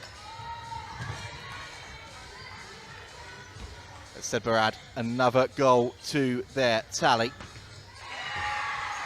In the final 90 seconds of this one now.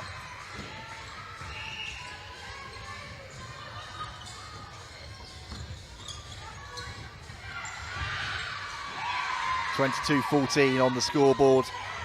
Milic fancies it from range. That wasn't a bad effort at all.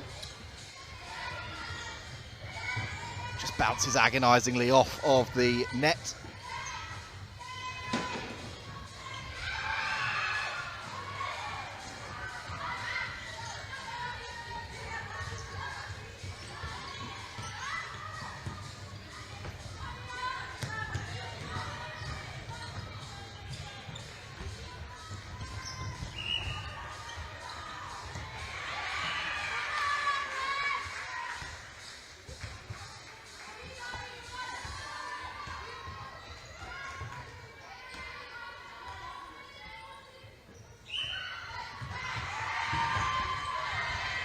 In the final 30 seconds, Sedbergh aren't going to come out on top in this contest, but they are going to want to try and have the final say.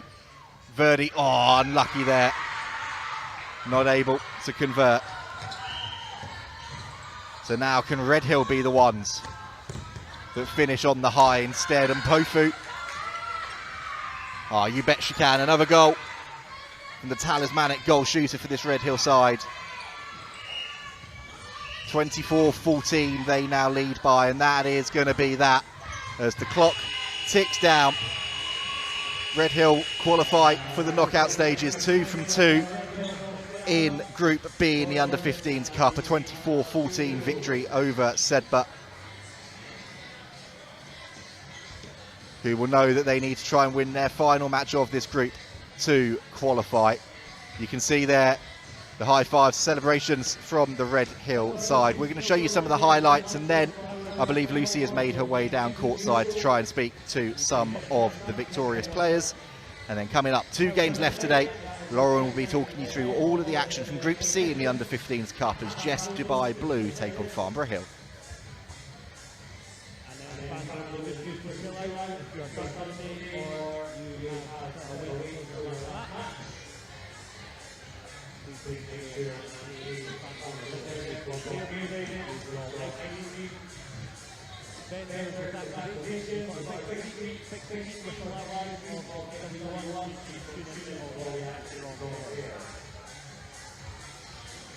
Next up on court 1, a local match, JESS Dubai Blue and Farnborough Hill. Also, Glasgow.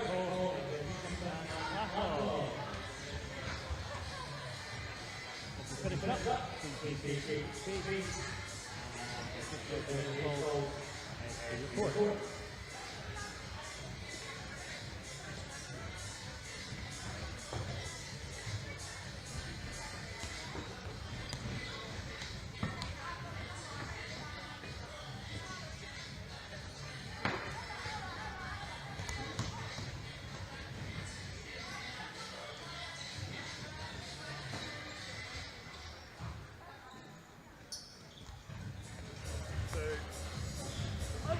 Well, I'm here courtside with some of the superstar players from Redhill School in the under 15 age category. Ladies, second win of the day. You couldn't ask for a better start to this competition. Yeah, no, we're very grateful that we won our first 2 games. I think now it's just about staying humble, staying focused on the goal, and yeah, just doing what we're doing. And tell me a little bit about what the competition's been like for you so far. As you mentioned, 2 games, 2 wins. How much are you enjoying it? It's really, really fun. I think it's much different netball to what we play back at home in South Africa, and I think it's nice experiencing that and understanding different players. Yeah. Tell me a little bit about that. What are some of the key differences that you've noticed?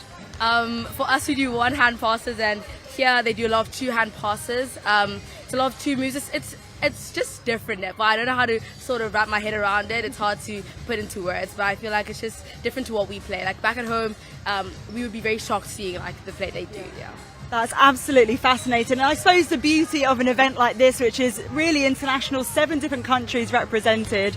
So obviously we've still got more games coming up, but what's going to be the focus for your next match? I think just keep doing what we're doing, stay focused, let's work hard, let's push. We know what we're here for. We want the gold, so just going to keep working towards that. And of course, finally, you guys, the under 17 team for Redhill, won last year. How much inspiration do you take from them? A lot. And a lot of people actually expect us to feel pressure. No pressure at all. We trust ourselves, we know what we're here for. Yeah. No pressure at all. Cool as a cucumber. Lovely. Thank you very much, girls. All the best for the next game. Thank you so much. Thank you. Oh, God.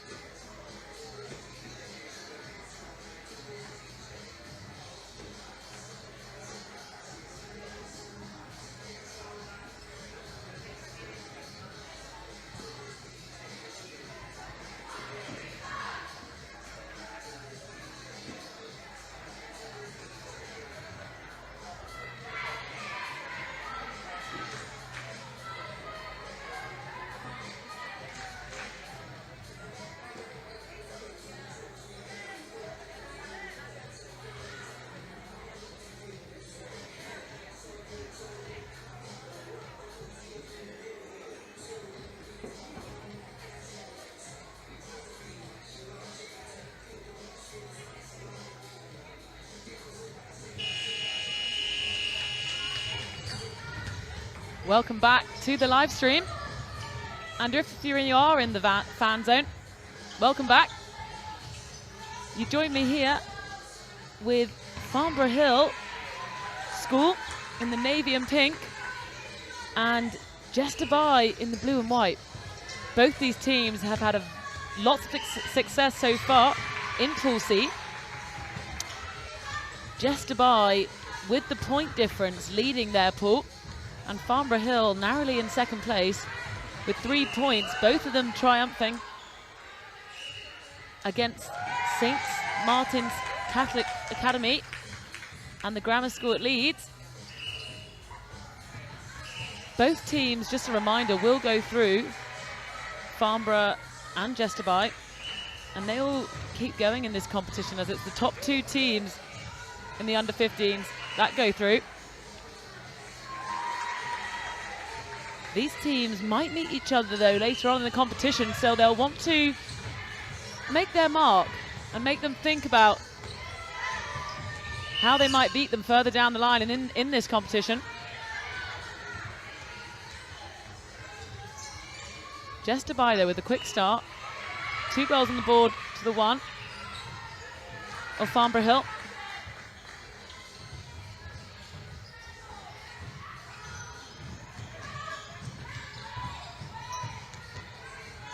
Lining up here, we've got Freya Ridge at goalkeeper, Brooke Brunette at goal defence, Louis Good at wing defence, Jess Johnson at centre, Becca Fawcett at wing attack, and Annabelle Lambert at goal attack, Isla Gillette at goal shooter for Farnborough Hill, with Isla Bowden,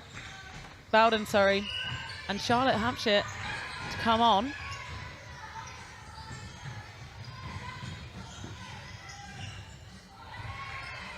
With JESS Dubai, their lineup here is Tessa Ward for goalkeeper, Soraya Orblin for goal defence, Daisy Morgan for wing defence, Amy Moulds at centre, Sophie Moore at wing attack, Sienna Watson at goal attack, Connie Gibson at goal shooter, with Ella, Maggie, Georgie, Vespa and Emma to bring the impact when they come on for JESS Dubai.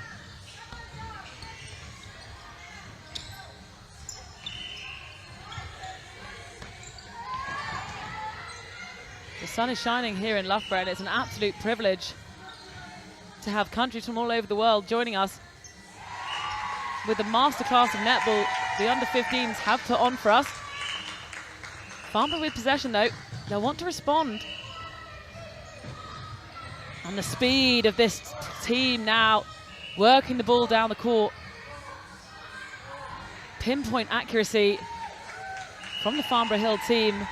These teams are going to go toe-to-toe right till the final whistle.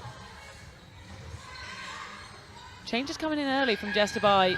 They do have the privilege of 5 subs here today. Some other teams coming with slightly less. These girls had a long flight over. Can see their families in the crowds, and it's just lovely to see the support down here in Loughborough.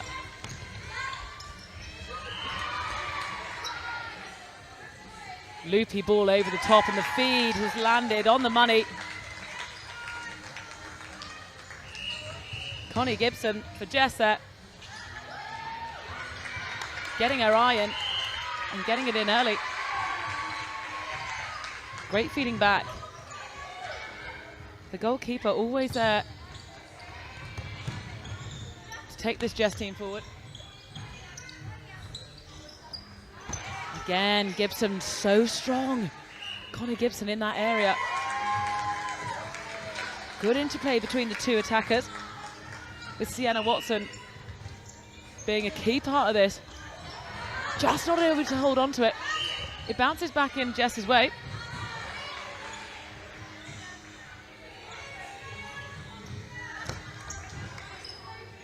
The feed will go straight into the hands of Connie.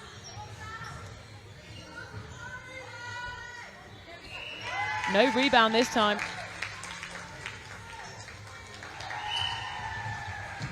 So, Farnborough Hill on the ball.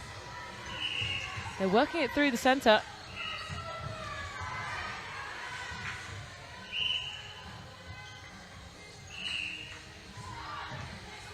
They'll restart. Making use of the circle to avoid anyone stealing the ball. Very clever play there from Farnborough's Jess Johnson.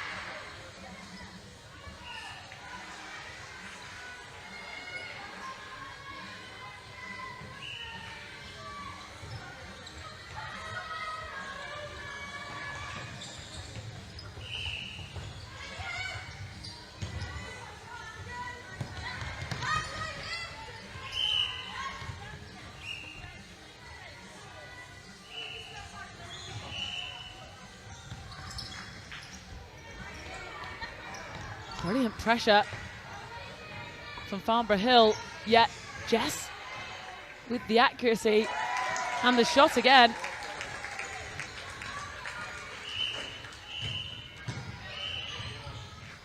Real speed. This is a real DNA for the Farnborough Hill side. The speed at which they bring the ball from the centre of the court down to the goal third is seamless, and they're straight back into the game.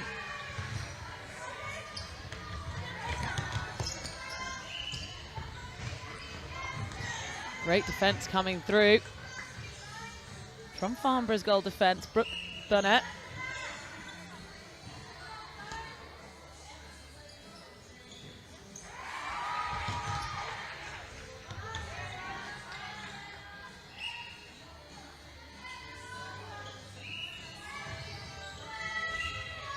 Sienna with the second shot there, and that'll be a good one.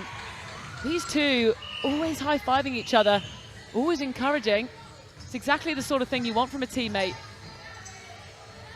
Geeing each other along, breeding confidence, and they are oozing confidence in that circle. Time for Farnborough to respond. And they will do. Through Annabelle Lambert. She's dictating from the back there, bringing the energy, making sure her girls win that ball back so they can have more of the same leading us through.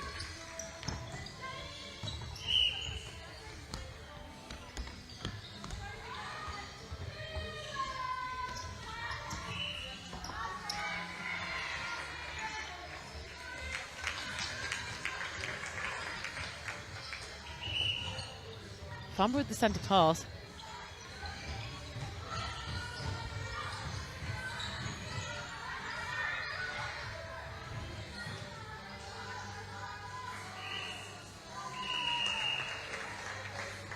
And a response from Farnborough Hill, which they will do.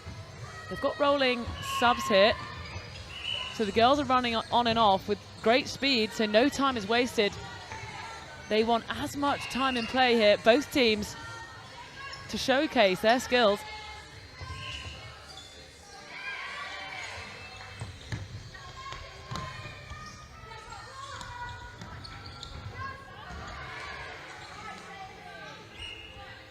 And it's not going unnoticed, that battle between Freya Ridge at goalkeeper and Connie Gibson at goal shooter. Those two, well, they're feeding it back out. They're making sure they recycle the ball and they go again. And that is putting the shooters in the perfect opportunity, and meaning they haven't missed any opportunity. Farnborough, though, more of the same from them. They go for the long loopy ball, which is stuck perfectly. And be finished off with some real style from Annabelle Lambert.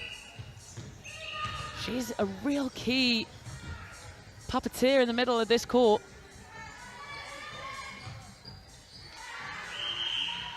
Dragging defenders away.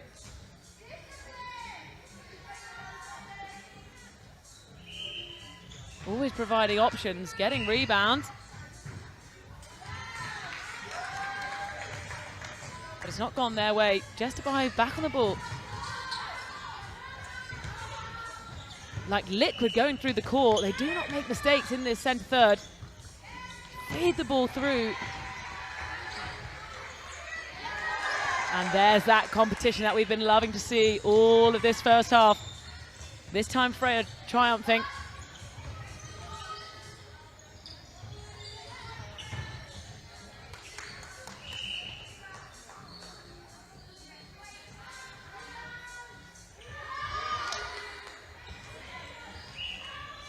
crucial moments in this game.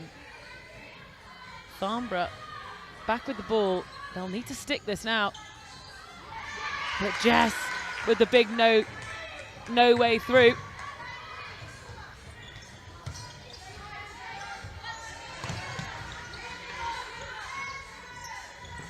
The patience again we're seeing from JESS. Feeding it back to the wing defence.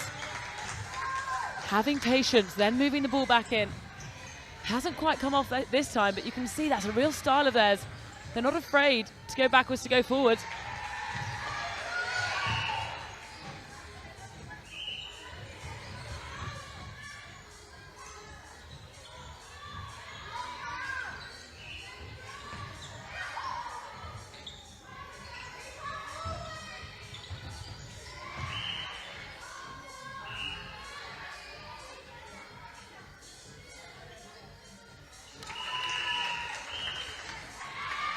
They're going to be pulled back here. Bit of obstruction. The shot will be retaken. Annabelle will get the rebound. Almost, not just being fingertips. Not holding on to it. Contact will be called though.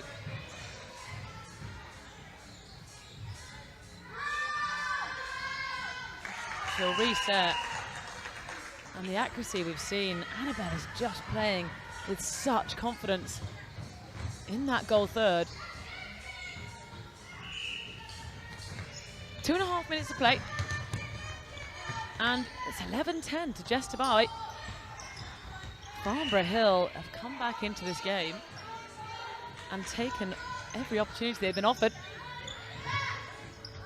And Freya again, getting a hand to the ball, fingertips, making them work, JESS to buy. But they do so.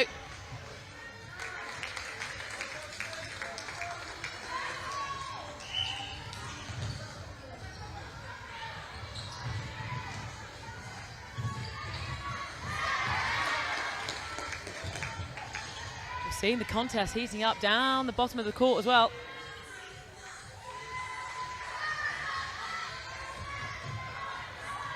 Great communication between the goalkeeper and the goal defence. Putting pressure on, making them take the ball far out, but Annabelle says don't worry about that. And slots it straight through.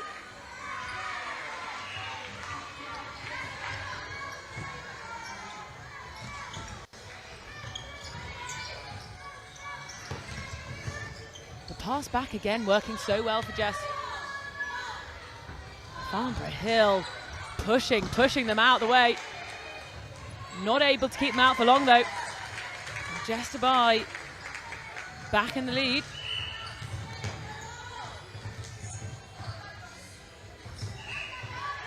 Well held. Tiptoeing with the ball there. It was the Farnborough Hill wing attack. Becca Fawcett able to just hold on, get the call and get the feed, and there's no one else you'd rather rely on than Annabelle. Beautiful finish again. 40 seconds to play. How will we finish it? JESS on the ball. They're going to want to work it slightly closer.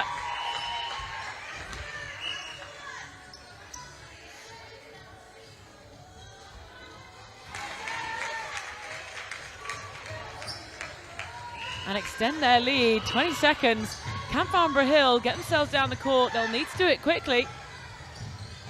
And they're definitely doing so. Contact called. Annabelle's there again. What a response within 10 seconds. JESS think they got a foothold in this game, and Farnborough claw their way straight back. And that'll be how we end the first half. All to play for. JESS to buy 14. Farnborough Hill, 13, and I'll join you in a few moments' time.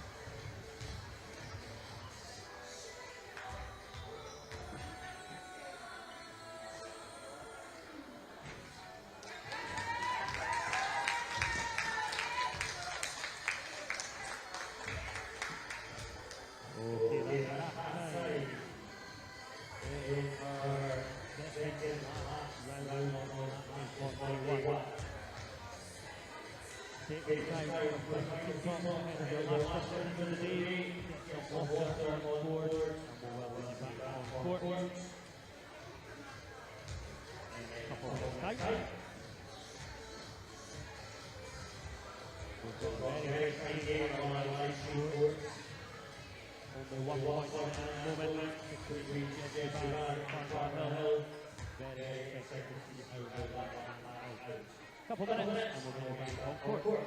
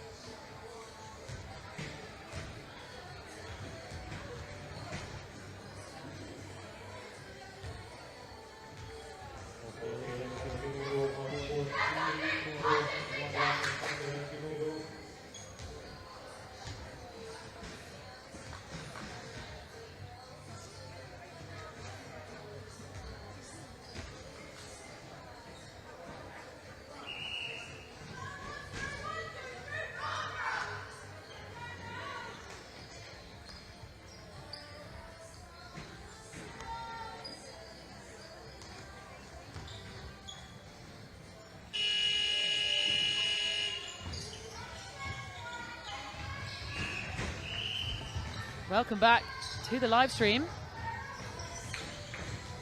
here at Loughborough University, and you join us again for the most exciting game. 14-13, just by narrowly in the lead at the moment. We've seen their style, their speed through the centre third in our first half. And then we've seen Farnborough Hill's physicality and pinpoint accuracy when they do get into the circle. We'll see more of the same here. Who will inch ahead?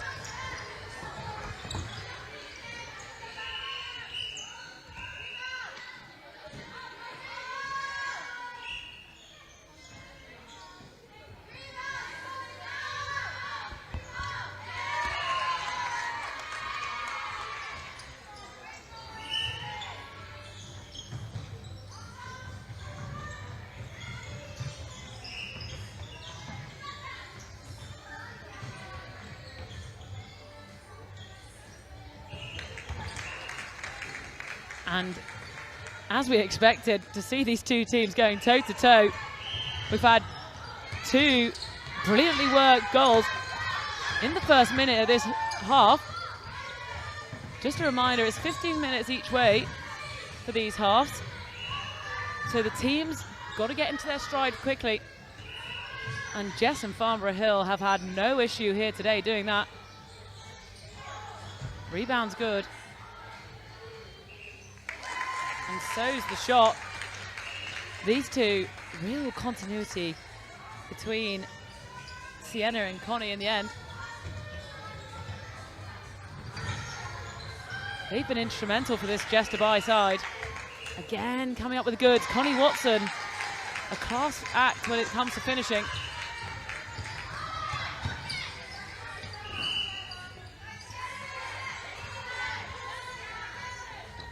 What a read! And she's just not able to hold on to it. Oh, she has got the contact call.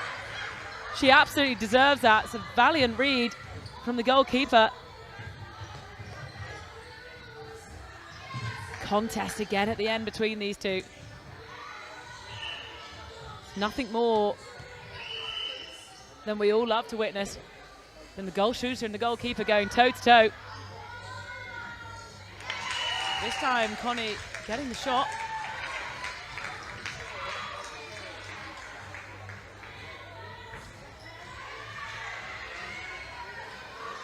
Jess in possession. Subs coming on.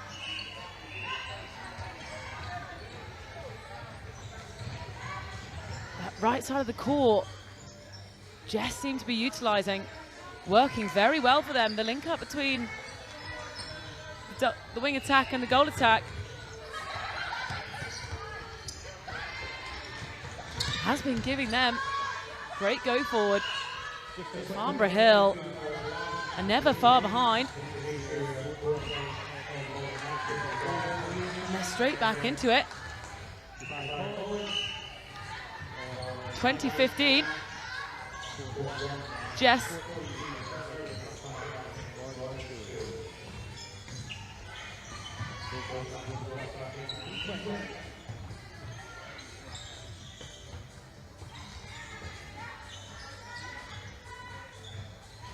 Jess working their way around the circle again. Always an option is Connie, but her teammate Sienna Watson won't need her this time.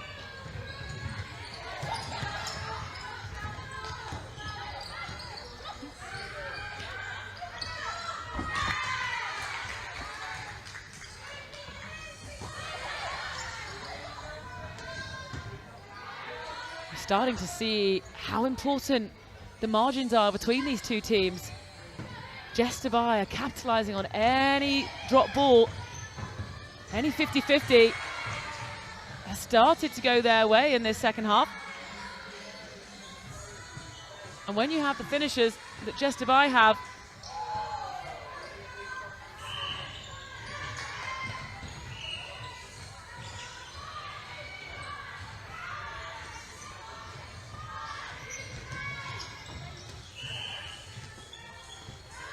holding on to the ball, they had tiptoes on the line, but Farnborough Hill come up with it. Just losing out on the footwork. Just want to see a little bit more patience now. The continuity that Farnborough Hill had in the first half, want to see them keeping hold of it, taking a breath and forcing JESS Dubai to keep working hard for their possession, which they are. They've got to start keeping hold of their own.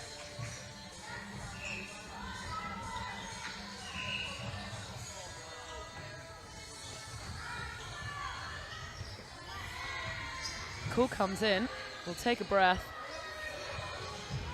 Again, Freya is relentless on those rebounds for Farnborough Hill. Not able to sneak this one away. Will be Jess in possession. The link up we've seen works so well for Jess between the wing attack and goal attack. They know exactly where each other are running to, and the ball is just placed perfectly ahead of where they're running. And that's what's giving them this relentless speed, which is so difficult to live with.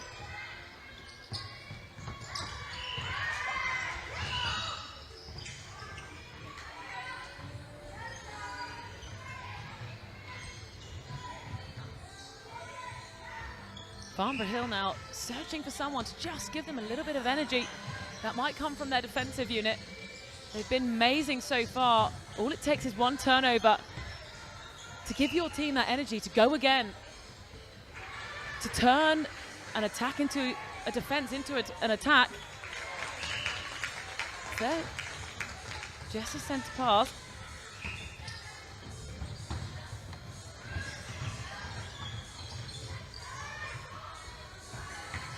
Connie herself free. Is Connie.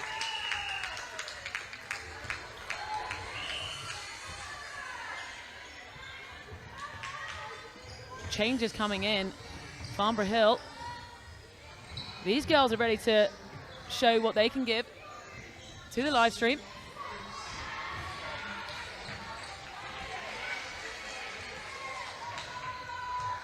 just a reminder, Sedbergh Blue are currently leading their pool, and they will finish in the lead if they win this game, as they're ahead of Farnborough. Farnborough, they're close in second, both on 3 points currently, but Sedbergh having the slight edge with their goal difference in Pool C.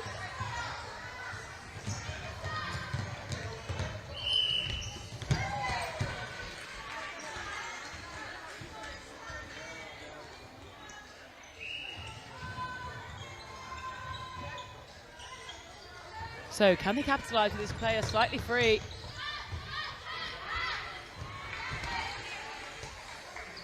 Farnborough will have the ball again. Sedbergh though, never letting anything happen easily for them. Again, with the big arms. Fingertips of the ball, as always. Moving well now though.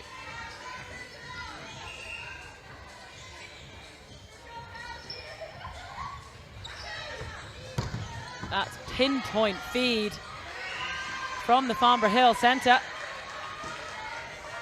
Jess Johnson. And it's their centre pass again. They will be in possession. We want to see them work the ball down now. Gone for the loop, over the top. And it's a perfect one. This is the sort of speed now we want to see from Farnborough. We know they've got it in the locker. We just want to keep seeing them, believing in themselves, keeping this momentum going, because when they do, it is very difficult to live with. This little bit of energy now you're seeing feed through the rest of the team, confidence breeding, the speed in which they're travelling and getting that ball down. Rebound's good. We'll have a second go. Annabelle will be the one to finish that off, but that all started from the goal defence, who I believe is still Brunette.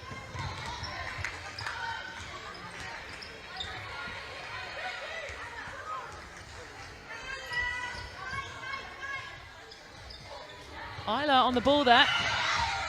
She's come on as a fresh sub and is definitely making her impact. Seen her be really, really instrumental in that centre third. When they have the centre, she's always given options. She'll be needed again. Oh. Contact called. They'll be grateful for that. Farnborough to go again. Feed over the top. Hotly contested as always. But Annabelle will come up with the ball. And she'll finish it off again. Now we're into the races. 4 minutes to go and all to play for. 25-20 to Sedbergh. But Farnborough starting to get back into their stride now, as they were in the first half. But Sedbergh are never far behind. Just reminding them of what they can do when they're given an inch.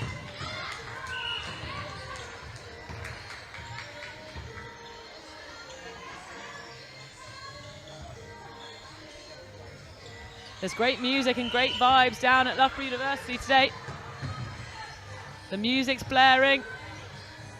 The athletes are in their stride and in their groove they are.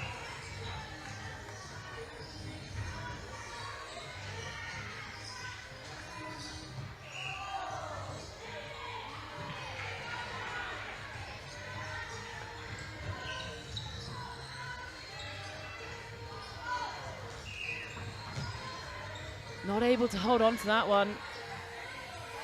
Almost a perfect rebound, but Jess seems to come up with it.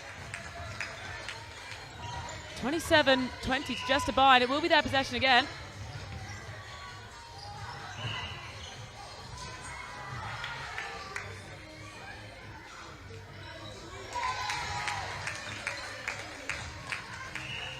We've seen this from Jess all morning and all day. As soon as they get one goal in, they seem to get another. They then get another. As soon as they build this tiniest bit of momentum, these girls are absolutely unstoppable.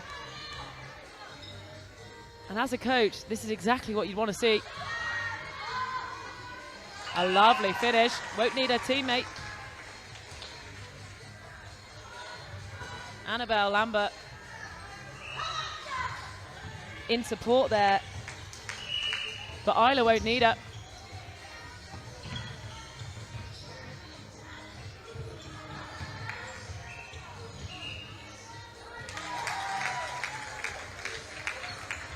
Change coming in here for Jess Dubai.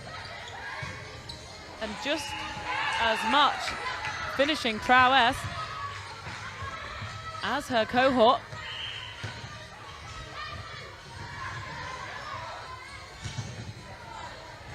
Two minutes to play here.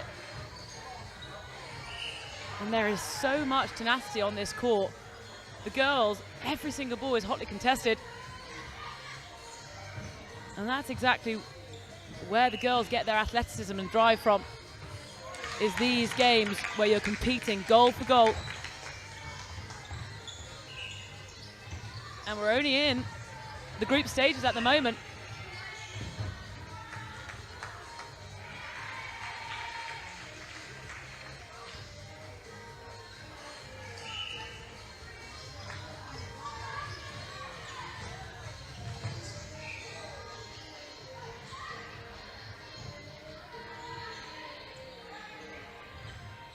A minute and 20 seconds to go. Feels like Jess Dubai are creeping away here. We want to see Farnborough convert their centre, because when they do, we've seen the continuity that they can get. And here we are, seeing them in their full flow. Jess Johnson knows they're going to score. She's already back at the centre. The trust they've got in their teammates is exactly why these two are topping their pool at the moment.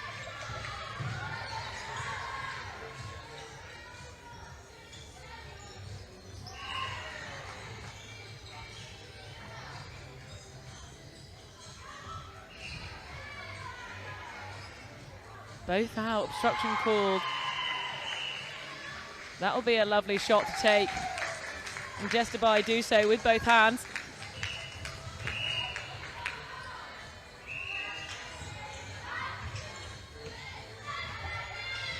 Last 10 seconds. Jess Dubai will take the win here on the live stream court.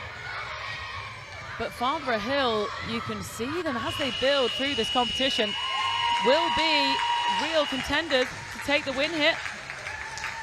But that's a lot of happy Jess supporters and players. Join us in a few moments for our next game in the under-13 competition. Group A will be on the court. Join us soon.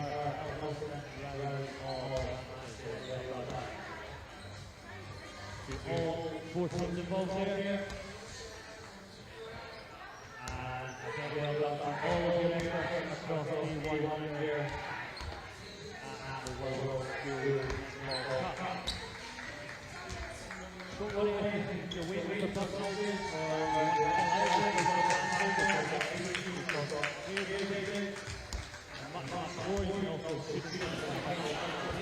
Well, I've made my way over to the Netball Centre. We've got 4 courts running today, one of which, of course, is live streamed. But these guys, oh, I wish this game was live streamed, because it was an absolute cracker. A 1-goal win. That last few minutes is really back and forth. How on earth do you keep your cool in a situation like that? I mean, you just have to stay calm, you know, play your game, don't let them, get to you. You just have to keep calm.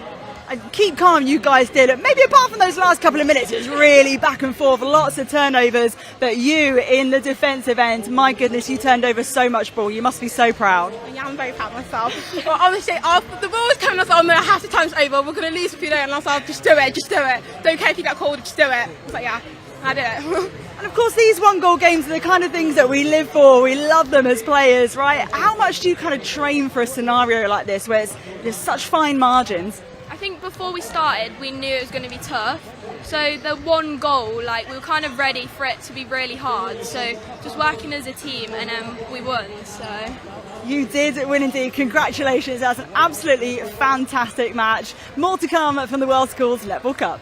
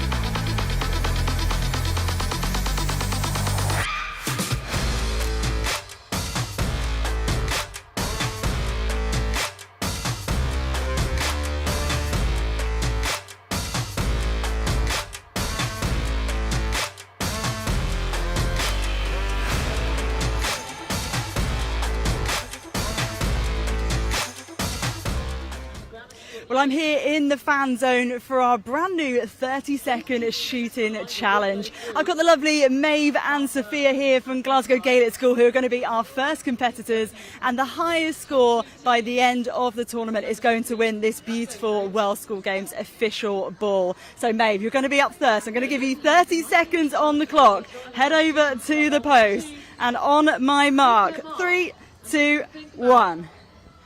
Oh, straight off the bat. Further down the line in this competition. Okay, that's 2 on the board. Just to buy them with a quick start. 2 goals on the board for 1. You're halfway through. That's number 3. Go on, you got this, you got this. The pressure's on. 3 seconds. And hold it there. I'll let that one sneak through. So that's 4 in total. Sophia, you're up. 30 seconds in. 3, 2, 1. Oh, wow. So 2 already. That's a third. 4. Oh, my goodness. Can she miss? Wow. With just a bye. Oh, that's it. Get the rebound. Keep going. Tessa Ward. 5, 4. Oh, can you sneak another one in? Oh, that is time. So you are going to have our highest score. Well done. That is a really good effort. Best of luck for your next game.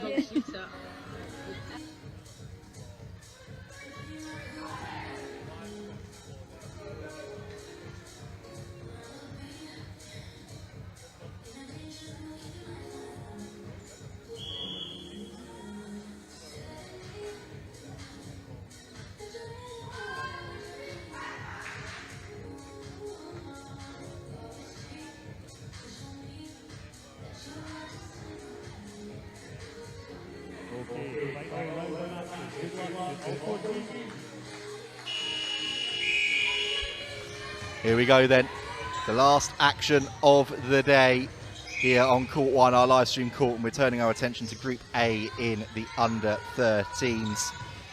It's Oldham Hulme Grammar School taking on Dubai College.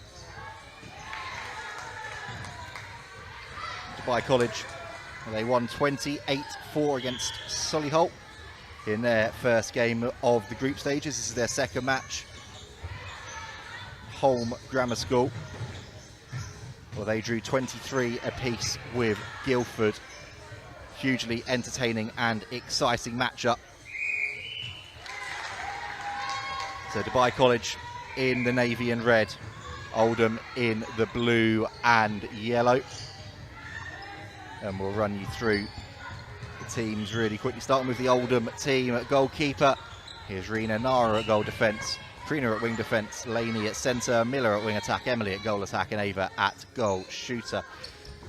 This Dubai College side then, Maddie at goalkeeper, goal defence is Numa, Mia at wing defence, Layla at centre, Amelia at wing attack, Yasmin at goal attack, and Yina at goal shooter. Plenty of exciting players in this one, and the under-13s competition working the same as the under-15s, multiple groups, and well, you need to make sure you finish in the top 2 to progress to those quarter-final stages. So Dubai College with that victory in their opening game, setting themselves up well, and having won this competition last year, they're going to want to continue trying to put a marker down. This Oldham side, well, hugely entertaining draw against Guildford, who won the bowl last year. So it's going to be really important for them to try and get themselves a win here.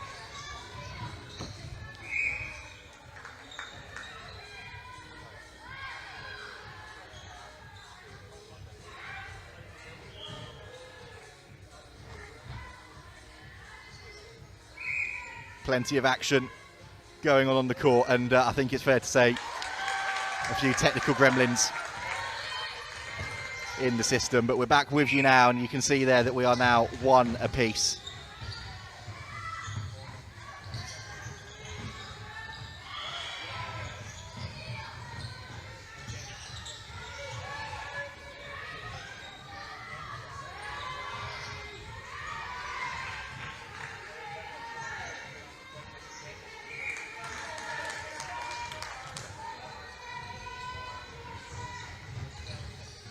So Oldham home on the ball, and the athleticism from the back of the court from Nara. She's flying, soaring through the sky, trying to win the ball back for her team. A big contact coming in, but play on is the call.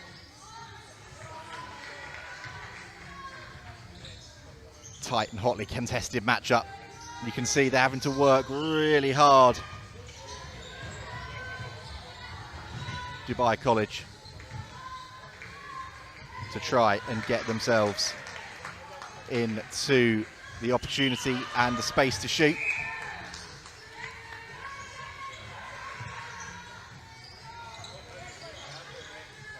And you can see the pressure that's being exerted by this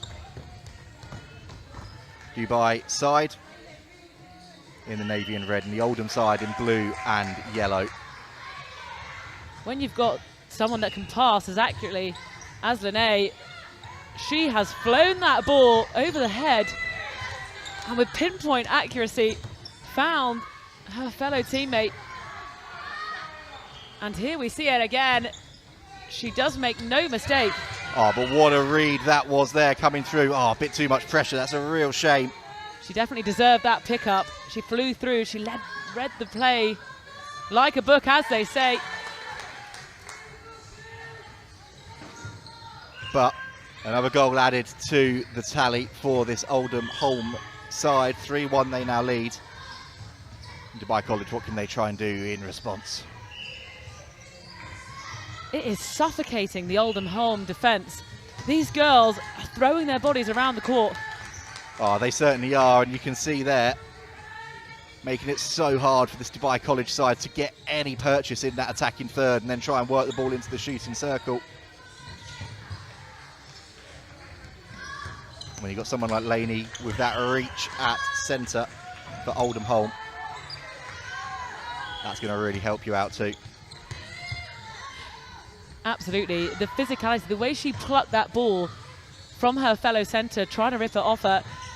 She is setting the standard here, setting the mark, saying, I'll be the one that will be winning everything in this game. And that's exactly what you need your centre to do. You want them to dictate the pace of your game. You want them to dictate the physicality. And she is absolutely doing all those things.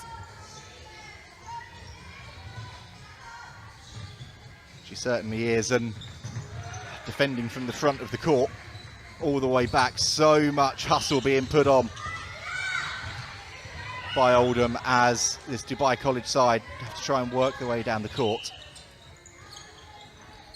But it's ended up being an Oldham ball again. Pressure is coming on. Great defence from Dubai College. That all started with the goalkeeper, Maddie. She's got to follow through. She made a brilliant read. You want to see her just taking her feet to the ball, and she would have got that 2 hands. She does win the ball back, though, for her team. Let's see if they can convert this now. They are going to have an opportunity down that end. Yasmin, their goal attack, gets it in. For Yina, their goal shooter, too much pressure coming in on her. Penalty goes against the Oldham goal defence. Free shot. Good finish, and 3-2 on the scoreboard. Oh, look at that. Unbelievable read from Numa. You can hear the screams here from the bench. That is exactly the sort of pressure they want to put on Oldham Hulme. They do not want to give them a sniff.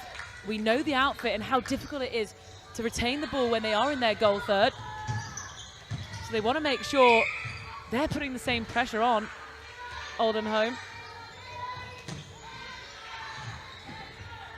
Here comes this Dubai College side up the court again. It's a little bit scrappy in there, but that's a really good ball straight through into the shooting circle. Unfortunate there down at that far end. Yina just unable to hold on to it and keep her feet in play. Oldham Hulme able to come back down the field. Or down the court, I should say.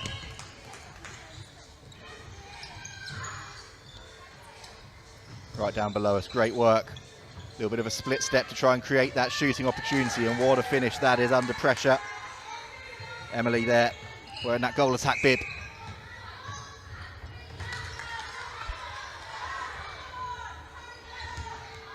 Forcing the error. We're hearing calls to tidy it up, but the errors are coming because of the relentlessness of the Oldham home defence, forcing the players to make their runs early, putting them off and getting the reward. Yeah, they certainly are. This is a good play from this Oldham side. Just waiting for the right opportunity to come to make that pass, not trying to overcomplicate things. There's a bit of contact there.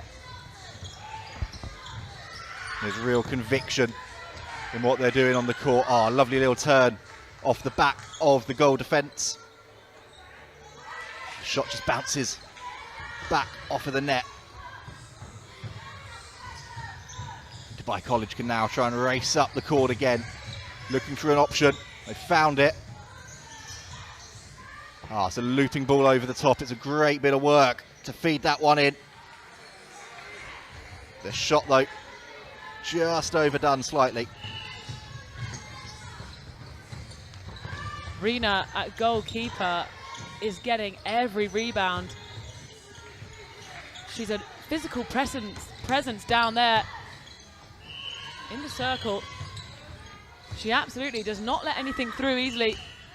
And that's the sort of role you want your goalkeeper to be playing. It certainly is, and with a game that is as tightly poised as this one is right now, you need that defence to be winning back as much ball as possible. Because here come Dubai College again. Oh, looking for options. See them getting a little bit worried there about being called for holding. They're going to fancy a bit of a long bomb here. Oh, lovely release of the ball. That is some shot to narrow the gap to one goal. Yenna with the shot. The composure she had, as we are now, 4-3. Now here's an opportunity, a turnover in Dubai College's favour. Solo play called.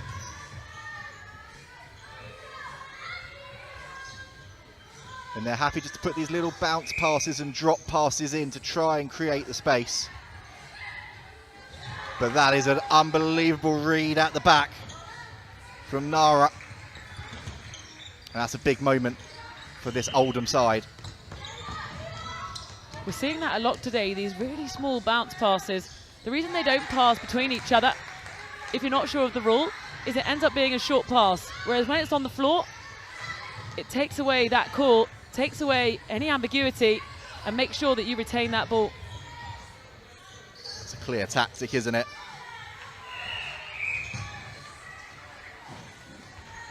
It's been physical. You can still see that physicality, all of the players down there in that shooting circle for Dubai College. Trying to muscle their way into the right position, and they certainly did that. As Yina adds another one to the tally.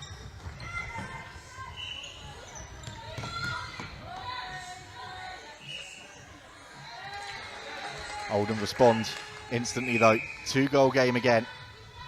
This is the first half that has absolutely flown by. 3 minutes left in this already, but it has been hotly contested and hugely competitive. As have all the games we've seen in this under-13 competition. You won't believe they're under-13. The style in which they play, the speed, the physicality, the relentless energy that these girls have shown throughout the whole day is a masterclass. It certainly is, and this Oldham side, as there's a call in there for holding on too long. Know what it's like to be in tight contested games. That 23-all draw with Guildford High School to kick off their campaign. So they know they can go to the wire. Right now, just trying to control things in the midcourt, looking for the right pass. Great work. Goal shooters just had to come out of the circle But then that drive to the post was brilliant. Doesn't quite have the accuracy on that shot though, but it's gone out off of a Dubai College hand. And again, looking to just swing it across the circle. Contact from Dubai College, so Oldham opportunity, which they absolutely nail from downtown. Emily again, got her eye in.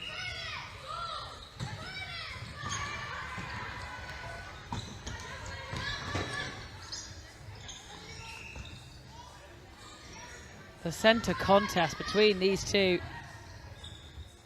Layla and Lainey, is just brilliant to see.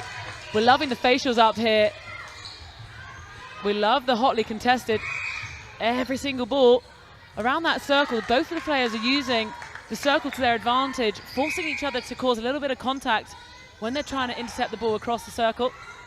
They certainly are. Oh, you can see the pressure coming in, too much pressure from Numa, the Dubai College goal defence, but Laney there for Oldham, just controlling things nicely. It's been a really good little run in the last minute or two for Oldham Hulme, just extending their advantage now out to 9 goals to 4. Really clever little play there from Ava. She blocked the goalkeeper that was in play to free up her partner in Emily, so Emily could take that ball cleanly with no contest. 20 seconds left of this first period. Contact coming in again on the Oldham centre. If Oldham are able to add another goal here, which they do, that 5-goal margin feels quite sizable with how close this game has been at the break. 6-goal margin now, and it's been a really good final 5 minutes of that opening half from Oldham Hulme. It has been tight, it's been cagey, but they've been the side that have been able to get the shots in when it counts. And as we show you some of the highlights from that first half, they take a 6-goal lead into the break.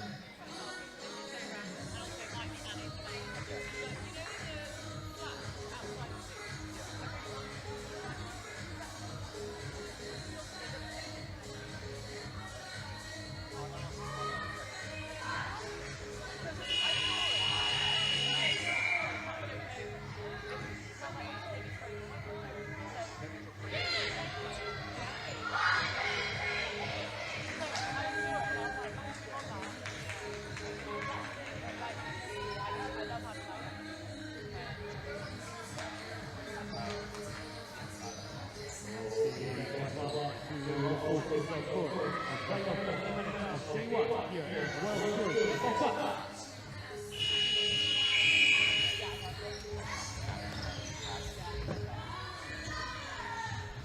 Second half underway. Final game of the day here on our main court one, our show court at the World School Games. Oldham Hulme with a 10-4 lead over Dubai College. Dubai College needing to try and get a response quickly.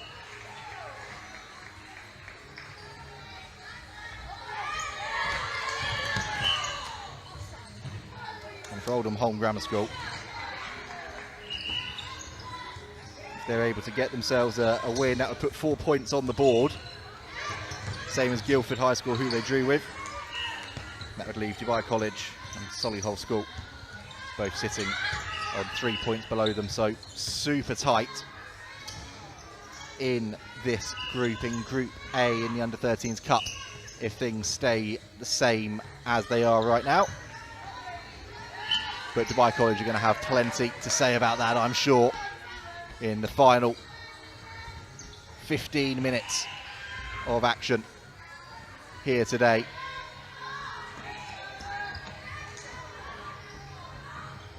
Ball won back by their goal attack. Steadies herself. Oh, the rebound just drifting out the back of the court.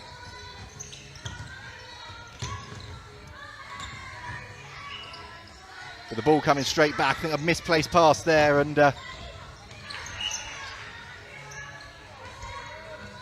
Oldham forgetting for a second where that ball needed to go to, but that's been tidied up at the back by Arena again for this Oldham side. That was a masterclass in watching the ball, getting a fingertip to it, and she controlled the ball and herself beautifully. High fives coming in, as she deserves. And that bit of play deserves a goal to finish it off. And that's exactly what they are going to get. That is a full team effort from one end of the court to the other.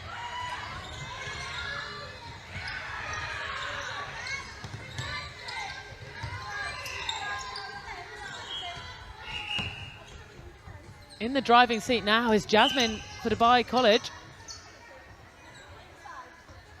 She's been really instrumental at getting that ball, helping her attacking players work it into the circle, looking for the pass, as you would suspect.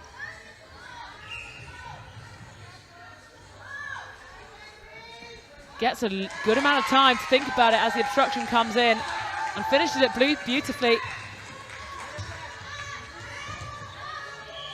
That was a goal that was needed, wasn't it? 11-5 on the scoreboard to Oldham Hulme Grammar. But that's a settler for Dubai College.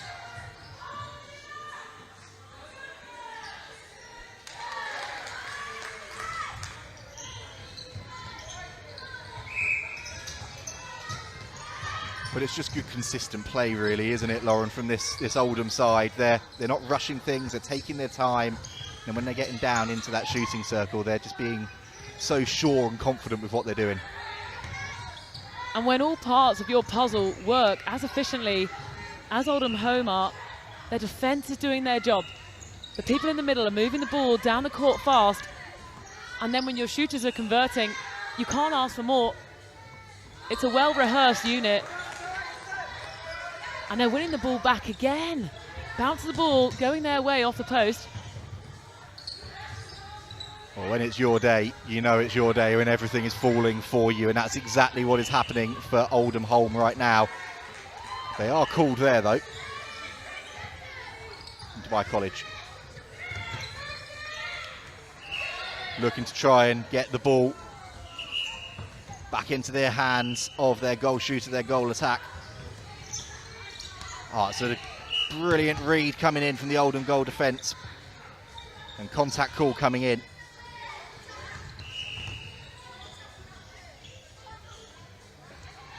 Nara, again for this Oldham Hulme team, is a key player. She's always first to get her hands on the ball, always first to win the ball back for her team. Certainly is, and what a take that is. Quick transition on the ball, and Emily lines it up. That, at any age group, at any level that you've been watching today, is probably one of the best bits of work from a goal attack that you're going to see in the circle.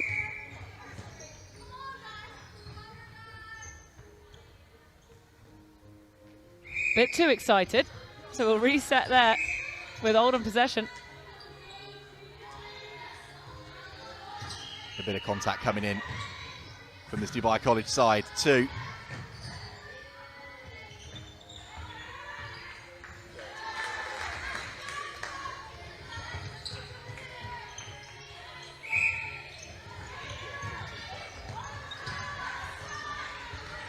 A quick rush and flurry of goals for Oldham Hulme. 14-5. They lead. It's good recovery work from Dubai College's centre. They get the ball into their goal attack. This is an important shot. They're not quite able to convert. Rena gets the ball back. And despite that deflection over the sideline, Oldham going to be able to come away with this again.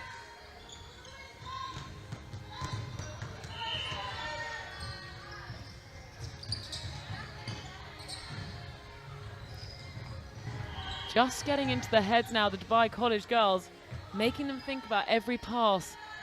The Oldham defence is so united.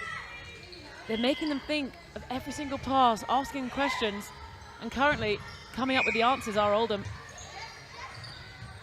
Been really impressive, hasn't it, from this Oldham Hulme side, and what's been great to see is it's been the variety of shots they've been putting up as well. They've not just been, I say just, it's obviously a really difficult skill to master, but it's not just been those ones earning the right under the post and putting the shot up. There's been a fair few long bombs that have been sailing in as well. And a 15-5 lead. Bit of contact going in. Accidentally there between goal, defence and centre. But that's a wonderful read from Dubai College's goal defence, and now they can try and get this down the court. And there. Yena has been so instrumental for this Dubai College team.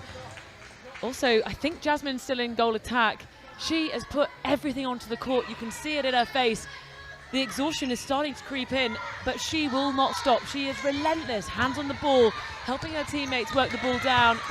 And as you can see in the corner there, trying to keep hold of the ball, throwing everything at it. Not quite coming up this time. Not quite, but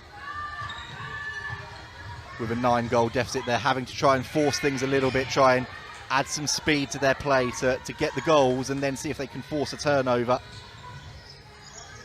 And they have managed to get a turnover there of a misplaced pass by the Oldham attacking unit. You can see some really sterling work there from Dubai College's wing defence. I think that's Mia down there, assessing her options, really trying to inject some pace into this. She's won a contact penalty. You have to be quick here to try and release the ball. A bit of a coming together.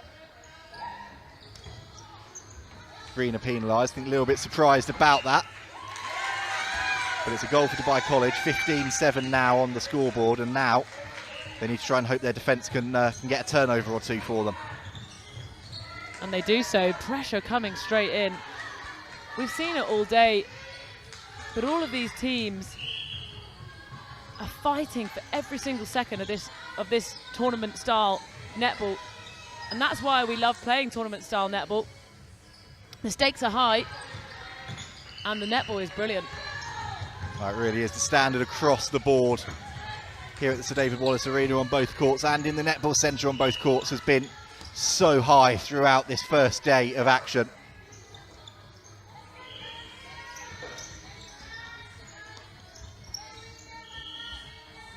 Another opportunity here for Dubai College, which has been successfully added, and it just reduces that deficit again slightly with the centre pass. Really important that they can make this count. But what a read that is from the Oldham home goal defence. And that just changes the momentum again in this match, swings it back towards this Oldham home side and the lead that they have worked so hard to build up. Starting to see fatigue slightly creep in now. Probably a few more contacts than we've seen earlier on in the day.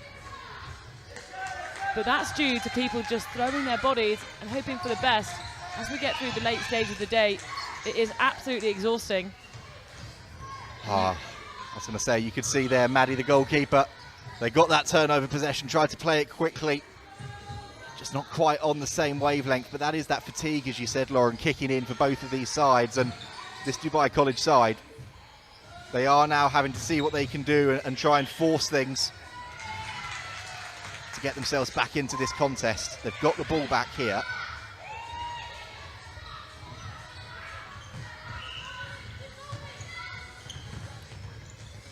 Another couple of quick goals will just start to make things interesting heading into the final 3.5 minutes of this contest. Really physical down there in and around that shooting circle. Lovely little tip over.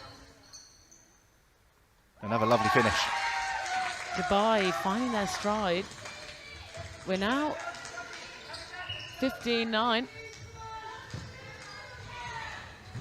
to Oldham home.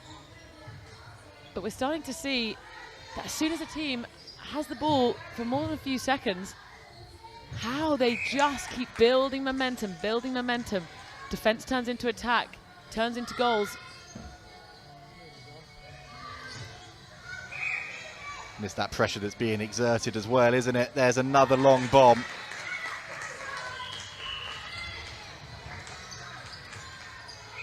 It's 16-9 to Oldham home.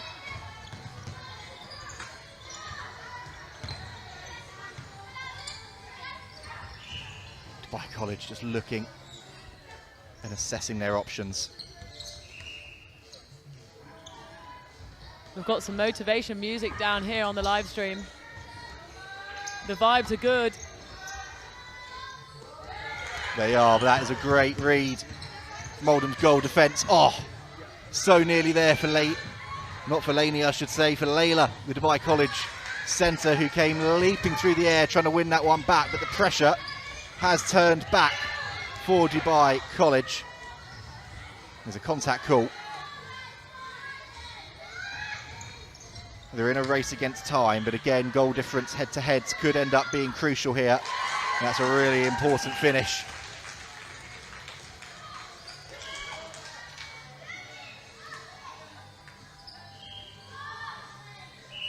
Oldham home just controlling the tempo there. They know they've got the advantage, and with only 1 minute and 50 seconds to play, they'll want to just keep these short, sharp passes. Accuracy is high and risk is low. Really good awareness of the situation, isn't it, from this Oldham home side, and then only putting the shots up if you've got that conviction in yourself. And looking at that, Emily has had that conviction all the way through the game. Masterclass at goal attack and sinking long bombs for fun. You feel now, going towards the final minute, 17-10, this should be good enough for Oldham home. They will move themselves up into the top 2 in this group after their draw in their opening match against Guildford High School. 17 plays 11.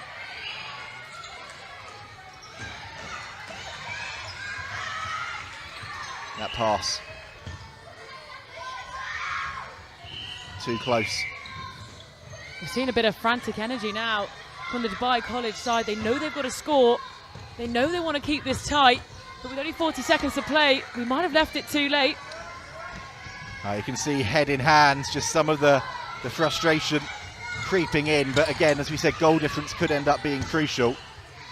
So a 6-goal buffer, having won their first match by a pretty hefty margin, isn't necessarily going to be the end of the world. That's a great little deflection coming in from that Dubai College centre. So we enter into the final 10 seconds of this contest. It's going to be Oldham Hulme's day, but what a read that is. Can Dubai College beat the buzzer and finish with one last goal? I think they are going to just about run out of time, and indeed they are. It's Oldham Hulme who win this one by 17 goals to 11 against Dubai College. Hugely entertaining game to round off the action on court one here today on day one of the World School Games Netball Cup. That's a really important victory for Oldham Hulme. After that draw in their opening game, it keeps them right in the mix of things. And as the players catch their breath, shake each other's hands and congratulate each other on a really well-fought competitive match, we're going to show you some of the best bits of the action from that game and then head down courtside to Lucy, who I think is going to try and grab a word with some of the players and run you through some of the best bits of action we have seen today.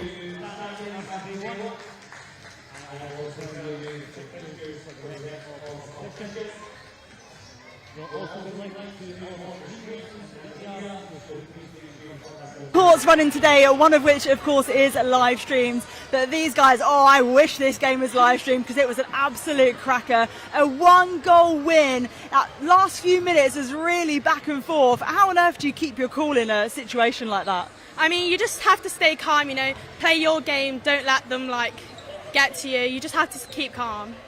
Keep calm, you guys did. Maybe apart from those last couple of minutes, it was really back and forth, lots of turnovers. But you, in the defensive end, my goodness, you turned over so much ball. You must be so proud. Yeah, I'm very proud of myself.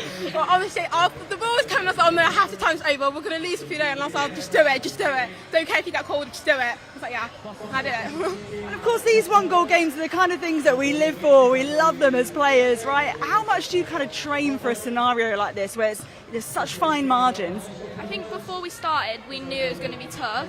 So the 1 goal, we were kind of ready for it to be really hard. So just working as a team, and we won. So you did win indeed. Congratulations. That's an absolutely fantastic match. More to come from the World Schools Netball Cup. Well, I'm here with head coach of Felsted School, Lindsay Keeble, but I really should say a Netball Super League legend. Over 250 caps. It is such a joy to be able to speak to you. Tell me a little bit, how's the competition been for you guys so far? Oh, we've absolutely loved it. It's such an elite tournament. The girls are being treated like absolute superstars. They're loving the competition. You know, it's just such a great all-over experience for them, from the runner and the opening game last night, and then today the competition has just been so high. They've been really pushed, which is exactly what we want for school. So, and of course, great to get a couple of days out of school as well. I bet they're loving that, no doubt. Now, you've just won your previous game. Tell me a little bit about that match. Yeah, so we played up against JESS. Actually, we were really fortunate to go on a school tour to Dubai, so it's really nice to see them again. And it was a nice confidence boost for our girls. We just played another team that we lost to in a cup fixture, so it was a little bit of rivalry there. So it was nice for them to get a little win underneath their belt, so they're very excited. Oh, I love that. And what are some of the ambitions and the aims for you guys coming into this tournament? Well, we've got a bit of a blended team, so we've got quite a few year 9s, so they're a year younger than the competition is. So we're hoping that we can bleed some of those players into a bit more experience for next year when they'll be the actual age group. And then we've got some of our year 10s currently who are actually in the Mavericks performance pathway, so they're actually vying for a position on the under 15 development squad, hopefully to be going to the World School Games here back in summer. Amazing, we absolutely love it. Well, thank you so much for chatting to me, Lindsay. It's been a pleasure, and best of luck for the rest of your games. Lovely, thank you so much. Bye, guys.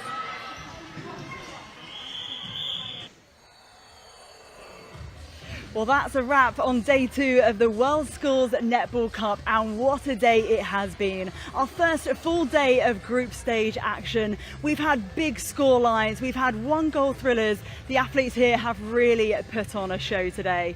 But of course, the fun doesn't stop here. We are going to be back tomorrow for day 2, more group stage action, bright and early at 10 AM here at Loughborough University. So wherever in the world you have joined us from today, thank you so much for tuning in and showing your support. We'll see you tomorrow.